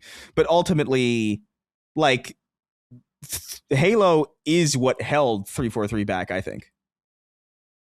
I like Halo a lot. I think Halo Infinite was great. I think parts of the other games were great too. But Halo 5 is a great science fiction first-person shooter. I don't know if it's a great Halo game. Halo 4 is kind of in a similar boat where I'm just like, these people didn't really want to make Halo. And I actually think it's like a famous quote that they actually hired people for the original 343. I don't know if you ever heard this, but I've looked around. I've researched this enough to know that it is actually true. Like, we hired people who didn't even like Halo. We hired people who hated it. They said this. And it was like, because like they wanted to figure out what didn't work for other people. It's right. Like, you care about the people you don't have yet in this like wildly successful IP that like is the reason that your flagship console, that like your home base even exists in the first place. You want to get the people who don't care. Awesome. Smart. Real smart. But they're really competent, like as far as like making a really fun and playable game, like they can do it. But like they can't really make things in that IP, so like it kind of negates the entire purpose. And I don't really know what to make of that. There is an argument to be made that Sony is kind of in that position too, just without the names though. Like if we are going in this like, oh, Marvel, it really is a bummer that Insomniac is just Marvel now. Yeah, I mean it is what it, and it's tough, you know, like it's tough it's just tough to know what's what, man. And it's hard to argue with the realities of and the consequences of the money spent and the risk taken. I get it. Yeah. It's easy to be an armchair. Yeah, exactly. That's exactly what I was gonna say. It's easy on the outside to be like, this is what you should do. But I feel like I have a decent feel for some of this stuff. And it's like, I think I can make better decisions. I do. Yeah. I believe that 100%. Broadly, I think like there's definitely some things that we wouldn't. I'll tell you one thing: I wouldn't have put fucking Blue Point in charge of a God of War live service game. I would have never done that. I would have shut another team before I shut them. Just be honest. So, anyway, anything you want to add, Dustin, before we move on? I think you guys covered it. Let's get into the fucking meat and potatoes, huh? Oh boy. Zib's Law wrote in and said, "Hello, Sacred Fellows. I don't know if it's just me, but do PlayStation Studios intentionally make female characters less attractive than the actors they're based on? Because honestly, a lot of the women in recent first-party games have a strange, inflated, uncanny valley look that I find distracting. Faye in God of War, Deborah Ann Wall is a beautiful woman, so why does Faye look noticeably less appealing than the actress she's based on? We've had games doing near-perfect actor scans for years, so I don't really buy the technical limitation argument. Sylens looked almost identical to Lance Reddick, RIP. And Kojima's productions using Decima have both males and females almost perfect in Death Stranding, yet Aloy somehow ends up looking like a mix between Hannah Hoekstra, I don't know who that is, and a Chucky doll. It is even possible. Is it even possible to discuss this topic when on one side you have corporations trying to manufacture culture and on the other content creators whose entire business model is everything is woke, let's be angry about it. What's actually going on with PlayStation's female character models? Why does Sony hate Gooners so much? I believe that there is something to this that's weird. I do. My wife thinks so. Like, she says it. It's like, why are you doing this? Now, I want to be clear. I don't mind unattractive or whatever women being in games. It doesn't bother me personally. What's weird is that you have this model and you go through all this trouble and you have the balls on their face and all the rest. And you have Sony invests more than anyone in this shit. You do it better than anyone. And then, so it's like, yeah, you have whoever, and then it doesn't look like the person. And it doesn't make sense. Like, why are you doing that? And we talked about MJ, right? In Spider-Man 2, it's like, why'd you do that? Yeah. And then you talk about this. It's like, yes, the actress Deborah Ann Wall is a beautiful woman. And you look at her in this now, Faye's in a state. She's not going to be all made up and yassified. She just died. Now she's awoke. Like, I understand all of that. Yeah. But I think he makes an interesting point too, in that there really is no pleasing anyone, because like, when I look at a game like we were talking earlier about Tomb Raider, it's like, they nailed this, but no one's giving them props for that. It's only about the things that are wrong. And if the only way to kind of circumvent that, therefore, and like neutralize things, and so no one says anything as opposed to even complimenting you, is to just make everyone beautiful. I feel like that's a cop out too. I just don't understand why. Like, just get a fucking homely actress and put her in the fucking set. I don't understand why. To me, that's weird. And I think it's worth noticing that. And they do it to a lot of characters. And I don't think they only do it to women, by the way. So that's kind of what I wanted to lean into here, which is just like, in all of the games that you mentioned, that people mention, like the female characters kind of looking not great. I happen to be of the opinion, and this is, I guess, subjectively, I feel like everybody in those games looks scuffed to me. Like, I've been pretty sensitive to mocap for a long time. I kind of hate it because I feel like I can always see it. I feel like in every game I can see the people in the studio wearing the mocap. I can see it through their character models. I can see them moving their hands more than they normally would because they want to get more expressive animations out. It's just something about it, right? So I genuinely feel like Spider-Man's a great example, actually. I feel like nobody in Spider-Man looks good at all. And by the way, I think it extends to Wolverine too. I think Wolverine looks a little weird under that mask. I think he looks a little like, what do you like this? He looks strange. And I think Jean Grey looks strange. And I think the people that he fights look strange. They look uncanny and like clay people almost. But I don't know. I think Deborah Ann Wall, where I think she looks actually pretty good. I think they did a pretty good job recreating her. I just think she's in a state. Again, like you said, she's dead and in like a dirty, dingy fucking foreign land. And it's always it's always a side shot of like a character in a weird state screaming and the headshot. You know what I mean? Right. Like, I don't know. I don't think it's necessarily untrue that people just don't put a lot of effort into these things or don't put as much effort as they should, because Kojima nails it, I think. I really think like everybody in Death Stranding and Death Stranding 2 look exact. Like, it's kind of like, it's amazing that they captured people like directly. And that's what he was saying. I think it's a good point. It's like, well, he can do it. So what's the excuse for Horizon? Right. Yeah. Well, I think it's meticulous attention to detail versus people who are a little bit more like, we got to get this shit. You know, we got to figure this out. We got to make this work. Like, I feel like Horizon, to be fair, Horizon does I really don't agree with the Aloy thing, to be honest with you. Like, I think Aloy is one of the better looking characters. Like, she looks better in Zero Dawn, but I agree with you that she doesn't look as bad as they say in the second one. Yeah, I think she looks just as good as Lance Reddick does. And Lance Reddick looks a little uncanny to me too here. So like, I don't know. Why can they always nail Deborah Ann Wilson or whatever the hell that chick's name is? So you know exactly. Oh, Deborah Wilson. Deborah Wilson. Yeah, and it's like somebody was telling me that you can do like an evolution of technology slate just by comparing various Deborah Wilson scans throughout the years. She loves the games industry, man. She must be making a nice amount of money. Yeah, I want to bring this into a Look, I agree. I think there's what really is the bummer about this is that you can't have a normal conversation about this without people being weird about it. Yeah, that's the most annoying part about it. True. But I tweeted about this a little bit where like I kind of am bummed out that we're even doing this in the first place. Like that we've defaulted to scanning real people into video games, because I actually find it more immersion breaking and more distracting than if they had built a character from the ground up and just had it voiced by somebody that I might recognize. Like Mass Effect, when like Keith David voices Captain Anderson, like, but it's not literally Keith David. Like I like that, and you would think like from an acting perspective, you would like that also, because all the time I think about like if you're a voice actor, right, or like if you're like a performance capture person, you know how they have those pictures sometimes where it's like it's them surrounded by all their characters. Mm-hmm. What does that look like now if it's just a bunch of you? Yeah, that's a good point. You know what I mean? Like when I was growing up, it was like you see this one guy and it was just like this array of characters that look completely different. And it's just like Deborah Wilson surrounded by like eye patch Deborah Wilson or like, you know, sad Deborah Wilson. I don't know. I think I get why, because it's ultimately way easier to just scan a person in and capture that face than it is to build somebody from scratch. I get that.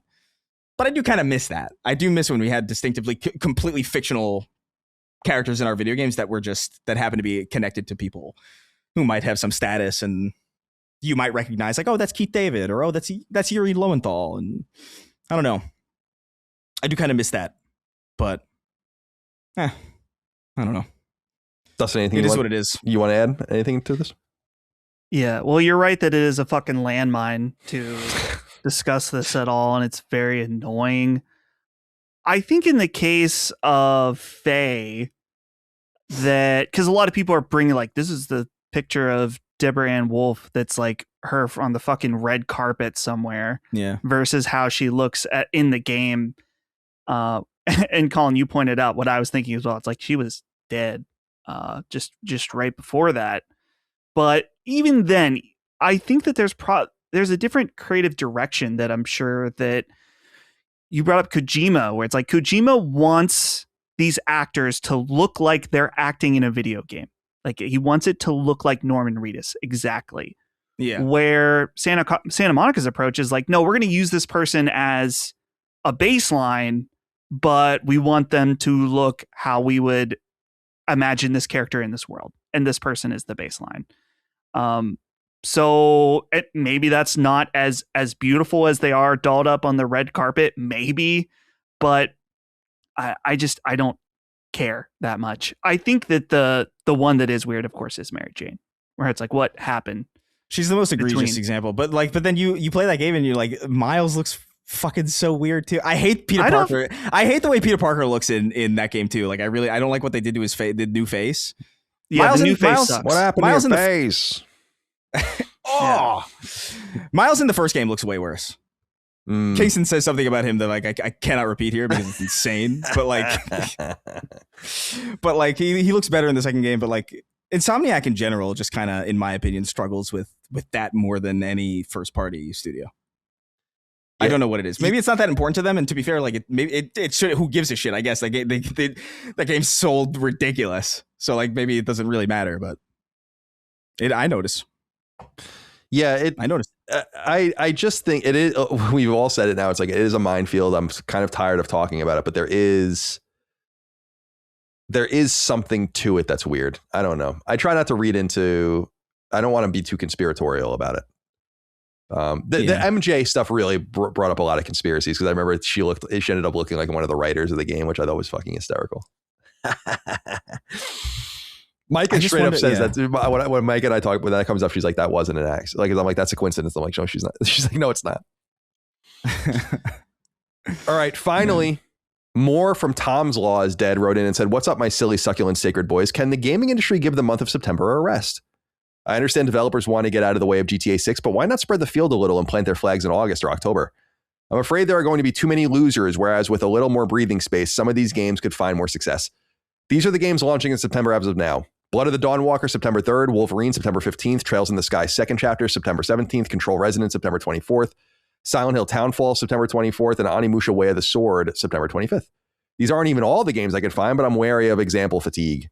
Many of these games I'm interested in and would otherwise play, but I'm going to miss out on them. In particular, I'm worried about Control Resonant. I'm always rooting for Remedy to do well, but this is just another. Is this just another self-inflicted wound? Why not push it back a few weeks into earlier mid-October, where there isn't any stiff competition at the moment besides Phantom Blade Zero and Call of Duty at the tail end of the month? This exact same crowding happened last year too in games like Chronos and Hell Is Us were the big losers. When will these developers learn? There is a major reason. What happened? No, you go. Did I say something bad? No. Now I'm always worried. Now I'm always worried that I said something that I shouldn't have said. You're on edge. No. Sorry. Well, you would be too. Jesus, these people are always fucking getting something to get by the goalie over here. You know? Oh yeah, I know. There's a major reason why I think they're crowding in this area. What do you think that is, Dustin? Other than Grand Theft Auto? I was going to say Grand Theft Auto and Call of Duty. It's the end of it's a fiscal year or end of the fiscal quarter. Oh yeah. So I think that has something to do with it. Like they don't necessarily need those sales in the fourth calendar quarter where the holiday season is, because they'll get it from holiday sales and other things. Some people want to be in that space, but it's become, I mean, for 2 generations more than that, it's been very hard to be in that space because you have the massive AAAs releasing there, the Assassin's Creed games, the Call of Duty games, Battlefield, whatever. So people stay out of there, and I think they try to. So I think that has something to do with it. However, I agree with you. Like I'm a little surprised. August might be a little difficult because they might not be ready, but I'm surprised that like I think you're even safe going into the first week of November, depending on what game you are. If you remove that fiscal pressure. Again, the Leroy Jenkins conversation aside, I don't think any of these games should be the ones that do it. I don't know if you're giving it too much room. The problem is that you just don't know what everyone else is doing. And part of me also is like, why don't these guys kind of, you don't want to like, it's not like a cartel, like they're colluding or whatever, but it's like, why not just kind of say in some way or through like intermediaries, like at the first parties, like this is where we're looking to release this game, and this game. Like it's not really, it's more advantageous for you to know and lock things in. But I also think once the date is settled on, it's very difficult to move it. You have to refund, depending on what platform you're on, you would have to refund pre-sales. You have to deal with all your marketing materials that are probably already done and a bunch of other things. So I think these dates kind of just stick, and then you're like, all right, this is what we're going to do. The funny thing is that I suspect that even Trails, the sales will be way lower because it's a more niche game, but all those games are going to do fine. And I would imagine games like Wolverine are going to kill. Like, well, I think Wolverine will sell millions of copies easy in the first couple of months. So yeah. I wonder which of those games is the most afraid, and I would probably imagine it's either Silent Hill or Control. Capcom's got a lot of heft right now. Silent Hill is locked to PS5 and PC, so it can't get those extra Xbox sales. I don't think Wolverine has anything to fear, and I think Blood of Dawnwalker comes out early enough where it has nothing to fear either. And out of the list of games, that's the one I'm most excited about. So what are you guys thinking about September? Should they move around, and have you guys like, I'm going to play every one of the games you listed, except for I'll play Trails of the Sky second chapter probably in the future sometime, but the 5 other ones. So yeah, there are choices for some people to make though, just based on money or time. Yeah. Well, my thing about this write-in is he's like, when will they ever learn? And I'm like, they're just not like a video game publisher grand council where they all meet and decide when they're going. Like some of these release dates are decided in a bubble. Maybe some of them talk to each other, but I just think that they're kind of like, well, here's all the information we know about current release dates, and hopefully this is a good time to do it. And if they are truly scared, then they can, push it out, or in some cases even move it up a little bit. Now, of course, you meant like first party stuff, like they know their own internal release dates for different things, but PlayStation might be at the most advantageous position where maybe they know what some of their partners when they're releasing, but I think they're kind of just, I don't want to say they're operating blind, but I'm sure, like, do you think that Konami knew that Control Resonant they also were going to release on that day when they decide the date? Probably not. Yeah. I doubt it. Yeah. So what are they supposed to do? Yeah, it's other than change lay their cards out and then try to change things around later. So, and yeah, like you mentioned, the fiscal year plus Call of Duty and GTA, it makes sense that there's a crowding around this time, but I think certainly it could affect day one sales of some of these things, but you're releasing into like right at the beginning of fall, leading into the holiday season. And so these games are still going to sell. Maybe there is one loser in there, but they also, a lot of these games appeal to different people. Like the Trails fans are going to buy that game no matter what. Yeah. When it comes out at that time. Trails. It's also a sequel too from the first game. So Trails. Yeah, Trails. I said that with a little resentment. Yeah, you had a little bit of a stick on it. Trails fans. Yeah. Yeah, I don't know, man. I actually don't think it's that big of a deal, to be honest with you. Like, I think including Blood of Dawnwalker there at September 3rd, like that's basically August. Like, I don't know. That's enough of distance where I think that's fine. I do think September 24th and 25th, like being that stacked, that's the more interesting thing. Although to me, really, I don't know. Control is the thing that I'm most excited for, really, here. There's no hope of any game getting to me before that, after that, or like at Silent Hill or Onimusha. Like I'll get to Onimusha eventually. But I'm not really that worried about Control. Like Remedy's games typically have like long tails, and also Control's really the only sci-fi game here. Like it's like a very distinct, like I guess Wolverine's technically, you could argue, I suppose. But I think these are different vibes. A lot of these, like I don't see Trails subsuming Control's audience or Control's audience subsuming Silent Hill. Even Onimusha, I feel like these are really distinct player bases, really. It's a lot of games at once, but I think for the enthusiasts that like us, it is a lot of games. But yeah, I assume a normal person will see one or two of these and want to play them. It is a good time. The crowdedness, especially for a person with a normal schedule and doesn't play professionally like we do and play a shit ton of games, it's a great time for you to save money, since you'll probably be able to get most of this stuff discounted fairly quickly. Oh yeah, which will be nice for you. All right, that's all we have for that. So now we're going to jump back into the news from here. All right, we're cutting in. We're here. It's just Dustin and I today. We're recording now Friday evening after the Summer Games Fest, Geoff's birthday bash. Is that what we usually call it? Birthday bash? I don't know. I'm so tired. Yeah. I don't know. Chris is ill. He fell ill and his voice is all fucked up, I guess, right now. And hopefully we'll have him back for the Xbox showcase on Sunday. Although maybe you've already heard that or not, depending on where you are right now. Okay. So we just watched the showcase, like I said, the Summer Games Fest. I count 53 games. We'll mention all of them, but I think we can blaze through half of them at least, pretty much with saying nothing, especially because there are many games that are not even coming to PlayStation. So things we can skip, and some of these things are commercials, but I just felt like we would be thorough. But before we do that, for the state of play stuff, people would already know we already went into all of that, and then we used all the questions, the inquiries to go into what we thought about that or whatever. So we won't spend too much time on that towards the end. Instead, especially because we're so fatigued, we will at the top now just kind of give you a little bit of information about what we thought about the stream. And Dustin, let's begin with you before I get into my thoughts. What did you think of the Summer Games Fest? What would you give it? What is your letter grade here? I would give it B+, maybe even an A, all things considered. B+ to A, not B+ to A-. Oh yeah, A-, I guess. Yeah. I was thinking, like, I really don't have anything to really complain about if we're thinking in the context of what this show should be.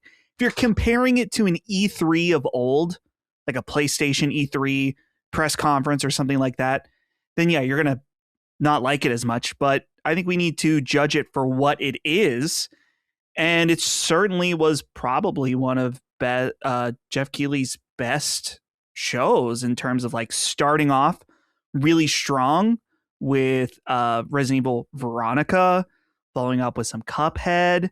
And of course, like the middle of the show, there's going to be some less exciting stuff, but there was some still exciting stuff in the middle of the show as well. I never felt weighed down by like anime gotcha games or anything like that, or weighed down by advertisements. That's a good point, actually. There was none of that like slop, really. Yeah. And like the one anime slop announcement was Evangelion. Or was it Evangelion in Wuthering Waves? No, that was in Cyberpunk. That Evangelion was in Sonic, I thought. In Sonic, right. Which is even weirder. And, I think that's actually like, probably pretty cool for people that like that game. So of course the ending was amazing. So I thought it was overall a great showcase. I didn't normally when we do this, and including the Game Awards too, is that usually about that midpoint, 3/4 point, I'm like, let's go. Let's go. Like, what are we doing here? And I honestly didn't feel that when we were watching it. It felt like it kept a nice brisk pace. So I really don't have any reason to give it a full-blown A now that I'm, full-blown talking A's? about it right full-blown now. A's? Full-blown A. Yeah, full-blown A's. So, yeah, it's not that I loved every single ounce of it, but like I said, thinking about what the show is meant to be, I think there was probably something for everybody in there. Yeah, I agree. I think it was a really strong showing as well. Something for pretty much everyone. Plenty of stuff for me. I actually was a little softer on it when we left. I'm like, okay, maybe B minus for me. But then when I was going through collecting press materials, like I found press releases for almost everything. I put in the chat, by the way, the document. Yeah. I just used the state of play document and redid it all, so you can click on anything you want. But I found press releases for pretty much everything. And as I was going through everything, I was like, yeah, oh yeah, this, oh yeah, that. Mm-hmm. And so there was like a lot more there than met the eye. And I think a B plus, A minus level for it, I think is appropriate. Maybe more B plus for me than A minus. So kind of maybe a little better than the state of play. But I will say, I thought Geoff did a good job. I thought it was a very reactive stream in the sense that it was, like you said, not weighed down by so many ads. It's not the pomp and circumstance and the money and everything of the Game Awards. It's the second biggest show they do. The third biggest will be like the smallest of the three would be the Gamescom one. Yeah. So that's to be expected. I was saying on the stream, and I think it's a fairly good point, that though I think you could have theoretically cut this down to like 90 minutes or maybe 100 minutes max, if you keep in mind like the television 3-to-1 ratio of like programming to commercials, you need to have, if you have 90 minutes of something, you're going to need to have 30 minutes of commercials. And I thought, and I even put in our document what I assume were the ads. And I feel like it was fairly obvious that way too. I understand it's like a band making a set list, right? Like, right. You want to open with a banger, and then you want to like capture people and keep them captured, often just going right into the second song. Then you talk to the audience a little bit, right? Then things slow down a little bit. You get into some deep cuts, maybe an acoustic set, an acoustic piece or whatever. And then you start revving back up. And it's just, and that happens all in 2 hours. But the games are shown so quickly that you end up with like 50 games. And then you realize like, wow, like the mixture of these games wasn't quite as deliberately done as possible. Like when I look at, it's like Resident Evil Code Veronica in the Cuphead sequel, into the Mighty Cuphead Adventure, in the Alien Isolation 2, in the Gen Atlas, in the Blood Message, in the Stranger Than Heaven. It's like, you didn't really need to open like that, because in the middle you have like kind of a bunch of nonsense, and it would be better to spread things out and have a bang every 10 or 15 minutes, I think. So what do I know? He's the producer of these popular and famous shows, but that would be my only insight, like my only criticism of it, is I just think you could have spread some of this stuff out better. And then it wouldn't have felt maybe as long for some people. But 2 hours, it was good. It was a brisk 2 hours. I thought it was well done. I thought he did a great job. It was cool to see some different personalities show up. And it's not weighed down by the Game Awards kind of, no one really knows what they want it to be kind of situation. Do you want it to be like the BAFTAs? Do you want it to be like the Emmys? Do you want it to be like E3? No one really knows. So that's my overall thought. All right, Dustin, let's go through each game, and we can linger on whatever we want, and we could skip over a bunch of these. We begin with Resident Evil Veronica. So this is the long-rumored remake of 2000's Resident Evil Code Veronica, and it will be coming to PlayStation 5 in 2027. So it'll be ready next year. So it's fairly deep into development. They don't have very much to say. In fact, when I was looking at Capcom's press materials for their games, they use the same press release for all their games. So they literally just have like a paragraph for each game. So they'll obviously have much more to say. And of course, there's going to be the Resident Evil expansion for Requiem probably that comes out in between. So they probably want to lean on that a little more first. All they say here is, quote, Resident Evil Veronica will draw players into a desperate escape filled with horror and madness through the isolated zombie-filled Rockfort Island. Developed on Capcom's proprietary RE engine, the game will introduce modernized gameplay with a chilling level of realism, designed to push survival horror to the new heights. They'll have more to say soon, obviously, about this. They say not much more to go on than that. I haven't played Code Veronica in a very long time, so I don't remember it very well. But what I was saying during the intro, or during the section they show in the beginning during the game show's intro, was I don't really remember this, and I wonder if they're going to lean more into like reimagining piece of it. It's not quite as sacrosanct as Resident Evil 2 or Resident Evil 4. And even with Resident Evil 4, they did change things. So I wonder what they're going to do. I'm very, very excited about it. Capcom's got all my faith. So I'm never going to go until it's proven otherwise. I'm not going into a Capcom game assuming anything but the best. What did you think of Resident Evil Veronica? Yeah, I've never played Code Veronica, but as you were saying, this is Capcom. And the rate in which they're able to release Resident Evil games and then be so good is crazy, honestly. And I think we were talking a little bit on the stream, like the only one that is questionable is Resident Evil 3, that cut a lot of content and maybe felt like it was a little rushed. Yeah, I agree. So I would assume that they've learned from that and know that they don't want to do something like that again. So I don't know a lot about Code Veronica, but it doesn't matter. Like, I am pumped for this. I will play anything Resident Evil. I'm getting to the point where I'll play anything from Capcom. Like, even, I know I'm not into fighting games, but every time I see Street Fighter, I'm like, man, this looks cool. So I am super pumped. And so this was announced at Summer Game Fest. Resident Evil Requiem was announced at Summer Game Fest last year. So I would assume this is going to come out 1 year after Requiem, approximately. Like a springtime, kind of late winter. That'd be awesome. That would be nice.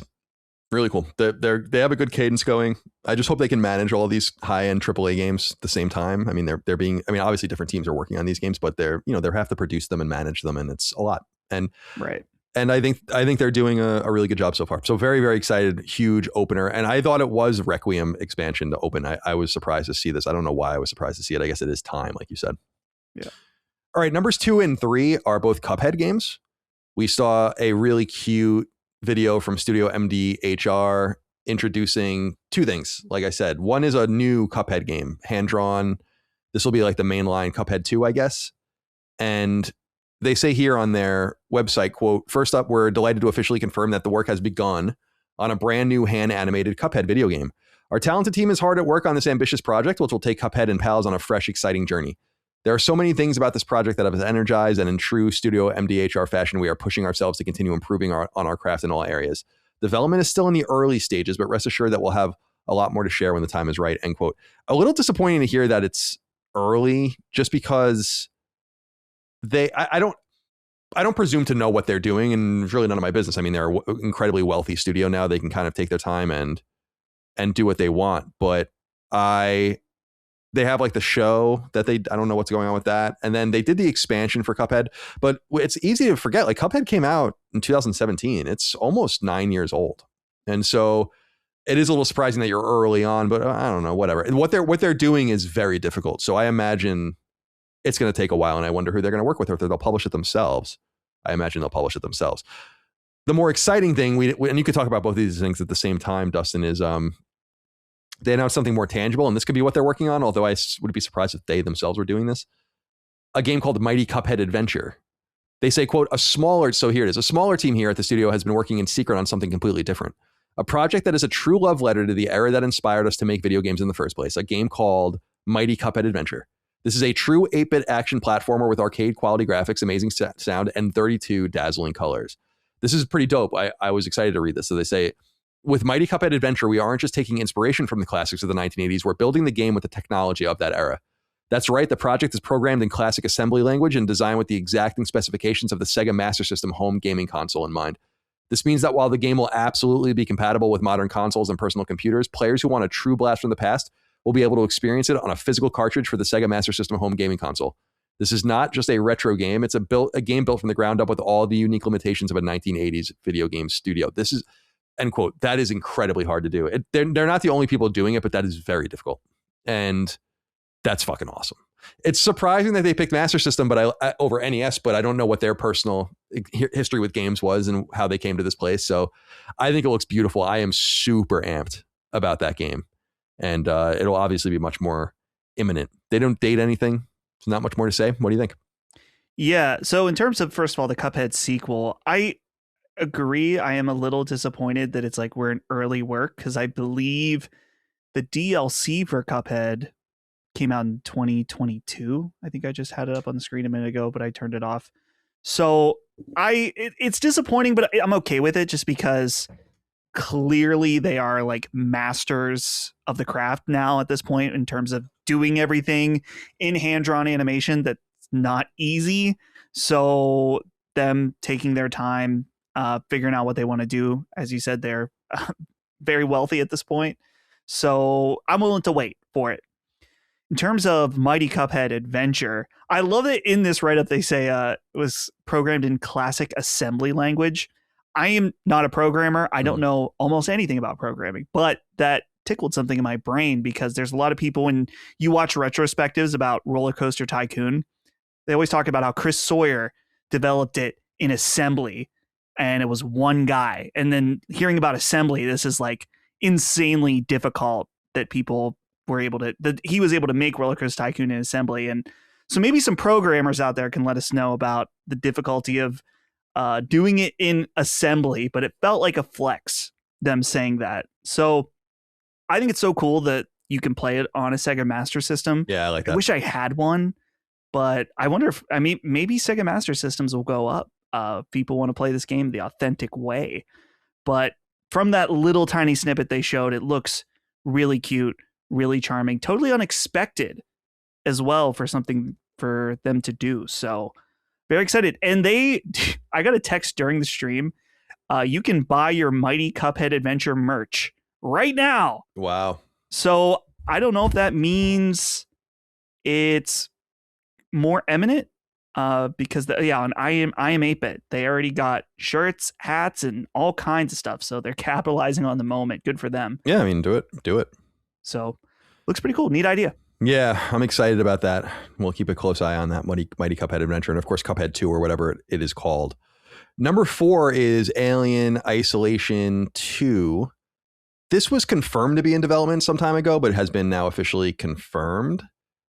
They write in the press release, quote, "The next chapter in Alien Isolation series, Alien Isolation 2, will bring players face to face once more with cinema's deadliest killer, Alien Xenomorph. With a brand new setting, story, and protagonist, players will embrace a whole new adventure while experiencing the same deadly tension which established the original game as the ultimate survival horror experience. On a remote, storm-ravaged colony world, players will endure the elements as they navigate the planet's surface and explore the claustrophobic confines of the Weyland-Yutani outpost of Kurosaki Station. It's a new hunting ground for the alien, forcing players to improvise and develop new tools, techniques, and tactics to survive the deadly game of cat and mouse. It's being developed by Creative Assembly, which developed, of course, the first one. They're a Sega-owned studio. They've been in the Sega family for 20-something years, I think low 20s at this point. And they're best known for their Total War series. So this is obviously something totally different. In fact, I was looking at their games, and between Alien Isolation, which came out fall 2014, and Alien Isolation 2, they've only gone back and made strategy games, and all of them except for one is Total War, with the exception of Halo Wars 2. So very much outside their wheelhouse, and yet that game is beloved and very exciting to see. So I still have not played Alien Isolation. I have to do that at some point. Did you experience it? Are you excited about this? Do you like Alien? I don't even know. I have only seen the first Alien, and then I saw Prometheus and the follow-up after that. So I'm not like a mega Alien fan. Sad news, though, Colin. If you do want to play Alien Isolation, of course, you can play it on your PS5 via backwards compatibility. Right. Locked 30 frames per second. Stinky. It might not do that. So it would have been nice to get a little PS5 port snuck in there, but... maybe time. There's time. Time yet. Yeah. So I seriously know so little about this game. I mean, I've heard people talk about it so highly, and that I think a lot of it is like more about stealth and sneaking than any kind of combat, if I remember correctly. But on our stream, which we had surprised Pork Poncho, this was a game that he was super excited for, and I know people love it. So I should check it out at some point, but not on PlayStation. Sorry. Can't do it. Can't do it, man. Can't do it, man. 30 FPS. Fifth up is Gen Atlas. which is Ueda's new game. It didn't have a name until now. Of course, his new studio, he used to be Team Ico via Studio Japan. Now it's Gen Design. They had first announced the organization of the studio and that they signed with, and I looked this up to remember this. This was like right at the beginning of COVID. They announced that they were going to work with Epic. So this game has been in development for a long time. And then you'll remember that it was first revealed at Game Awards 2024 as Project something. I don't remember what it was, Project Robot or something weird like that. And now it has a final game of a name of Gen Atlas. Looks kind of cool. I mean, I was saying this on the stream, and it's not. I understand I'm in the minority on his games, and I understand that they're beloved. It's not any disrespect. I just know that they're not for me. And no matter, like, I like Shadow of the Colossus, but I really liked the remake of Shadow of the Colossus. I didn't like the original one. I bought Ico when it came out because there was very few games on PlayStation 2 at the time, and I hated it. You know, I hated that game. So, and The Last Guardian, I never played because I knew it wasn't for me. But I know you're a much bigger fan, so this is much more up your alley. Though I'll say it looks much more gamey. Yeah, like much more. I was thinking too. Though unfortunately for this game, it won't be on Steam, so it's gonna kind of hurt it, I think. But Ueda's got his fans, and the fan base is largely on PlayStation 5, so I think that they'll be just fine. What do you think?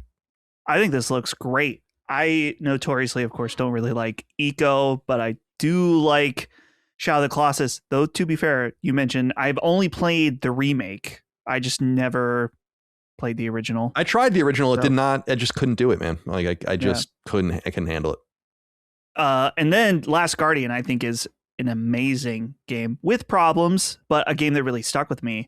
And so the trailer for this just looks sick. Giant robots fighting, and like you said, a little more gamey. Like there's some third-person shooter elements to it that you can see in the trailer. So that's a little interesting to see it be a little more gamey in that way. But I am pretty excited for this. And there's no release window, right? No, so nothing yet. So this could be another next year. It's been a long time. So yeah, but think about Last Guardian. That's true. I you would hope that Epic is kind of keeping him in line a little bit, but maybe not. Yeah, who knows? You give a creative like that enough rope, and they might hang themselves with it. It happens. So, but it looks really cool. I'm open-minded to playing it, by the way. I just need to know much more. Yeah. All right. Next up is a NetEase published game out of a Chinese studio called Blood Message. And it is, what's the studio? 24 Entertainment Studio. Linan, I guess, in horrible Chinese is what it's actually called. But it's 24 Entertainment. The game is Blood Message, being published by NetEase. It's their first AAA game out of that particular studio. The press release says, quote, Blood Message introduces a forgotten odyssey of loyalty and survival where players join Dunhuang's uprising. I assume that's something from history. Taking control of a nameless messenger and his young son in the immersive third-person action adventure. Caught in the crossfire of a righteous uprising and driven by loyalty to both family and country, players will embark on a perilous eastward journey to deliver a message that holds the fate of the war-torn homeland. Amidst the shifting sands of history, they will etch a final tale of loyalty. And yeah, it says set during the final years of the Tang Dynasty. Players will traverse a treacherous 1,000-mile odyssey, 3,000 li, I guess that is. It says, back to Chang'an, the heart of the Tang Empire. So I don't know. It actually looks really good. I just and I like the name quite a bit as well, if I'm being honest. But it also, we always make fun of like the China slop or whatever. And if you're into this shit, if you're into like Romance of the Three Kingdoms, if you're into Dynasty Warriors, if you're into shit like that, and or these like the amazing historical novels of Chinese history and all the stories and the lore and stuff, I mean, it's like right up your alley. It's just not for me. It's too much. I can't keep up with it. I don't know what's going on, and I don't care. But looks good. What do you think? Yeah, I think I'm in the same boat where like visually the graphics on this look really, really strong. But feels like there's a lot of these kinds of games and they kind of all blend in my head. So when this comes out, if it's like, this game's amazing, you got to check it out, then certainly. But nothing really spoke to me where I was like, oh man, I'm really excited for Blood Message. All right. Next up is Stranger Than Heaven, which we've seen before. This is the new Ryogo Gotoku studio game, published by Sega, that I guess is ostensibly in the Yakuza universe. I don't know if that's ever been confirmed. That might be somewhere in the press release. I haven't really read it. By the way, I'm kind of flying by the seat of my pants with a lot of the shit because we just didn't have time to prepare like I usually do. So the press release for the game doesn't really get too much into the game itself, although we saw studio head Masayoshi Yokoyama come to the stage to talk about the game's release date, which is January 15th, 2027. So very early next year. Very appropriate. I think it's a great time for it. But the bigger thing is the inclusion of two rappers, famous rappers, one very much alive, one dead for 3 decades and a little bit controversial. So Snoop Dogg's in the game. Well, he's in everything, so that's not a huge surprise. And it's funny, he's in so many things that I don't find him distracting for some reason. Yeah. Maybe he is, but it's just like, you're just kind of ever present and always around, ethereal. And then the stranger one, Tupac, which has caused quite the furor. Obviously, I said on the show, and they confirmed, Snoop said it, it's like, this is all through his estate. It's not like they're just doing it rogue. It's not the way it would work. But I do find that distracting.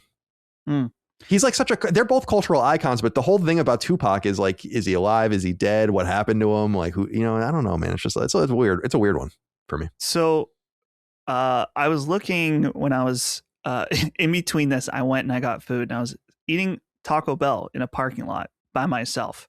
Nice. Sounds really sad, but I actually really enjoy listening to music and just eating food. And I was like, okay, nice little break in between.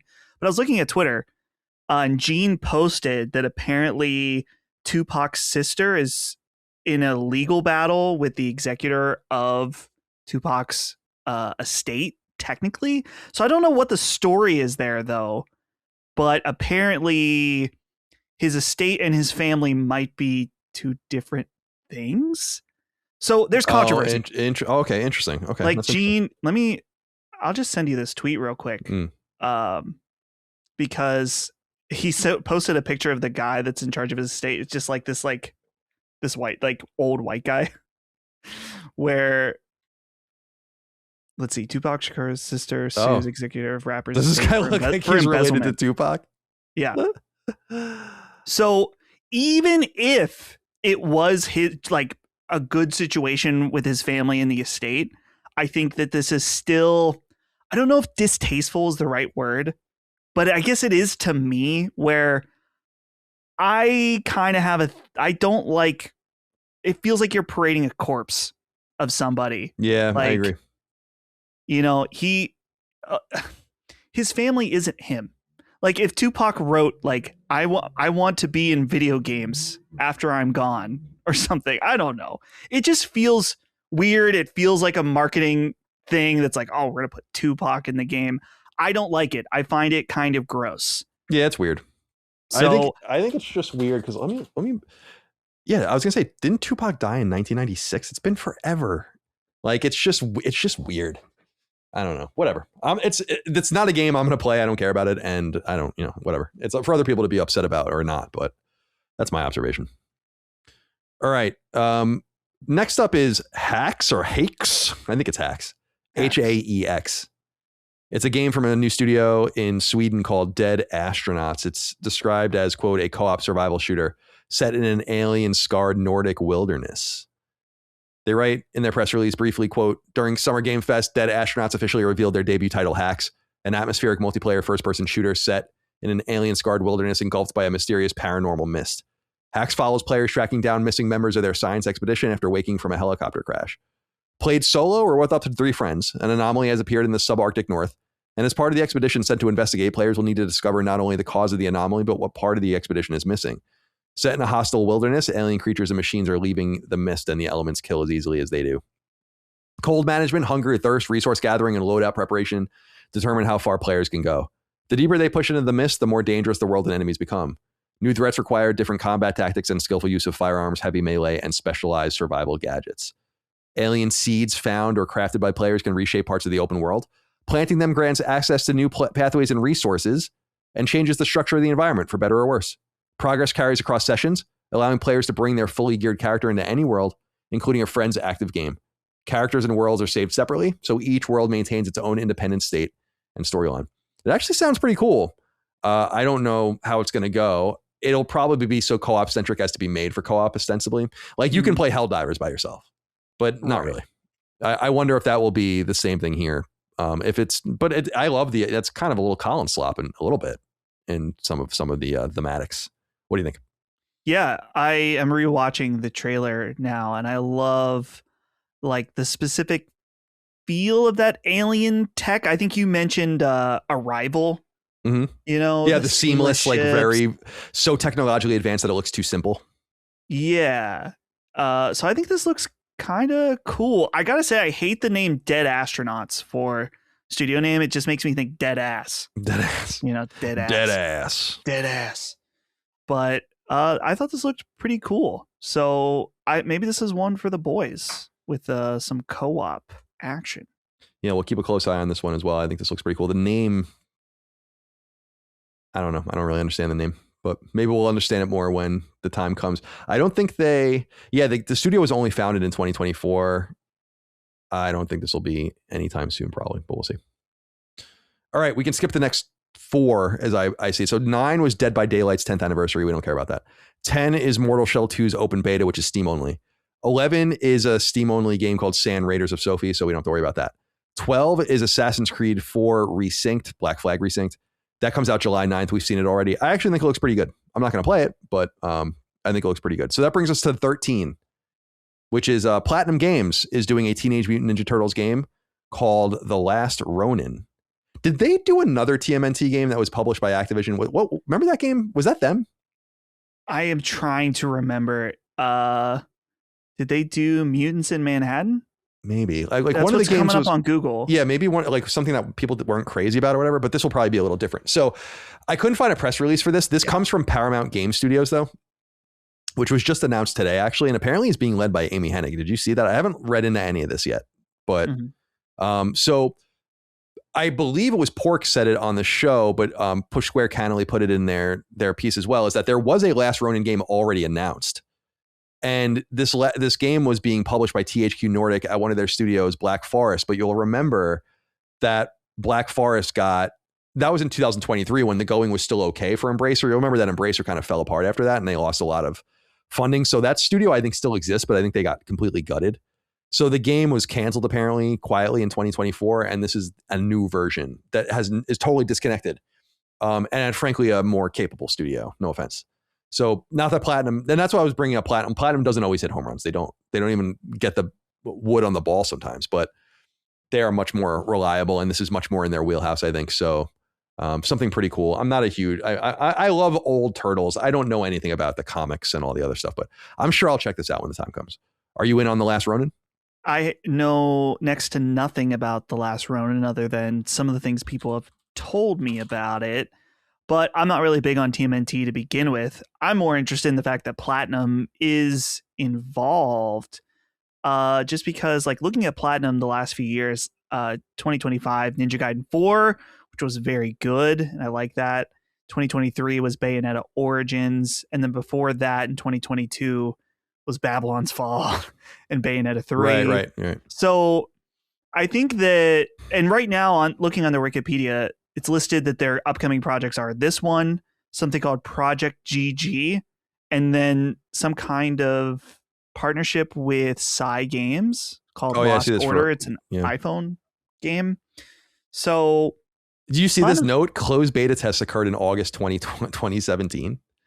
Trademark renewed in 2026. That's interesting. Huh. Interesting. They're small. I mean, it says their headcount's 250, so they can't be doing too much.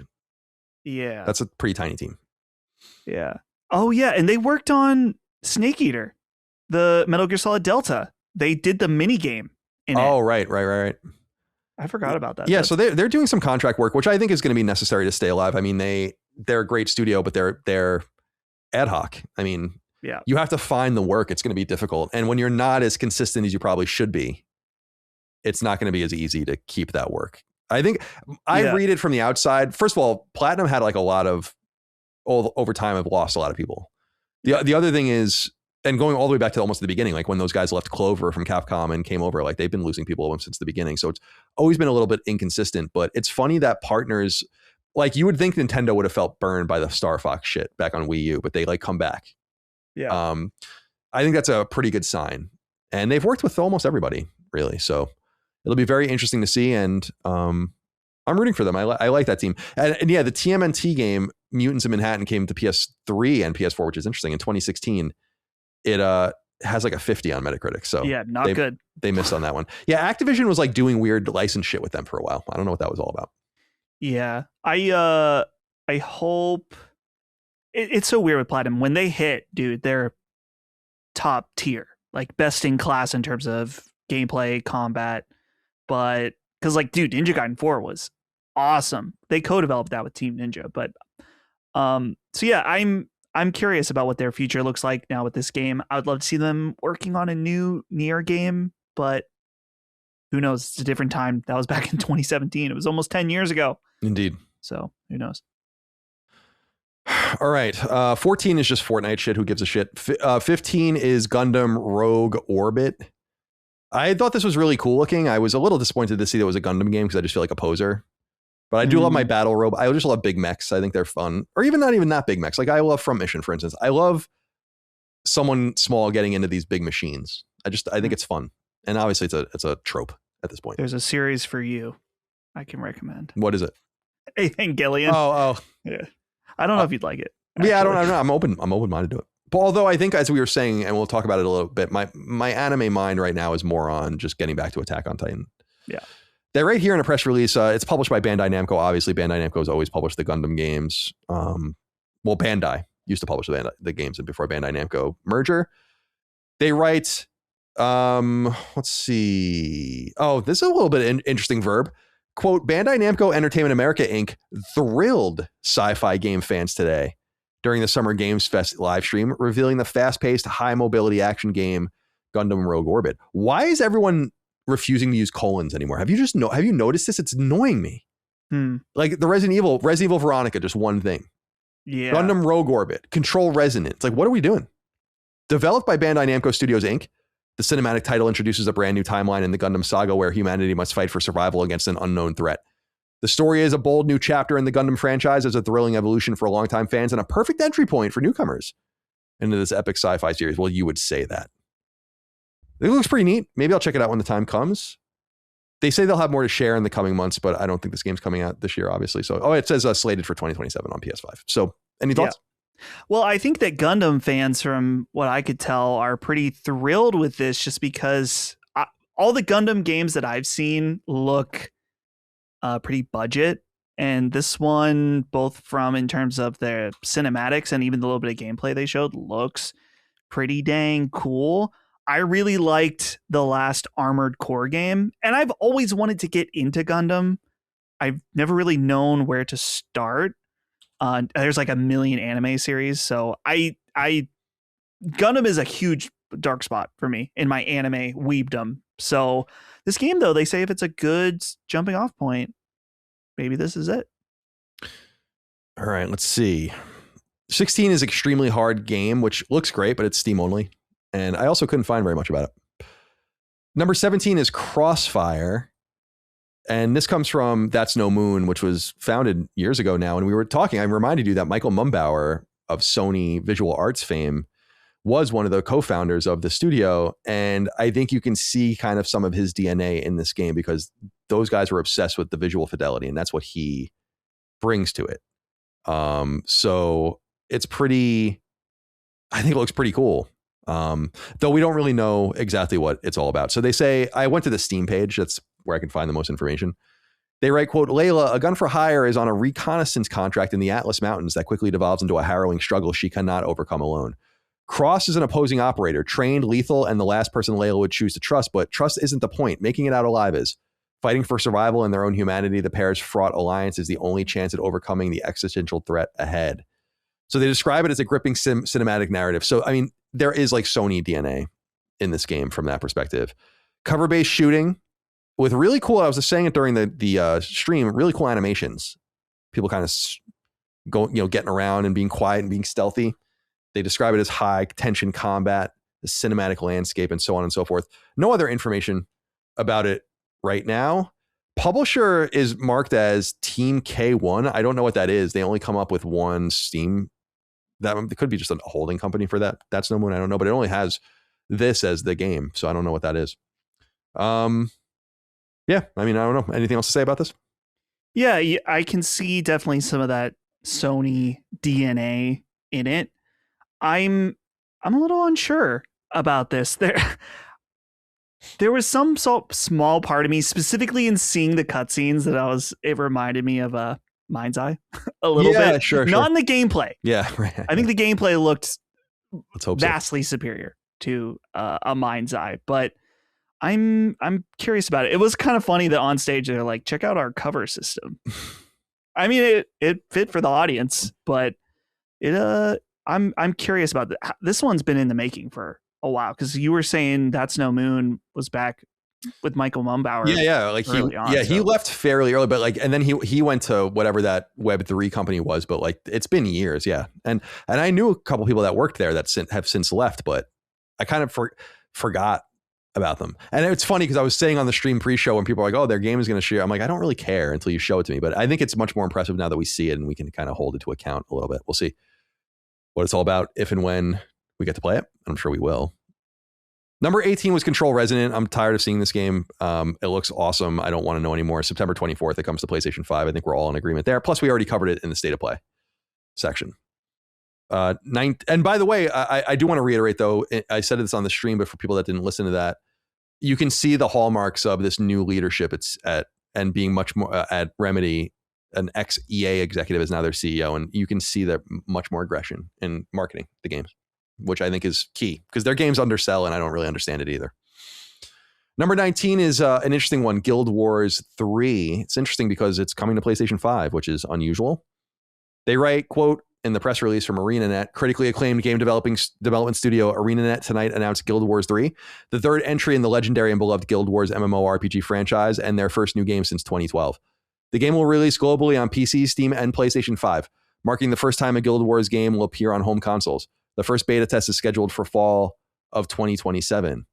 So not a game for me, but a couple interesting things here that I was doing a little bit of research when I could before we started recording is Guild Wars 2 only came to Steam 3 years ago. And I think you had to play it.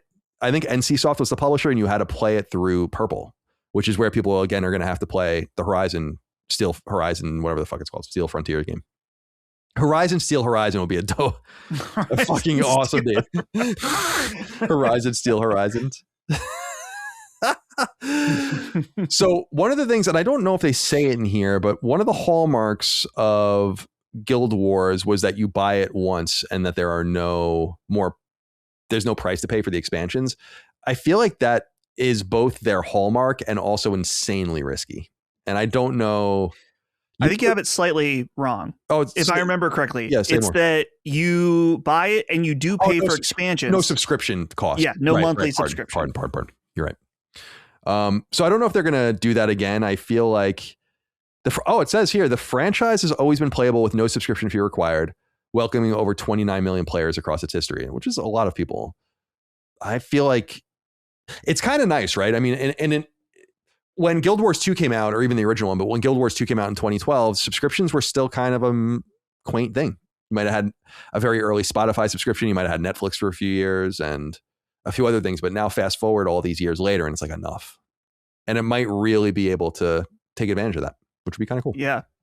I'm really intrigued by this, just in that I think I played some of Guild Wars 1 and Guild Wars 2. Guild Wars 2 came out, if I remember, like right when I started college, 2012, 2013, maybe. So I remember liking them but not being like super into it. And the no monthly subscription is, of course, appealing because that's one of the things that sucks about playing World of Warcraft or Final Fantasy. The other thing I'm just intrigued by is that he made an emphasis that like this is the next step in MMO, the next generation MMO. And I'm intrigued by that because World of Warcraft and Final Fantasy XIV are games that are very much like the old ways that have just been consistent. I think other companies have tried to do new types of MMOs, like Black Desert was one that had like really interesting combat system. So I'm curious to see how they can evolve that very firmly rooted genre. So I'm interested. And the fact that it's coming to PlayStation, I know you mentioned that already, but being PlayStation focused and Steam, pretty interesting. I said this and it sounds like a mean-spirited thing to say. It's not what I mean, but just to put it out there is like people are like, well, why isn't it coming to Xbox? And I'm like, well, I think it could be that Sony paid for it, but it could be that it's kind of becoming more common knowledge, or maybe the assumption in any way is that if your game is coming, like their beta test doesn't begin until late 2027, right? Like, so, and did they say it was closed even? So like the game is probably 28, 29 or something. And you're looking at a game where it's like, you probably just will play PC games on your new Xbox. And there really won't, I don't know if this goes a certain way, if there will be Xbox iterations of games ultimately. Because like, why? You'll want to support Series for a while, but if the new Xbox is truly like going to be a PC, it's like, well, then you'll just play the PC version. Yeah. So I think things are going to change from that perspective. And that might just be really the first sign of that. We'll have to keep an eye on that as we move forward. All right. Number 20 is Star Wars Galactic Racer. It actually looks great. And it was new trailer. I don't really have anything to say about it though. October 6th. Are you going to check this game out? I may check it out. I love that it looks so Burnout. And I loved Star Wars Episode 1 Racer when I was a kid. Oh, yeah. So sure. I might check this out. Trailer was good. And then number 21 was End of Abyss, which is another of these games that's coming to Epic and PlayStation 5, but not Steam. It's launching on, I guess, in October. It says, in the depths of a mysterious underground compound, a mission to investigate disturbances of unknown origin spirals into a harrowing descent through a broken and abandoned world. Play as the young combat technician Cell as she uncovers the truth behind the facility's derelict areas and confronts the monstrous creatures that roam. Any interest in this? Kind of looks, it looks cool. I know that for some reason on the stream I was slightly distracted when this came up, but it is from people that worked on Little Nightmares and Little Nightmares 2. Not that team, but veterans of that team. And you can tell from looking at it that's that type of game, but it looks creepy. I love the like really strong colors, at least from these screenshots here, like the red flare, the deeply blue background. So I haven't played Little Nightmares 1 or 2, so I know people love those games though, so I'm sure they're excited. All right, number 22 is a game called The Last Harbor. It's only on Steam, so we won't be covering that here. 23 is Virtua Fighter Crossroads. We're not fighting game people really, but this is a pretty big deal. They write here in the press release, first of all, we've already known that the Virtua Fighter game was coming. We've already seen it, I think. But they confirmed that it's coming out in 2027 via Sega. Ryogo Gotoku is working on it, which is interesting. It's the first Virtua Fighter game, I think, in... I should have looked this up. I'm sorry. I didn't really have time to prepare. Virtua Fighter. See, when people wonder, like, what do you do when you prepare and take notes? It's this kind of shit. Yep. So I know. The most recent Virtua Fighter was... Yeah, right. 5. Which is, and there was an ultimate version. So 5 was released in the arcades in 2010 and then was re-released over and over again. There's Ultimate Showdown and so on. And there's this other online version, but I think this is a big deal because this is the first new true Virtua Fighter game in a long time. So I'm not a fan. I feel like Cog, I recall being, because he was such a Sega dude. Right. Maybe he would be a good person to cover this. Vincent Genito would be a good person to talk to about this as well. Yeah. Anything to say about this? Probably not. I just also don't know anything about Virtua Fighter, but it seems like the big thing is that the story mode looks pretty extensive. So that's kind of cool aspect. 24 was RuneScape Dragon Wilds. We saw that at State of Play, so they're obviously being quite aggressive about that as well. And we don't have anything to say about that. Number 25 is Soulframe. I mean, it's enough already. 26 is Grounded 2. This was interesting because Grounded 2, of course, is an Xbox first-party game from Obsidian, the sequel to Grounded, very well-respected online game. Early access will be expanding to PlayStation 5 beginning August 11th alongside the so-called Into the Abyss update. So they're going to continue to expand the pardon the pun, but make groundwork to get this game going because Grounded did really well on PlayStation. Other than... like Sea of Thieves did better in the multiplayer space, but Grounded did surprisingly well. If you believe the Alinea analytics numbers, which I do. Anything to say about this? Hear you. Here it comes to PS5. Yeah, this is one of those things you maybe get out of your showcase should you want to rely more on your own, your own releases, but it's not looking good. I don't know anything really about these games. It's Honey, I Shrunk the Kids, which is kind of cool, but I'm very selective about like crafting type games that I play. So next up, this is number 27, is Mafia: The Old Country's expansion announced for August 14th called Man of Honor. They write on their Steam page, on the news page, which is all I could find, quote, step into the role of Enzo Favara and work alongside Ennio Salieri in the Man of Honor expansion for Mafia: The Old Country, featuring 2 new story chapters and new content for free ride mode. Let's see. First revealed at Summer Game, blah, blah, blah, blah. Sicily, winter 1905. In the months since his initiation, Enzo Favara has proven himself a reliable soldier of the Teresi crime family. Now the Don entrusts him and Cesar with a delicate assignment. Assist Ennio Salieri, a man of honor recently released from prison and intent on reclaiming what is his. At Salieri's side, Enzo is drawn deeper into the volatile underworld of the Valle Dorata, where loyalty is tested, debts are settled, and every move carries weight. I'm sure I'm doing the Italian great justice. I think this is a prequel, right? This feels like prequel content, but maybe I'm totally wrong on that. I don't know. It's been a while since I played the last one, but I loved Mafia: The Old Country. I thought it was great. Will you check this out when the time comes? August 14th. I want 2 chapters is a little thin. Maybe the free roam stuff, the free ride stuff will be kind of cool, because I know they added that mode later and I never messed around with it.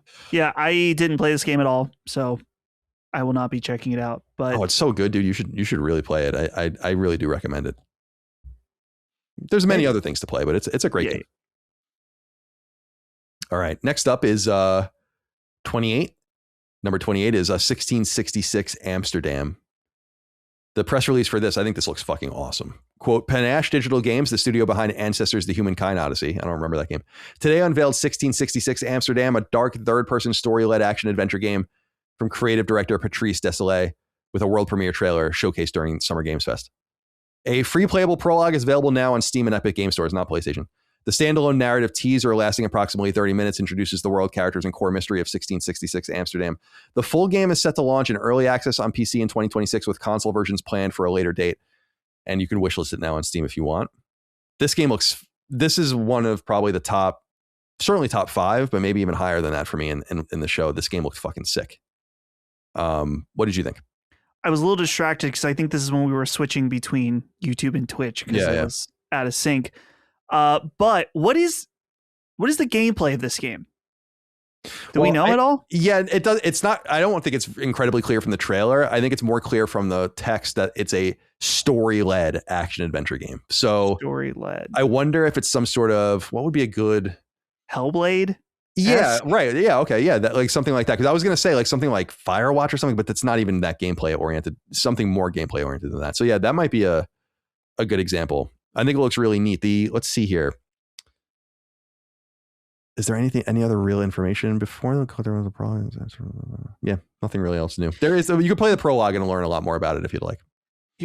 I'm looking. So I'm on their specific YouTube channel, and it comment says, "Yes, finally, I'm 27 and first started getting hyped for this when I was like 13 or 14." Oh yeah, I don't even know anything about it. So apparently, this game has some legs behind it. But I'll check out the prologue if it's on Steam. Certainly, why not? Yeah, I don't know anything. I'm trying to see a team of nearly. They have 70 people. They're in Montreal. All right, we'll see what happens. All right, next up is number 29, Saw Genesis. This is coming from Bloober Team, so that has my attention. Also, I was saying there was a Saw game published by Konami back on PS3, which was not that bad. And I know Saw's kind of lost the plot, maybe literally, and I've not seen any of them except for the first few, but I really like the first Saw. I was saying that on the stream, so I'm open-minded to this. There's a problem, though, is that it's a multiplayer game. So that kind of kills my excitement. Here's what they say. Quote, in collaboration with Bloober Team and its co-development label Broken Mirror Games, together with Anchar Studios, officially everyone unveiled Saw Genesis, a twisted new asymmetrical multiplayer horror game featuring a storyline that precedes the events of the iconic Saw films and influences Jigsaw and his elaborate psychological games. Building on the success of the Blair Witch video game, the critically acclaimed horror developers have once again teamed up with Lionsgate, leveraging Bloober Team's expertise in crafting immersive horror experiences while expanding the lore of the Saw universe and preserving the psychological intensity that defines the franchise.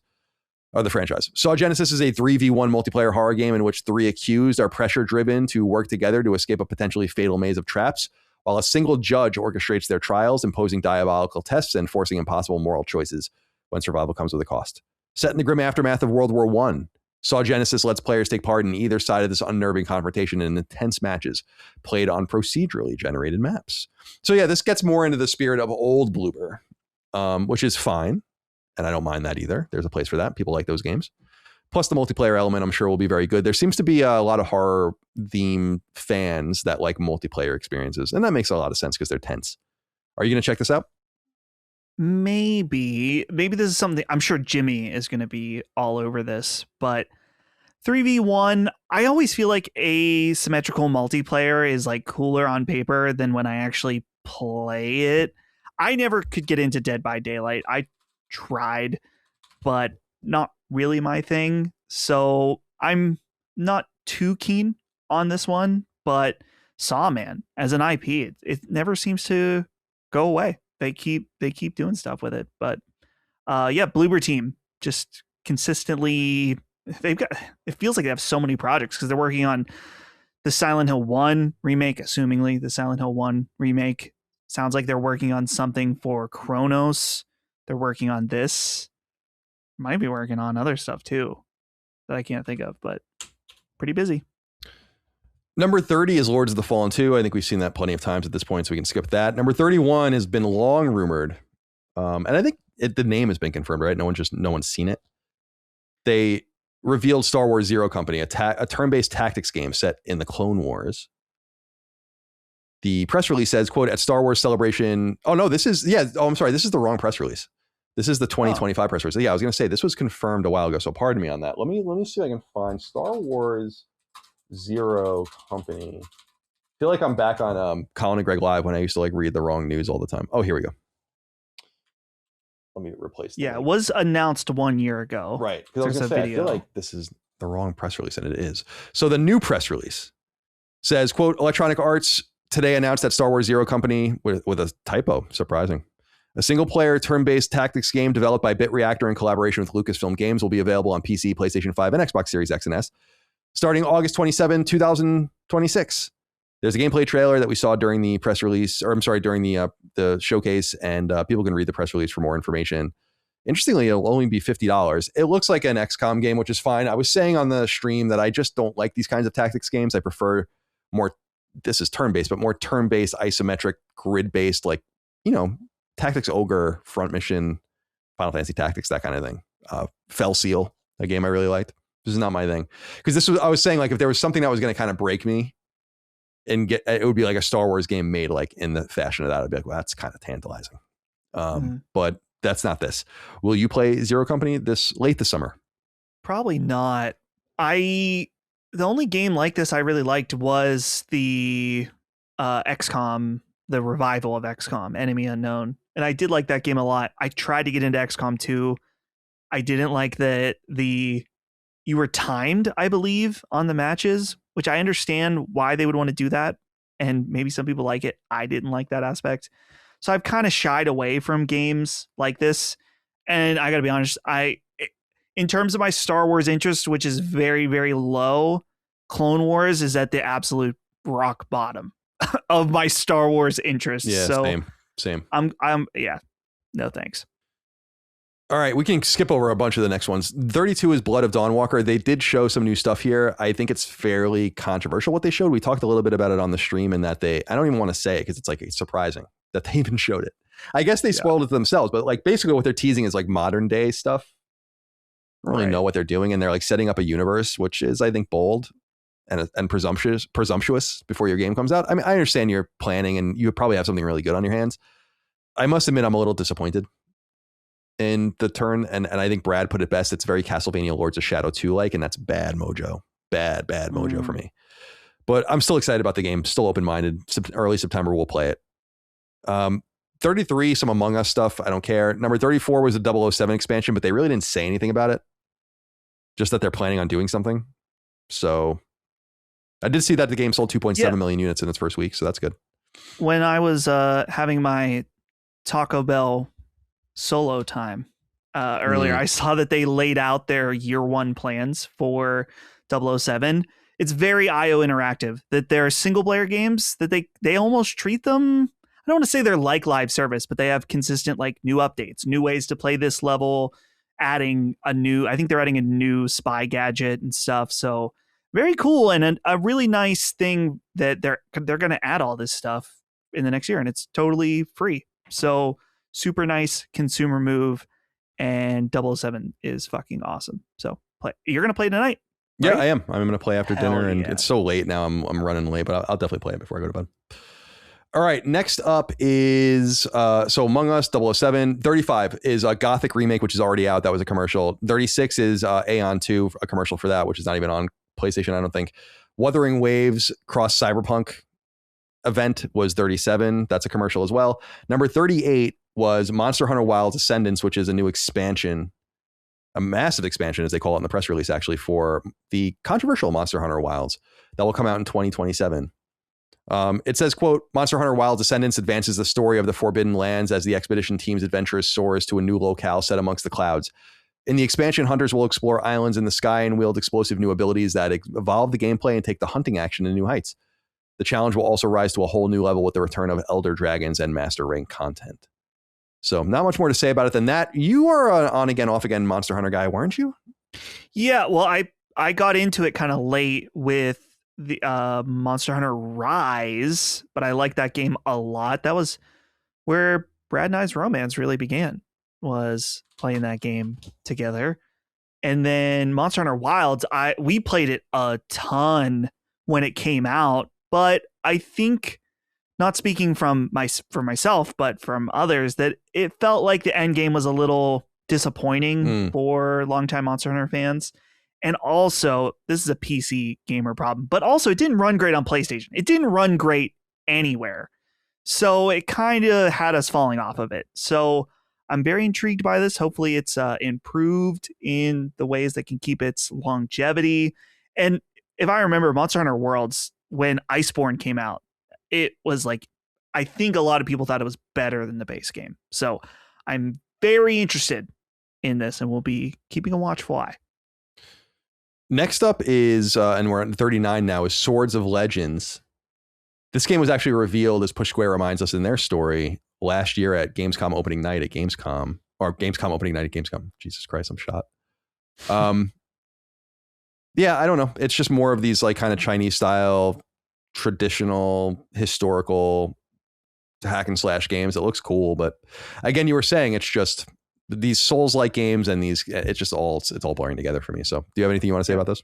The only thing to say about this is shout out to Kong Z, Master of Cantrip, who is the boss fight, which actually was pretty cool because he's like a cloth or a carpet. Yeah, or something. It was really cool. It looked like a Persian rug or something. Yeah, he was cool, but I'm good on the Souls-likes. Next up is number 40. It's a pretty big one, although not for me and not for you probably, but it's for a lot of people. Hot Wheels Infinite Rush. This comes from Mattel acting as publisher, with Milestone, which is the long-running Italian racing developer. They write here, quote, set in a dynamic, freely explorable environments designed in a signature scale and style of Hot Wheels, players can launch into gravity-defying stunts and high-speed adventures beyond the iconic orange tracks. Features include explore a Hot Wheels-sized world, high-speed arcade racing, competitive multiplayer, create and customize all sorts of things for your cars and your tracks and all the rest. Yeah, I mean, this is a follow-up to, I think, a surprisingly popular 2021 game, Hot Wheels Unleashed, and the turbocharged sequel, which came out in 2023. So they're just continuing to go. And these games, I got to look, like Hot Wheel Unleashed. Yeah, it's by a year after it came out, it was already at 2 million units with 8 million players. I mean, it's pretty good. Hot Wheels isn't exactly the most relevant brand anymore, as far as I can tell. Yeah. It doesn't seem like kids play with fucking toys, so I don't know. I'm interested in this. Not necessarily I'm going to like pick it up and play it day one, but it kind of makes it sound like it's a little more open world. Like on this press release, it says race across 4 themed islands where players can sky jump between environments, smash through obstacles, blah, blah, blah, blah, blah. So I wonder if they're kind of taking a page out of like Forza Horizon, which I'm always intrigued by those games, but I am such an arcade racer guy that it doesn't quite work for me. So, and Mario Kart World was very disappointing in terms of its world aspect. So a kart racer feeling arcade racer game that has an open world aspect kind of could be interesting. The next two are both Sonic related, unfortunately. Number 41 is new characters and DLC stuff coming to Sonic Racing Cross Worlds. TMNT coming July 2026. Leo, Don, Raphael, and Michelangelo. And then I guess Avatar stuff, Avatar the cartoon stuff is coming later in the summer. And then later in the year, Godzilla and Evangelion are coming. So that's up. Are you interested in checking the Evangelion stuff out? I kind of am, though I don't know if it's enough for me to want to buy the game. Maybe if I could get it on like a super sale at some point, just because some of the Evangelion stuff in it looked really silly and out of pocket. So I try to not be one of those fans that just consumes. That's like, oh, well, it's Evangelion, so now I must submit to Sonic. I must bend the knee to Sonic. Don't ever. Not sure about that, but. Number 42 is Sonic Pico Park, which is a version of the game Pico Park, I guess, imbued with Sonic for its 35th anniversary. Pico Park is a game by Techo Park, which came to PC in 2016 and Switch in 2019. I don't really know anything about it. I think it's a co-op like puzzler or something, right? And then there was a sequel, Pico Park 2, and I was looking this up because it actually came to everything but PlayStation, which is weird. Huh. So I don't know if this is, I assume this will come to PlayStation, but something to keep an eye on. If you have anything to say about this before we move on. I know nothing about it. Number 43 is Attack on Titan 3. This is coming from Omega Force, so it is a Musou and being published by Koei Tecmo. They write here, quote, today, Koei Tecmo America and developer Omega Force announced Attack on Titan 3, challenging fans to dedicate their hearts and fight for the survival in a dark fantasy world terrorized by giant humanoids. The new action game is based on the popular anime and manga series created by Hajime Isayama, and enables AOT enthusiasts to play through the entire epic storyline for the first time. To commemorate the announcement, a reveal trailer has been released, offering an exclusive first look at the upcoming game, blah, blah, blah, blah. Attack on Titan 3 is a riveting culmination of Omega Force's action game series, depicting the story of Attack on Titan from its survey core beginning to its dramatic conclusion. Fans can ready their blades for combat against the 9 Titans while learning more about the characters and lore through the brand new story content. With upgrades and improvements to the omnidirectional mobility gear battle system helping create more acrobatic and intense fights, fans can experience the terror and drama of Attack on Titan, the legendary story like never before. What is it about these Musous that are so attractive? Yeah, I'm trying to remember if I'm sure that this has a lot of Musou trappings, but like in watching the trailer, there's straight up boss fights with Titans. And so maybe it's not quite as Musou as we're initially thinking. You might be right, actually, because I'm looking at Omega Force's Wikipedia page. They make a bunch of games, obviously, and they have them split up so that it's like Dynasty Warriors and then spin-offs of Dynasty Warriors and then Samurai Warriors and then Warriors Orochi and Warriors All-Stars and then the licensed stuff. So it's like from Fist of the North Star to Zelda to whatever, Dragon Quest and everything, Fire Emblem. And then they have other. And in there, they have a few random things, like remember the game Bladestorm and then Tukaiden, which was kind of a Soul Sacrifice copy. And then the Attack on Titan games are in there as well. And there's Attack on Titan in 2016, Attack on Titan 2 in 2018. They're described as hack and slash. So I imagine they probably are Musou, but probably not volumetric action games. In other words, like not the endless barrage of enemies. It might be something more deliberate. It probably has to be because there's not like an infinite number of these Titans, right? So, yeah. Well, we'll see. Yeah. I love Attack on Titan. I'm curious. Anime games have very, very mixed quality, but I'm curious if you like Attack on Titan 1 and 2, the games, let me know if they are of quality. I think I own one of them, but I've never played it. We can move through these quick as well. 44 was Clutch. That game has already been revealed, but it's the new game from some of the Forza Horizon people. It looks pretty good. 45 is Chronicles Medieval, which is only on PC. 46 was something about Sea of Remnants. I don't even know. 47 was Hitman's Elusive Target, which was Pittsburgh's own Wiz Khalifa, as we saw. Wait, the 47th announcement was Hitman? Yeah. He is Agent 47. That's right. That's very interesting. Yeah, it was. I mean, by my count. Yeah. Very cool. Because I had a few things that I like use like halves. Because there was like Death Row Games was 7.5. Switch's first scissor reel was 24.5. Switch's second reel was 34.5. And then the Capcom sale was 46.5. So yeah, those are all games. So I think it is 47 games. Yeah. Oh, and Hitman, it's the Wiz Khalifa Elusive Target is what they're doing. So like I said, Pittsburgh's very own Wiz Khalifa. 48 is Pal World. I guess they're finally coming out of early access or something because I think they were calling it 1.0. I'm infinitely tired of talking about that game. And then number 49 is a big one, and 50 was a big one too. They're related. 49 was The Wolf Among Us 2, which was first revealed a long time ago, back in 2022, I want to say, from Telltale.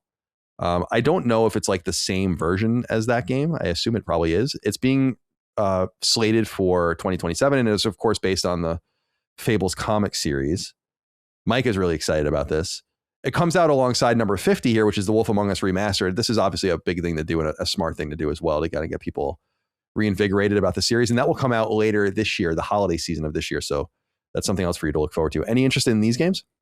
I have never played The Wolf Among Us, so I know a lot of people love it and they're so excited for Wolf Among Us 2. So I'm glad they're finally getting that. Is this the first, like, Telltale obviously had all their problems. Is this their first, like, in their reborn state? Let me look. Coming back? Let's find out. Telltale Games 2018, the present, is they have like their own. Batman Shadows Edition was 2019. The Expanse was their first thing. Right. And then this is the Wolf Among Us is the technically the second thing, because the Batman stuff was done before they became this company. I think they were just combining the work that they had already did at because the Batman stuff was like late original Telltale, and I think they carried it over. Good question though. All right, just a few more to get through. 51 was Stellar Blade Blood Rain, sequel to Stellar Blade, starring an all new character, which I think is awesome. And I wonder like how the Gooners feel about it, because she's got the tight outfit on, but she kind of she kind of looks like a child almost. It's kind of like uncomfortable, you know. Yeah. I don't know. I don't know what they're like. It feels like I haven't had time to read anything, but I'm like, are they upset? I guess they're all fake anyway. They're not real. Or maybe she's real. Maybe she's a real girl. I don't know. But it says here, quote, Stellar Blade Blood Rain marks the next chapter in the acclaimed action adventure franchise being developed by the original team. Set in the same universe as Stellar Blade, the next installment continues the story behind the events of the first game, introducing a new protagonist, Evie, and expanding the world in a bold new direction. While the project is still early in development, Shift Up has made incredible progress and is looking forward to sharing more details when ready. The team is hard focused on building upon the stylish action world building and core elements that fans have adored from Stellar Blade while evolving the universe in ambitious new ways. There's really no other information other than the trailer, which is fairly extensive along with some art and screenshots. I'm looking forward to this. I think it looks awesome. I thought the original Stellar Blade was fantastic. I think a lot of people are fascinated. I know I'm fascinated by like will they, won't they with Sony and like PlayStation exclusivity. We know that they're publishing it themselves, and they said in their most recent fiscal report that they are going to try to launch it everywhere. I just wonder what that means. But again, by the time this game comes out, you can imagine, for instance, maybe them trying to sneak it on Switch 2 or something. Did Stellar Blade 1 come to Xbox? I should look that up. I'm not sure. While you look that up, I'll say this trailer was great. I really like that it looks very different in terms of its environments. Like Stellar Blade 1 is very wasteland, very sparse environment, whereas this one you're in this very grungy looking, super futuristic, cyberpunk-esque city. And the other thing too is this combat being hand-to-hand combat looks pretty dang cool. So Stellar Blade 1 was great.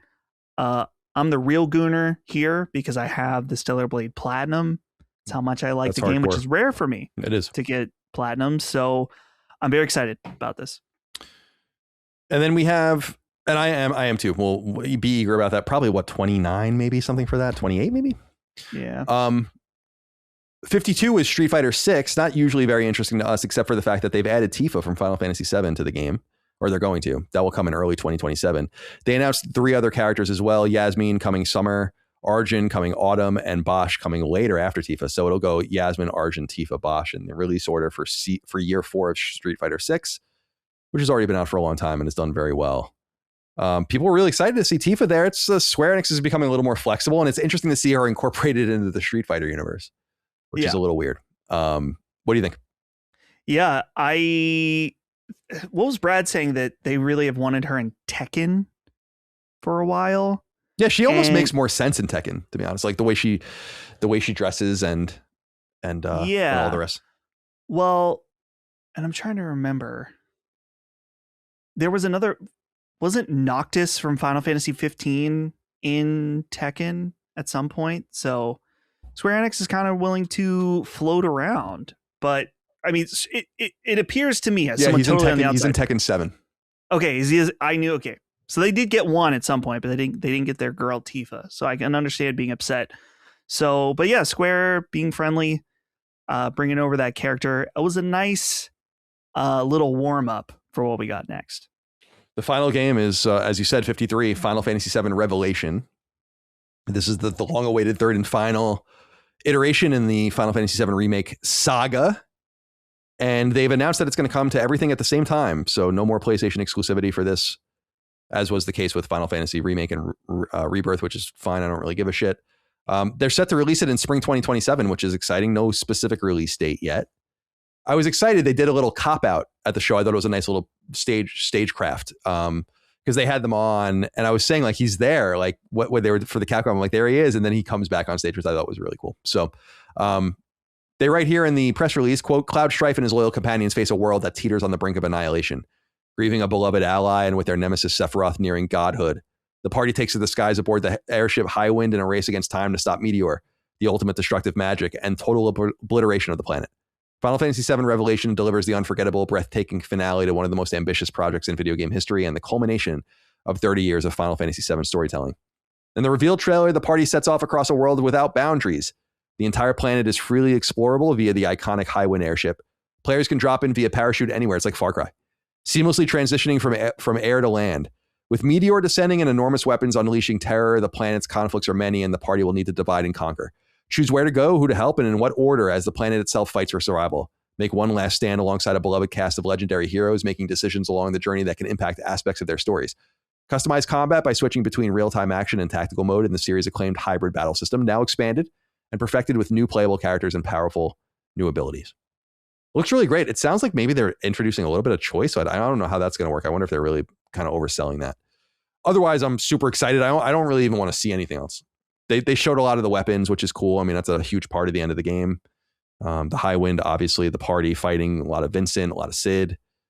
The job system. And the job system, that's right. Yep, which is cool. So yeah. I was saying on the stream, I really feel like they've done a great job of differentiating the three games. We haven't played the third game. We don't know exactly how it's going to turn out, but they do seem separate and distinct from each other. They're not like one big thing that was squished together. They have such different DNA, and I really like that they're doing that. Yeah. The thing that immediately intrigued me, and it's in the press release here, is just that the fact that you can fly around in the Highwind and then Fortnite jump out and drop in. Yeah, it's fun. Thinking about the trilogy now as a whole, the first Final Fantasy VII Remake is it's overall very linear experience. There's a couple points where you can kind of branch off and do different things, but it's certainly not an open world game by any means. Then you get to Rebirth and it is much, much more open, but it still is like segmented open world levels, like very, very large open world levels that are segmented. So it sounds like they're evolving to like a full blown open world approach, which is really exciting because there was a little bit of concern from me that after Rebirth, I don't know, I got this feeling that they were kind of like, yeah, we're going to get going on this really fast. We're going to use Rebirth as the base to kind of evolve. And so I guess I was lightly concerned that we were just going to get like the Rebirth, but the next story, like the next part of the story, but the mechanics and the way the game played and the feature set would be the same. But that clearly isn't the case, showing that adding this job system, adding this open world aspect, it looks like a pretty significant evolution of it. And yeah, the Vincent gameplay looked sick. So this is probably going to be the new most anticipated game for the time being, outside of Judas. But give us a date. Let us. I can't be excited for Judas constantly at this point. It's too bad. My balls can't handle it. Yeah, it's too much. It's too much for your balls. Well, that's all we had. I thought it was a great showcase. I really enjoyed it. A lot of things to look forward to if you like video games. If you don't like video games, probably not many things for you to look forward to. Yeah. All right, so we'll segue back into the show. We've recorded a bunch of other stuff. I mean, there's still so much of the show left to go. And for the Xbox Showcase, which will have a bunch of PlayStation stuff at it, we'll just do that next week. So this episode will go live just a couple hours probably after we stop here. Hope you enjoyed it. Dustin, thank you for being here. I appreciate you. Let's go back to the rest of it. We're coming back in from the Summer Game Fest thing. Should we do one? I assume we will. Show's supposed to be 2 hours long. Man, I'll tell you, Intergalactic's looking pretty good. Really good. I think it's going to really surprise everyone. I wonder how many of those we nail and we don't get when I probably half and half. I don't know if we've ever nailed one. I feel like it's always been a miss. Dude, very well. All right. We got an interesting letter here that I thought I would use to go off of for this next story, which is a bit of a niche story, and we can talk about it briefly, but something I'm quite excited about. Corey Vaught wrote in and said, "Hey, gents, do you think Sony purposely keeps the store horribly unorganized and bloated? Trying to browse the state of play sale is extremely cumbersome, as well as games are listed multiple times for various editions, and then there are DLC listings mixed in as well. GTA 5 itself has 4 pages in a row on the app because of the game and shark cards. Same goes for the sports games. Combine this with the avalanche of games released every day, and it becomes a slog to find something without specifically searching for it. How does this benefit them? What's stopping them from having a single card for every game on sale instead of listing every single page associated with one? Thanks, guys. I'll go hang myself and listen. Please don't." David Carradine, right? That's the guy's name. So that is weird and it is annoying. It's been a thing since the PS3. I don't know why they do that. I assume it's because everything's on sale. Some people are going to be interested in that. I mean, if you're a Grand Theft Auto fan, seeing the shark cards or whatever on sale is probably going to be a huge thing. So I understand that. You'd think they would give you a way, and they do. You can use the search tools to narrow out platforms and things you want, pricing and all the rest. But there are two things, because we got a couple letters about this, and I want to reiterate this because I thought I said it, but I guess I didn't. And I think it might be fixed. On PSN, you can't find Mina the Hollower if you search for Mina. You have to search for Mina the Hollower, or you have to search for Hollower. I think this was fixed, but it's true, 100%. At least it was for like a week. So I wanted to throw that out there in case you were having difficulty finding it. And someone wrote in about that. We were going to use this, but we've been going long, so I don't want to get too deep into the weeds. But I thought it would be interesting to show this. So we've cited this website, delistedgames.com, which is a pretty cool website. It just chronicles games that were on various platforms that no longer are on those digital storefronts anymore. Just a little bit of a compendium. And they report that it seems like Sony is kind of going through and killing these shovelware developers. Now, we had noted that back in March and April, and they write here, Nostra Games and CGI Lab and Go Game and VRC Forge and Welding Byte, so 5 studios, all had their games removed from PlayStation Network, which was thousands of games. And I think they've gone after a lot of the larger targets of shovelware and the trophy kind of games, and now they're going after the smaller ones. So they write here, Webnetic is the next publisher catalog to be wiped off the PlayStation Store, and they write, quote, "Publisher Webnetic has either been informed by Sony ahead of being banned from the PlayStation Store, or they're electing to bow out voluntarily before the ban hammer comes down on them. The studio announced on Twitter on Monday that they are on our final days on PlayStation," in quotes, suggesting that their remaining roster of 172 titles will soon be delisted. And their tweet read, quote, "As our journey on PlayStation comes to an end, we want to thank everyone who played our games, supported our releases, and joined us along the way. These are our final days on PlayStation, so if you ever wanted to check out our games, now is the perfect time to do so before they're gone. But this isn't the end for us. We're continuing our journey on Xbox, Nintendo, and Steam, and we have exciting projects ahead. We'll have fun with that over there." So their games are going to get delisted soon. And then another company, Akintha, they write, is the next PlayStation publisher to announce their upcoming removal from the PlayStation Store. And they write on the website, quote, "Following yesterday's announcement about Webnetic, it appears that Sony may now be informing multiple PlayStation publishers about their upcoming catalog delistings this month. Early this morning, developer Akintha announced on Twitter and in a reported email that their 47 published titles will be removed from the PlayStation Store at the end of this month." Bye. Yeah. 40, come on, man. Now they're going after the smaller targets, so it doesn't feel quite as good, but I think it's because there's probably fewer large, obvious targets to go after. But they're doing it, guys. Can you believe it? I actually can't.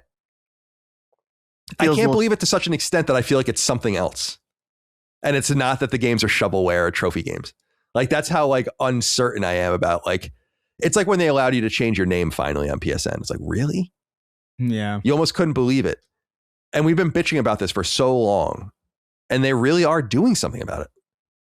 And they should have never been on the store to begin with, these people, but it's good that they're getting removed. And I just wanted to shout that out. I don't know if you have anything to say, but to answer the question from Corey, no, it's not intentional. And it looks like they're trying to make things a little easier, which I appreciate. And according to these guys, Nintendo and Xbox and Steam's not going to care, but Nintendo and Xbox don't care. And as I understand, Switch is getting bad. Yeah. Which is like, I just don't know what Nintendo gains from that. I'm confused by it. I know how the system works. Like, I know how much money everyone's making. I know like how many copies these games typically sell. It's like, what are you really getting from fucking your shit up like this? It's sad. So wanted to throw that out there. Very exciting news. We don't cite this website very often, but WCCF Tech, old website, writes, NCSoft pushes Horizon Steel Frontiers to 1H 2027 after hinting at a 2026 launch. So they went through their financials over at NCSoft, of course, a South Korean, mostly MMO studio. They're making the upcoming MMORPG Horizon Steel Frontiers, which is apparently only coming to PC and mobile. It was originally supposed to come out potentially in 2026. 1H 2027, of course, means first half. So pushed out to no later than probably this time next year. This game looks cool. Dustin, could this give them time to bring it to PlayStation, which is what they should be doing the entire time? Maybe, but probably not. Obviously this game's going to be available here, but it really feels like it is a game for another market, being so mobile focused. But yeah, I'm curious about this one, especially with the contrast of how people are feeling about Horizon Hunters Gathering. So we'll have to wait a little longer. Let's see here. What else? By the way, if Steel Frontiers comes to console, I'll play it. I'm just not playing it on fucking purple. Gotta be dreaming. Yeah. All right. What do you guys think about this? Push Square reported this. Mm-hmm. They write, widespread confusion forces Amazon to make a statement about future James Bond games. So, as you guys know, why would you know this? Amazon acquired MGM during the development of 007 First Light. This means that they own James Bond now, but they obviously let the game go on and whatever. It's not unlike what happened with Bethesda when Microsoft bought them, and yet we still got Deathloop and Ghostwire Tokyo as PlayStation exclusives because those timed exclusives because those deals were made or whatever. So in a weird statement, and this was in an interview with Polygon, Geoff Gaddis, who's the head of Amazon Gaming, the general manager of gaming, he says the following. He says that while Amazon, quote, didn't have the full rights to First Light James Bond game, any sequels will be, quote, done by MGM and theoretically by Amazon Game Studios, end quote. It's not suggested that IO Interactive will be replaced as developer, just that publishing duties will move over to Amazon. IO self-published 007 First Light. Quote, we did not make First Light. We do have some stake in it because we now own the IP, but that IP acquisition happened after the First Light IO deal was already done, end quote. Push Square writes, the hope is that Amazon won't interfere with what IO Interactive wants to do next with its vision of James Bond. So this confused some people because it's like, what are you saying? And I agree with Stephen Talby over there wrote this, and I agree with his interpretation that what they're saying is that they're going to publish the games. I don't think that they'd be fucking stupid enough, especially because Amazon is so inept with video games that they would get in the way. This thing has been hand delivered to them. Basically, they didn't have to do anything. So I don't think they're stupid enough to do that, but I can understand people's misinterpretation. They gave a comment then to VGC that might make things worse, but I don't know. They say, quote, Amazon MGM holds the rights to any future James Bond video games, but it's still too early to discuss future projects. We have a great relationship with IO Interactive and are proud of what we've accomplished together on 007 First Light. I don't know what you accomplished with them. Our partners at IO will reveal more about 007 First Light in the near future, and we're looking forward to sharing what's next, end quote. How do you read that, Chris? Why wouldn't the game just sold 2.2 million copies in 24 hours, I think. Why wouldn't you just be brave enough to say, like, we hope that we can do more with IO in the future? Yeah, it is crazy. Well, I think it's 2.2 million in the first week. Oh, first week. Pardon me. I think the first 25 4 hours, I think, was 1.5, which is great. Okay, pardon me. Thank you. So don't, Yeah, I got you before you commented. You saved me. You. The rare Chris save. It's weird. It is weird to word it that way. For sure. Like, I don't know why you would not be clear about it. First of all, what the fuck is your intention really? Like, to not have them do this? I guess maybe it is. Well, so here's the thing that could make this make sense. Maybe IO doesn't want to. That's what I was thinking. I don't, because they made a look. We're going to talk about it in what we're playing. I think it's exceptional. But maybe they're like, yeah, we built this thing. It was a fun thing to do. Back to Hitman. Right. You know, like maybe, right. Like, I don't know, like maybe, or something else. Like, I don't know. Like, what were you? Do you have something to say, Doug? My angle was like they licensed it but published it themselves. So I would assume that means they took a greater financial risk in order to hopefully reap greater financial rewards. And so now they're going to have to negotiate with Amazon in terms of like a publishing deal. And they might just be like, well, we don't really want to make it for you in that way. Like, we want to be able to, like, does that make sense, Colin, in terms of like a money perspective? Yeah, I was thinking too, to that point, that it could be a relationship thing too. Like, they made the deal with just different people. They might not like Amazon. I mean, they might not want to work with them, or like there could be, so it could, the money situation, and like you were saying, the idea that they're licensing it and then acting as self-publisher, it does seem to say when you read the verbiage, which is probably pretty deliberate by Amazon, especially in the statement, it's like, we're going to publish these games moving forward. Like, that's not even a choice. And so you could be right in saying like, well, this isn't really worth it for us to continue on. Although, Dustin, it conflicts with what we were saying earlier about like wanting to invest in a place and a time and then reap more rewards out of it. It should be easier for them to make a Bond game now.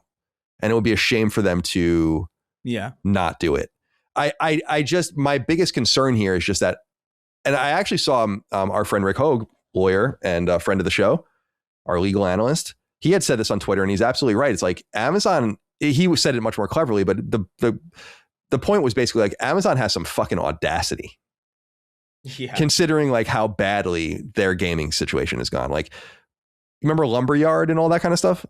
Yeah, like they right? wasted probably billions of dollars at this point. And it's crazy. Like, it goes to show you that no, money doesn't solve all your problems, actually.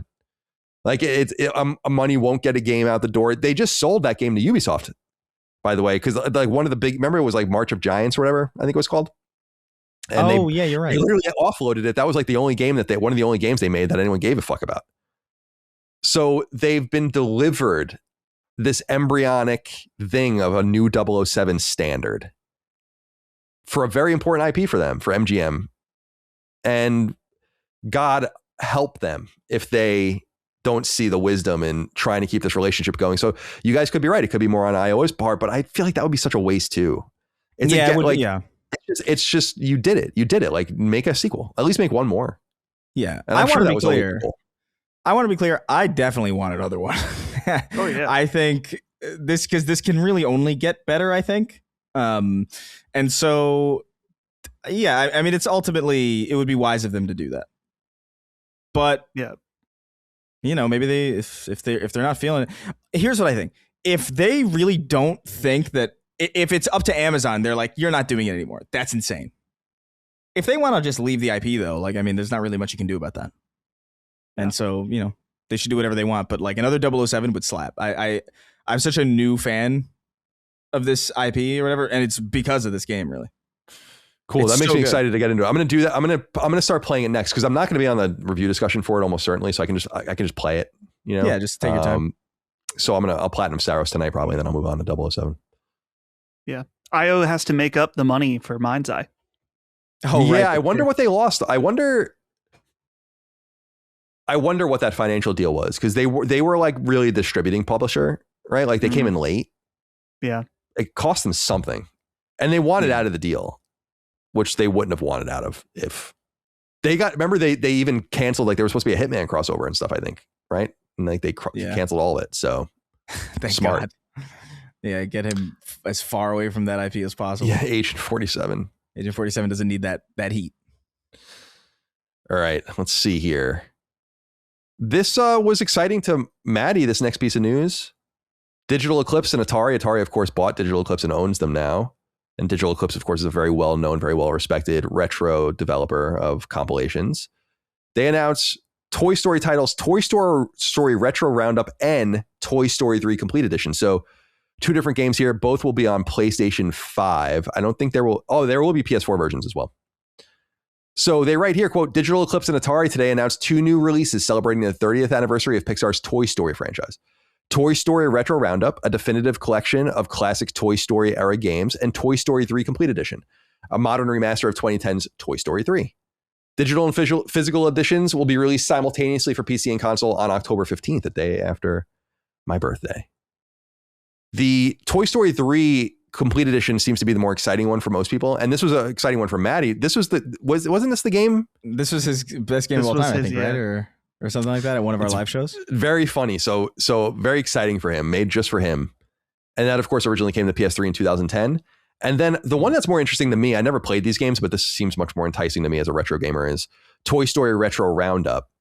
This is a compilation of the original Toy Story game on SNES, I want to say, and then Toy Story 2 Buzz Lightyear to the Rescue, which is a PS1 game, Toy Story 2, which is a PS1 game, Buzz Lightyear of Star Command, which is a PS1 game, I think, and Toy Story Racer, which is also probably a PS1 game, along with a bonus game, A Bug's Life, also a PS1 game. I think some of these might be Game Boy iterations as well.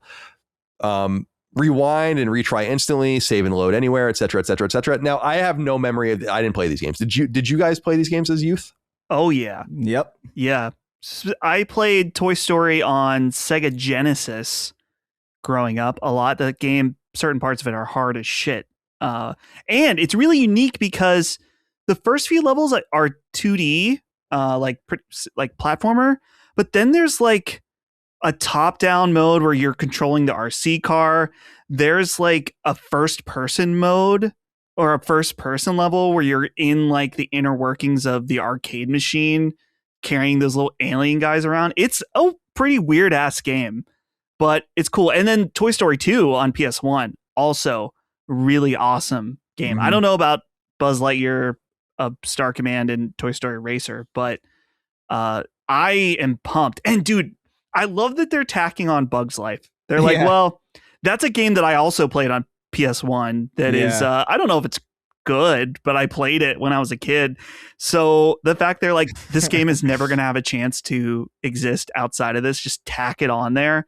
Love it. So I'm pretty pumped about Bug's Life too. Yeah, I'm weirdly stoked about this entire thing. I gotta be real with you. Like, just because, again, these are really old games. I never played Toy Story 3. That was like a little bit, because that came out, I think, around like the time I was in high school, I'm pretty sure. Like, I was out of that phase, really, for me. But Toy Story 2, awesome fucking game. I never played the original Toy Story game, that Game Boy, or what is it? Not Game Boy. The what's it on? SNES? Yeah, the original one is SNES and Genesis, I think. Yeah, Dustin, you said you played it on Genesis. Yeah. They specifically say in the press release that it's the SNES versions, which I thought was interesting. Yeah, that is interesting. I only played Toy Story 2. That sounded sarcastic. That is interesting. Toy Story 2, I played the shit out of. Buzz Lightyear, I feel like I remember that game. I feel like I had it. That was definitely the one I spent the least time playing. Toy Story Racer, I played the shit out of. Oh. And I wouldn't, it ain't Crash Team Racing or Mario Kart or anything, but it is a fun, weird, what I remember about it is it controls very distinctly. Like, it's a very weird kind of bouncy, it's like a bouncy, floaty racer, and it's kind of fun, and the tracks are really cool. I remember the soundtrack being fun, and A Bug's Life I played the shit out of too, just because, like, again, PS1, I was like around that age, like a lot of really weird platformers. I have a nostalgic connection to that Bug's Life game. I don't know if it's any good, but I feel like it's one of those games where, like, the second I start it up, I'll be like, I'm just kind of happy because it's so weird. First of all, these games have no reason to come back. You know what I mean? Like, there's no real justifiable reason for this to be ported forward. So the fact that they are is like really exciting to me, because it means like there's a lot of things on the table that otherwise in my mind were completely off the table. I love this shit. I think I've identified why these games are happening. Like, I think I know the source of them, and I'm being serious, is that I believe there's a guy that used to work at Sony actually named John Drake. Does that name sound familiar to you guys? And he's like the marketing or he's like the licensing guy at Sony. And he's like a real gamer.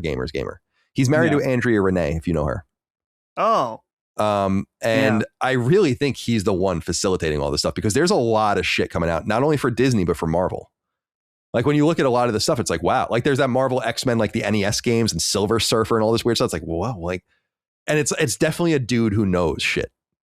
Like, knows that this is probably not a big money maker, but valuable in its own way to do, as an external thing. I feel like I would be shocked if it wasn't him. Yeah. Yeah. There's also probably part of it that Toy Story 5 comes out. Oh, for sure. Well, no, for sure. Yeah. For sure. With Toy Story, I mean, it makes sense. But what I'm saying is that, like, they have been very aggressive at Disney and Marvel of just doing licensing, of going back to old games, of reviving things they never did, ever. Yeah. And it makes sense for that. I mean, there's certainly a point to it, I imagine. And shout out to, Atari's been, we have a little bit of a bias because we love Jason Polanski, but they're being insanely aggressive in this new form. They're buying a lot of stuff. I think Digital Eclipse was an incredible purchase. It's like when they bought Night Dive, and another incredible purchase. It leans into the whole, like, we're retro, like we do old things. And dude, Digital Eclipse, I mean, listen to all the things since 2015 that they've done. Mega Man Legacy Collection, the Disney Afternoon Collection, the Street Fighter 30th Anniversary Collection, the SNK 40th Anniversary Collection, the Samurai Showdown Collection, the Space Jam, they actually did a new Space Jam game in 2021. That's interesting. TMNT, the Cowabunga Collection, the Atari 50th Anniversary Celebration, which is probably where they made their relationship with them, the Wizardry remake, the Making of Karateka, the Llama Soft game. You played that, right, Dustin? Oh no, you played the Tetris one. Yeah, Tetris one. They did Worms Armageddon Anniversary, Tetris Forever, the Mighty Morphin Power Rangers re-release, Yu-Gi-Oh! Early Days Collection, Golden Tee Arcade Collection, Mortal Kombat Legacy Collection, the Rayman 30th Anniversary Edition. It's like, damn. Yeah, it's good stuff. Damn. Yeah, it's good stuff. Dude, it's just such what a weird list of games, man. That's so exciting. I love shit like this. I love when they, like, because you expect things like Resident Evil on PS1, that's an old game, right? But, like, I'm never really worried about having access to that. Like, that will be on modern storefronts. Like, it was on PS3. I'm not worried about it. But, like, A Bug's Life? What? Yeah. I don't know. That's just cool to me, because there's a lot of weird games like that. Like, I remember Emperor's New Groove was kind of a weirdly good game. Dude, Bugs Bunny, Lost Hercules, the 2D. Yeah, Hercules, the 2D game. Like, there's a lot of good stuff from that era. So, like, seeing this, perhaps it's misplaced hope. Because, like, who the fuck knows how relevant those games will be to even anybody. But, I don't know. This is like a glimmer of hope that I didn't have before, where it's like, oh, these weird, eclectic PS1 games might come back in some way, shape, or form. So this is great news. I'm going to be all over this, weirdly enough. In terms of Toy Story 3, Colin, who developed Toy Story 3? I don't know. Avalanche, the Utah company? Yes. Yeah, cool. Who now went on to make Hogleg. That makes sense. I guess they were Disney Interactive at that time. And the Toy Box mode is what spawned the Disney Infinity stuff. Interesting. And then eventually in Hogwarts Legacy, there's a whole room of requirement. You wouldn't know what that is, Colin. Maybe, Chris, you do. But there's like a Toy Box type mode, but in the world of Harry Potter for Hogwarts Legacy. So, interesting lineage. You said that to me like I was a loser. Like, you wouldn't know what that was. You wouldn't know what the fucking room of requirement is, Colin. Come on, like I'm man. some sort of fucking piece of garbage. No, you're not a good millennial. Sorry. No, I'm an elder millennial. But yeah, I'm not a good millennial because that's right. I mean, Harry Potter, it's totally my age group too. But yeah, through Azkaban, but not after. And I really don't remember any of it, to be honest. It's a huge surprise. All right, gamesindustry.biz they didn't write in. I went to their website and I looked at it. They wrote, the California State Assembly passes AB 1921, Stop Killing Games, Protect Our Games Act. So they report that the California legislature voted 43-16 on a floor vote for this bill. And I went and read the bill. So here's what it says. Quote, the following shall apply only to digital game first available for purchase or re-release for purchase on or after January 1st, 2027. 60 days before a digital game operator ceases to provide services necessary for their ordinary use of a digital game, the operator shall communicate all of the following information to purchasers and prospective purchasers of the digital game. The date on which services necessary for the ordinary use of the digital game will cease, any services that will no longer be provided by the operator, any game features that will no longer be available to the purchaser, any known security risks that may result from the cessation of services, how the purchaser can continue to use the digital game or obtain a refund, pursuant to paragraph 2, which we'll get to. B, a digital game operator shall communicate the information required by subparagraph A by doing both of the following: notifying purchasers directly through the operator's digital game, so putting something in a hotfix probably to post when you turn it on, and then posting the information publicly on the operator's internet website. 2, beginning on the date a digital game operator ceases to provide services necessary for the ordinary use of the digital game, the operator shall provide the purchaser with one or more of the following: A, a version of the digital game that can be used by the purchaser independent of services controlled by the operator. B, a patch or update to the purchaser's version of the digital game that enables its continued use independent of services controlled by the operator. C, a refund in the amount equal to the full purchase price paid for the digital game by the purchaser. 3, beginning on the date a digital game operator ceases to provide services necessary for the ordinary use of the game, the operator shall not sell, lease, or otherwise distribute a version of the game that cannot be used by a purchaser independent of the services controlled by the operator. So this, and there are exceptions, by the way, like subscriptions don't count, free-to-play games don't count, and so on and so forth. So this sounds impossible to me. And I think so first of all, and I think Hogue again was talking about this, it was being badly reported because they're being like, the United States voted. It's like, no, California voted. Now, California is a substantial part of the United States, a very important part of the United States, and the hub of American game development. So it's very important that their legislatures did vote for something like this. But this seems like an impossibility. I don't know what people don't get about that. That like that you can't, I don't think you can do this, right? Like you're going to make like some other patched version of the game that works offline. Like what if it was MAG or something like that? Like what would you do with it? Run around the map by yourself? Like I guess I'm just confused about what people's expectations are about the ephemeral nature of these games, or the potential, let's say the potential ephemerality. And by the way, I wouldn't mind if there was some sort of even like some sort of ratio or some sort of formula where it's like after a year, the discount, like you refund this much. After 2 years, you refund this much. So it gets to like 3 or 4 years and it's like, all right, it's over. In other words, it stops you from pulling a game too soon, perhaps. Right. But this seems onerous to me. What do you think, Chris? I don't know. There are many games that Destiny's a really good example, right? Where like you log into Destiny and then you can't connect to the server and then you can't play the game at all. I think that's kind of crazy because like the game itself doesn't feel like something that like you play in and it doesn't feel like the game can't function without it. I don't know. I can't explain it exactly, but like it feels like I should be able to run around Destiny even if nobody can join me. You know what I mean? Like it just kind of feels like that should be possible. I don't really understand why it's not. There are certain games, obviously like MAG or whatever, where it's just like, oh, the whole point is that you play with people and then you connect with people online or whatever. But yeah, I should be able to run around that map kind of doing nothing. Like, I don't know. Like, I do think that there's some level. There's like a nuance here. I don't know if every game can do this, obviously. And I think that there's like definitely a bit of an overstepping happening. But I do find the excuse that like, oh, you need to be connected to play this. Like, what about, I don't know, like, what about Suicide Squad? You know what I mean? Like, what about that necessitates a connection to a server? Like, I don't really get it. This is a single player game that just happens to require me to be online. Yeah, that's what's confusing to me. Yeah, I agree with you. I think it's gone too far with a lot of this stuff. Sure. A lot of it is for like because they're obsession with telemetry or they're offloading shit, you know, and like things that they don't really necessarily want to talk about or admit. But I also think it's, first of all, MAG reference, very timely, extremely timely MAG reference. Game's only 16 years old and it's been shut off for like 14 years, but we're definitely going to bring that up. Well, what do you think, Dustin? In some ways, I feel like in terms of what needs to be done to a game, I'm not nearly smart enough or knowledgeable enough to know. I'm thinking about Marathon. Sure.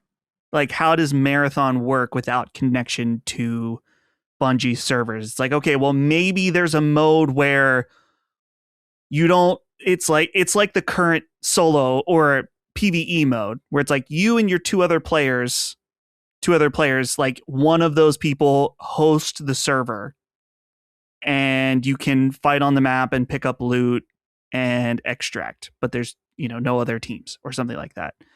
But I'm careful to say something like that because it's like, well, how much of the game operates on their server where it's right.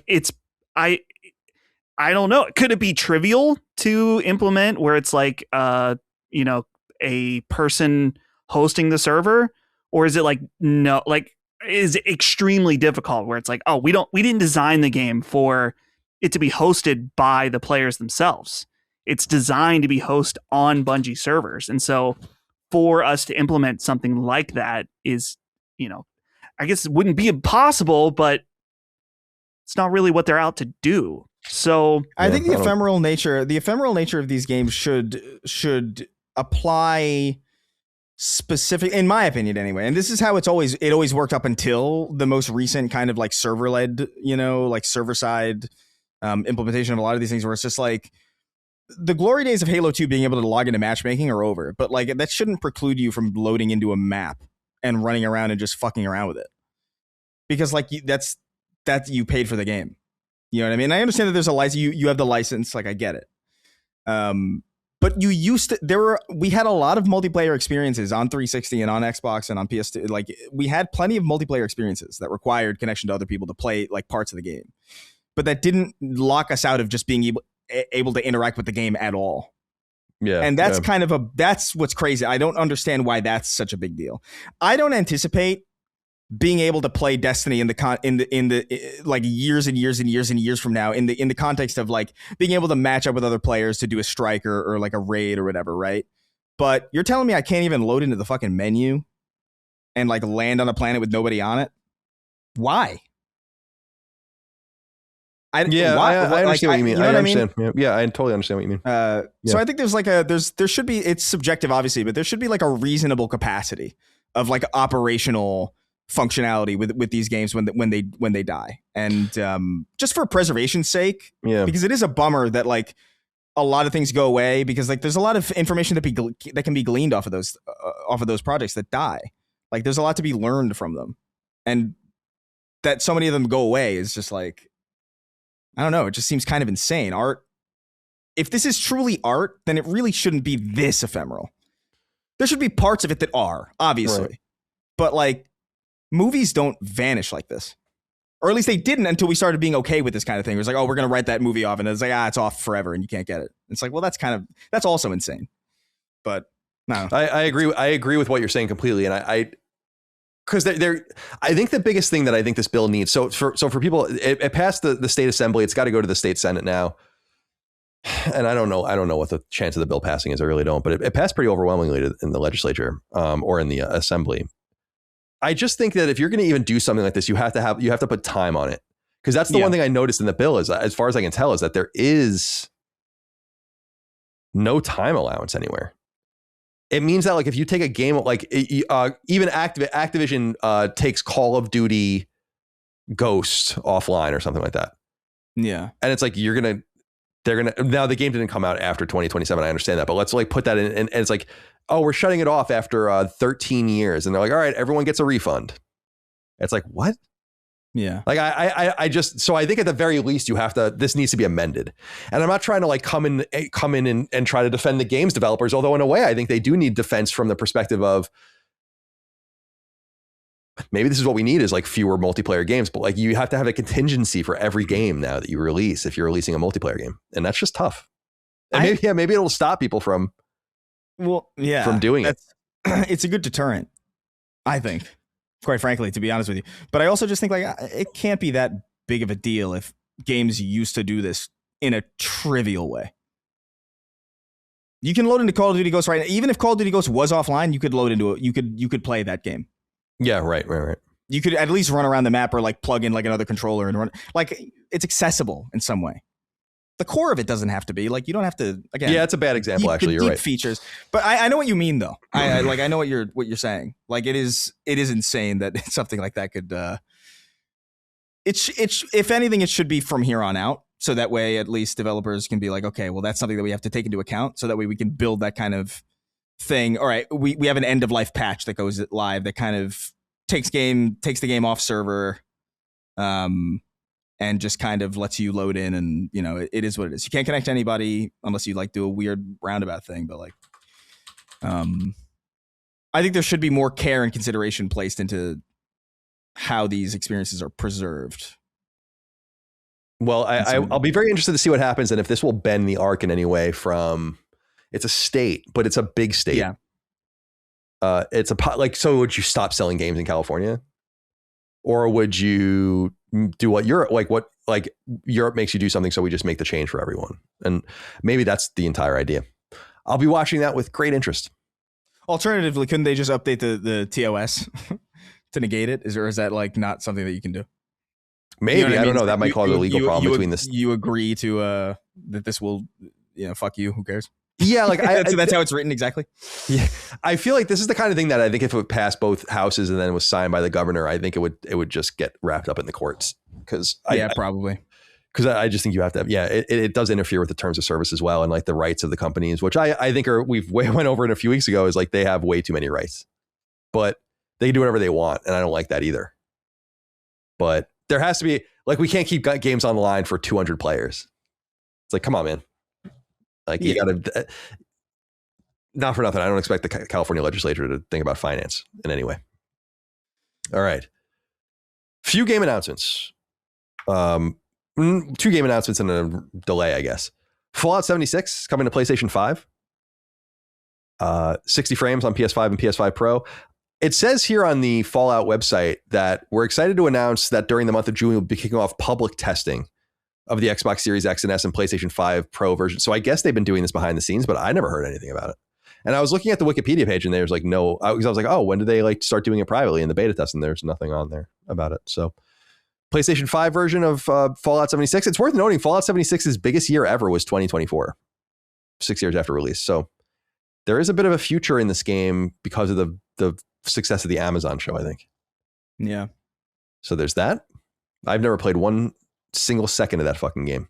And then there is this, that Fable, which is coming from Playground Games and the Xbox Game Studios, have revealed via a post on the Xbox Twitter account that Fable will be delayed and will now come out in February 2027 to give it time and to give it space, which makes a lot of sense. So we'll have to wait for that as well. That's also probably for them to get ahead of its appearance or lack thereof, perhaps, at the showcase that they're going to do in the coming days. And then a little one for me.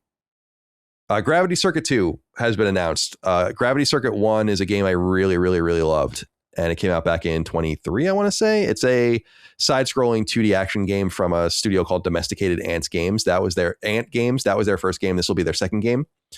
PSA, I don't think this is true on PlayStation because I don't think Sony would do this, but you can download Gravity Circuit totally for free right now on Steam. And if you acquire it on Steam and just add it to your account between now and June 14th, you'll keep it forever. And I highly, highly recommend it. It is an awesome game. So they're doing a sequel to this game and very, very amped about it. Unknown 2027 release date, but wanted to shout that out because I really, really like the first one. And then finally, before we get into what we're playing and then get the hell out of here, finally, PlayStation Store top downloads for May 2026. The most downloaded games on the PlayStation Network. We like to go through these just for fun. 007 First Light, number 1 for the month of May. Lego Batman, Legacy of the Dark Knight, number 2. Not so bad. Followed by perennial games like NBA 2K, MLB The Show, and Grand Theft Auto 5. Other interesting games on this list include Saros at 9 and Crimson Desert at 10. Forza Horizon 5 popping back up at 11, probably because Forza Horizon 6 is coming and there's no way for us to play it on our platform right now. Sea of Thieves at 20. Directive 8020, the new Dark Pictures anthology game at 19, Pragmata at 18, content warning at 17, mixtape at 14. So interesting little array of games. And that's based on American behavior, by the way, downloading behavior. And PSVR 2 games, I Am Cat was number one. I don't even know what that is. Is that the one where you fuck with a person's like surroundings? Probably. I'm looking for it now. No, I know what you're thinking of. That's a different game. I Am Cat. The fuck is this? I'm looking at it on Steam. Oh, maybe it is. Is this the same game? This is from years ago. I Am Cat PSN. No, it is the same game. Yeah, I guess so. This is, where's the date on this? Yeah, it's a VR game where you just fuck around with shit. So there it is. That's the number one game. The All cat right, in the key art on PlayStation has a smartwatch on. Yeah. What else here? Anything interesting? Not really. Free to play. PS5 and PS4. Fortnite number one. Roblox number two. And Chris's new favorite game, Neverness to Everness, slotting in at number three. Yep. Nothing else too interesting on here, though. Marvel Rivals at 5, etc. All right, that's all we have for the news, guys. Let's get into what we're playing. I'll go quickly at the top here. Pragmata, I beat. I'm now just putting it. I got all the trophies in it and everything. I just have to beat it on hard. I'm just waiting to replay through because we have to do the spoiler cast and review discussion. So I'll take notes and do that probably. So I've kind of set that aside. Saros, we did the spoiler discussion. I did the interviews or whatever. I'll get the platinum tonight or tomorrow and just get that out of the way as well. And please look forward to our coverage of that coming this weekend. You might have already heard it, depending on when you're listening to this. And then that brings us to Mina the Hollower. Alex Porto wrote in and said, hey, CDC, we have to talk about Mina the Hollower. I really enjoyed Shovel Knight back in 2014, but I have to say, Mina is extremely impressive. I'm about 7 hours in, and it's incredible. Fun, challenging combat, great exploration with tons of secrets to find, gorgeous visuals and animations, interesting world building and puzzles, awesome soundtrack. I can go on and on. Yacht Club delivered so much more than I expected. It's quite difficult to put it down, even though it can be frustratingly hard at times. Colin, it's time. Talk about the game. What do you think? I covered it a little bit on Summon Sign, and I don't really have much more to say than I said on that. And I know people get upset when I don't talk about games here or there or whatever. I just don't want to be, I literally haven't even played it since I talked about it, but I'll just reiterate some of the things that I'd said on there is that I think it is a very beautiful, very true to form Game Boy Color style game in the spirit of the flagship Zelda games. So and I mean flagship, the Capcom developer. So Oracle of Ages and Oracle of Seasons. Maybe even a little bit like Link's Awakening DX or whatever. But obviously a little bit more complicated and widescreen and so on and so forth, and a much more robust game. They've made a very true to form Game Boy Color game that is extremely well put together and robust. It's huge. You can tell that there's like so much in it. And I also like that a lot of the trophy challenges require you to play the game over and over again. And not unlike the Zelda games, there are challenges to like beat it quickly, beat it with as few items that you can find as possible, like the 3 heart piece runs that people would do in Zelda back in the day.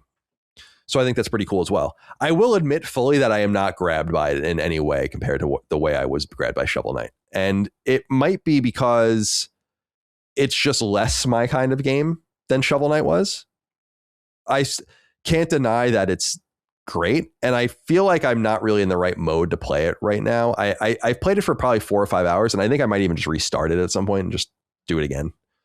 And just kind of get back into the mode of it. But I would be lying to you straight up if I said that I've been like very compelled to play it, because I'm not. It's really nothing with the game. The game's great. I'm also pleased to hear that it's selling very well. I think they said 300,000 copies as of a few days ago, so that should be sufficient for them to survive. And that's all I really care about, so they can finish their next Shovel Knight game and so on and so forth. So yeah, people are really loving it. I'm impressed by its aesthetic, its depth, its humor. The writing is wonderful. It's beautiful. The game, like the chunky pixels and the low resolution and the very limited like character portraits and the cute animations. And I think Mina herself is a really, really great character. I love her. So yeah, there's more to see and more to do, but I'm not in it right now. So it's not a good time to ask me. And I couldn't put Shovel Knight down. Like the first time I got it. Well, I got it early back in the day, and I remember playing it. I played it on Wii U. And I was obsessed with it. And I can't say that I'm that with this. It's just, but I think dare I say, it seems like people even like, I don't think it'll sell as well as Shovel Knight, but it seems like critically people like this more. Like I said it to Brad, I was surprised by how much people really loved it. With the 10s and the 9s and something, like, wow, that's high praise. And I'm not saying it's unearned. I haven't played nearly enough of it to say, but yeah, that's where I am on it right now. Okay. It says here you're playing 007 First Light. Chris, why don't you take it away? And I know you're playing it too, Dustin. Say your piece. Yeah. So I finished it. I beat it at some time ago now at this point. I'm going back and trying to do all the collectibles because I think I do want to platinum it. I'm so close. Mm-hmm. Like my only trophies left are collectible trophies, and it's like that's comparably to other things. Like that's so trivial, I might as well. And I also just authentically really loved it. I think they did a great job of building this out. It's a little awkward, but not in a way that feels bad. I don't even know how to describe it. It's weird. Like it's two different types of games. It is a little bit of Uncharted, a little bit of Hitman, not so much of either to overshadow those other games. Like the Hitman parts in this game aren't more Hitman than Hitman is, and you're going to get more Hitman if you go to Hitman, obviously. And the Uncharted parts they don't overshadow Uncharted. So like they're not better, but the combination of these things and how they weave in and out, I think it just makes a really unique experience that's unlike games that I've played in either of those genres, really. Like I think these types of stealth games don't normally have these action set pieces that feel this good to play through. And they definitely don't have the type of hand-to-hand combat that feels this good and this visceral to engage with. And the action set pieces are just like, they're really novel and fun and exciting. And I think the characters are great. Like I'm really taken by the writing in this game. I think it's like quite good. There's like some bits of it. Like there's like the occasional, like maybe 3 times throughout the entire playthrough, I had like an occasional flash of like maybe like a Marvel kind of twinge. Like I remember there was this one part where I had to climb a crane and James Bond looks at it and he's like, I've got to climb that thing, don't I? You know, and I'm like, all right. All right. Relax a little bit. Thank you for the audio yellow paint. Yeah, the audio yellow paint. But like I do like it's not really that bad. And I think a lot of the characters are just really, really well written. I'm more surprised with how taken I am with the story, because it's not about at all what I thought this game would be about. I don't know what I thought a James Bond game would be about necessarily. But the subject matter of the campaign and how it affects the characters and where it goes is genuinely interesting. And it also is genuinely, I don't even know how to say it necessarily, like incredibly timely. I'll say that. I don't even want to spoil it because I feel like it's revealed pretty early, but like I do think it's like an interesting kind of premise that I did not see coming in. Partially because I just went somewhat dark on this game a long time ago. Maybe this is obvious information about what the game's about, but it's really fucking good and it's really lean. I never felt like there was any fat. You know, I never felt like, oh, this is a slog. I never felt like a God of War Ragnarok, like walking through the roses. You know what I mean? Right, like or the flowers for the paint. Like I never felt that kind of slowdown. I think it's the performances are great. It's lean. They've got some challenge. They've got some challenges that you can like complete and different ways to finish it. So there's like replay value there. There's a tactical simulations mode that I've been kind of diving into. It's where you can just jump into the sandbox and not deal with any of the story and go through the different levels and like stealth your way through them. And there's different challenges where it's like throw X amount of people off the platform and cool. You know, or don't get found once or take 0 damage or only fire your pistol or like all these different ways to go through it. And it's not as dynamic as Hitman is, like not by a long shot. But it's fun. It's like a fun sandbox. The hand-to-hand combat is so fun. Like I love throwing an empty gun at somebody. Like I wish that was. I'm kind of surprised that that's not in more things because it seems so obvious. But yeah, I'm really taken with it. I think IO really did a great job here.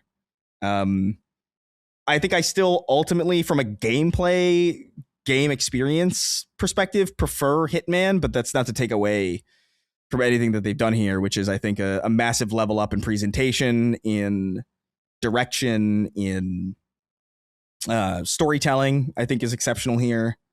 I really think for right now,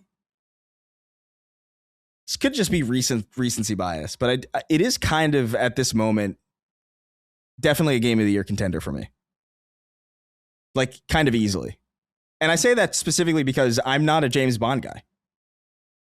I have never cared at all, and it's how I feel about Red Dead, right? Where like I just didn't care about spaghetti westerns, and I still arguably don't. Like I'm not really that big on. I'm not watching Yellowstone. Right. That doesn't appeal to me at all. But I loved Red Dead Redemption, and so like the fact that could appeal to me, even though I have a natural, I don't even know the word, anti proclivity to that kind of storytelling or that kind of setting, speaks volumes of like how good it is. And I think that's what 007 is for me.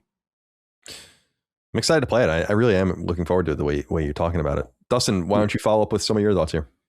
Yeah, I think I pretty much agree with everything Chris said. So I will only emphasize that the story in this game is so much better than I expected. Not that I was expecting something bad, I was just expecting something a little standard, a little safe for a James Bond game. But I am super into the story, and I think that one of the main things about it is that the character of James Bond in this game is so incredibly likable, so incredibly charming that, and not just that, but like his relationship with the other characters and what drives the story along. I'm just shocked by all of that completely.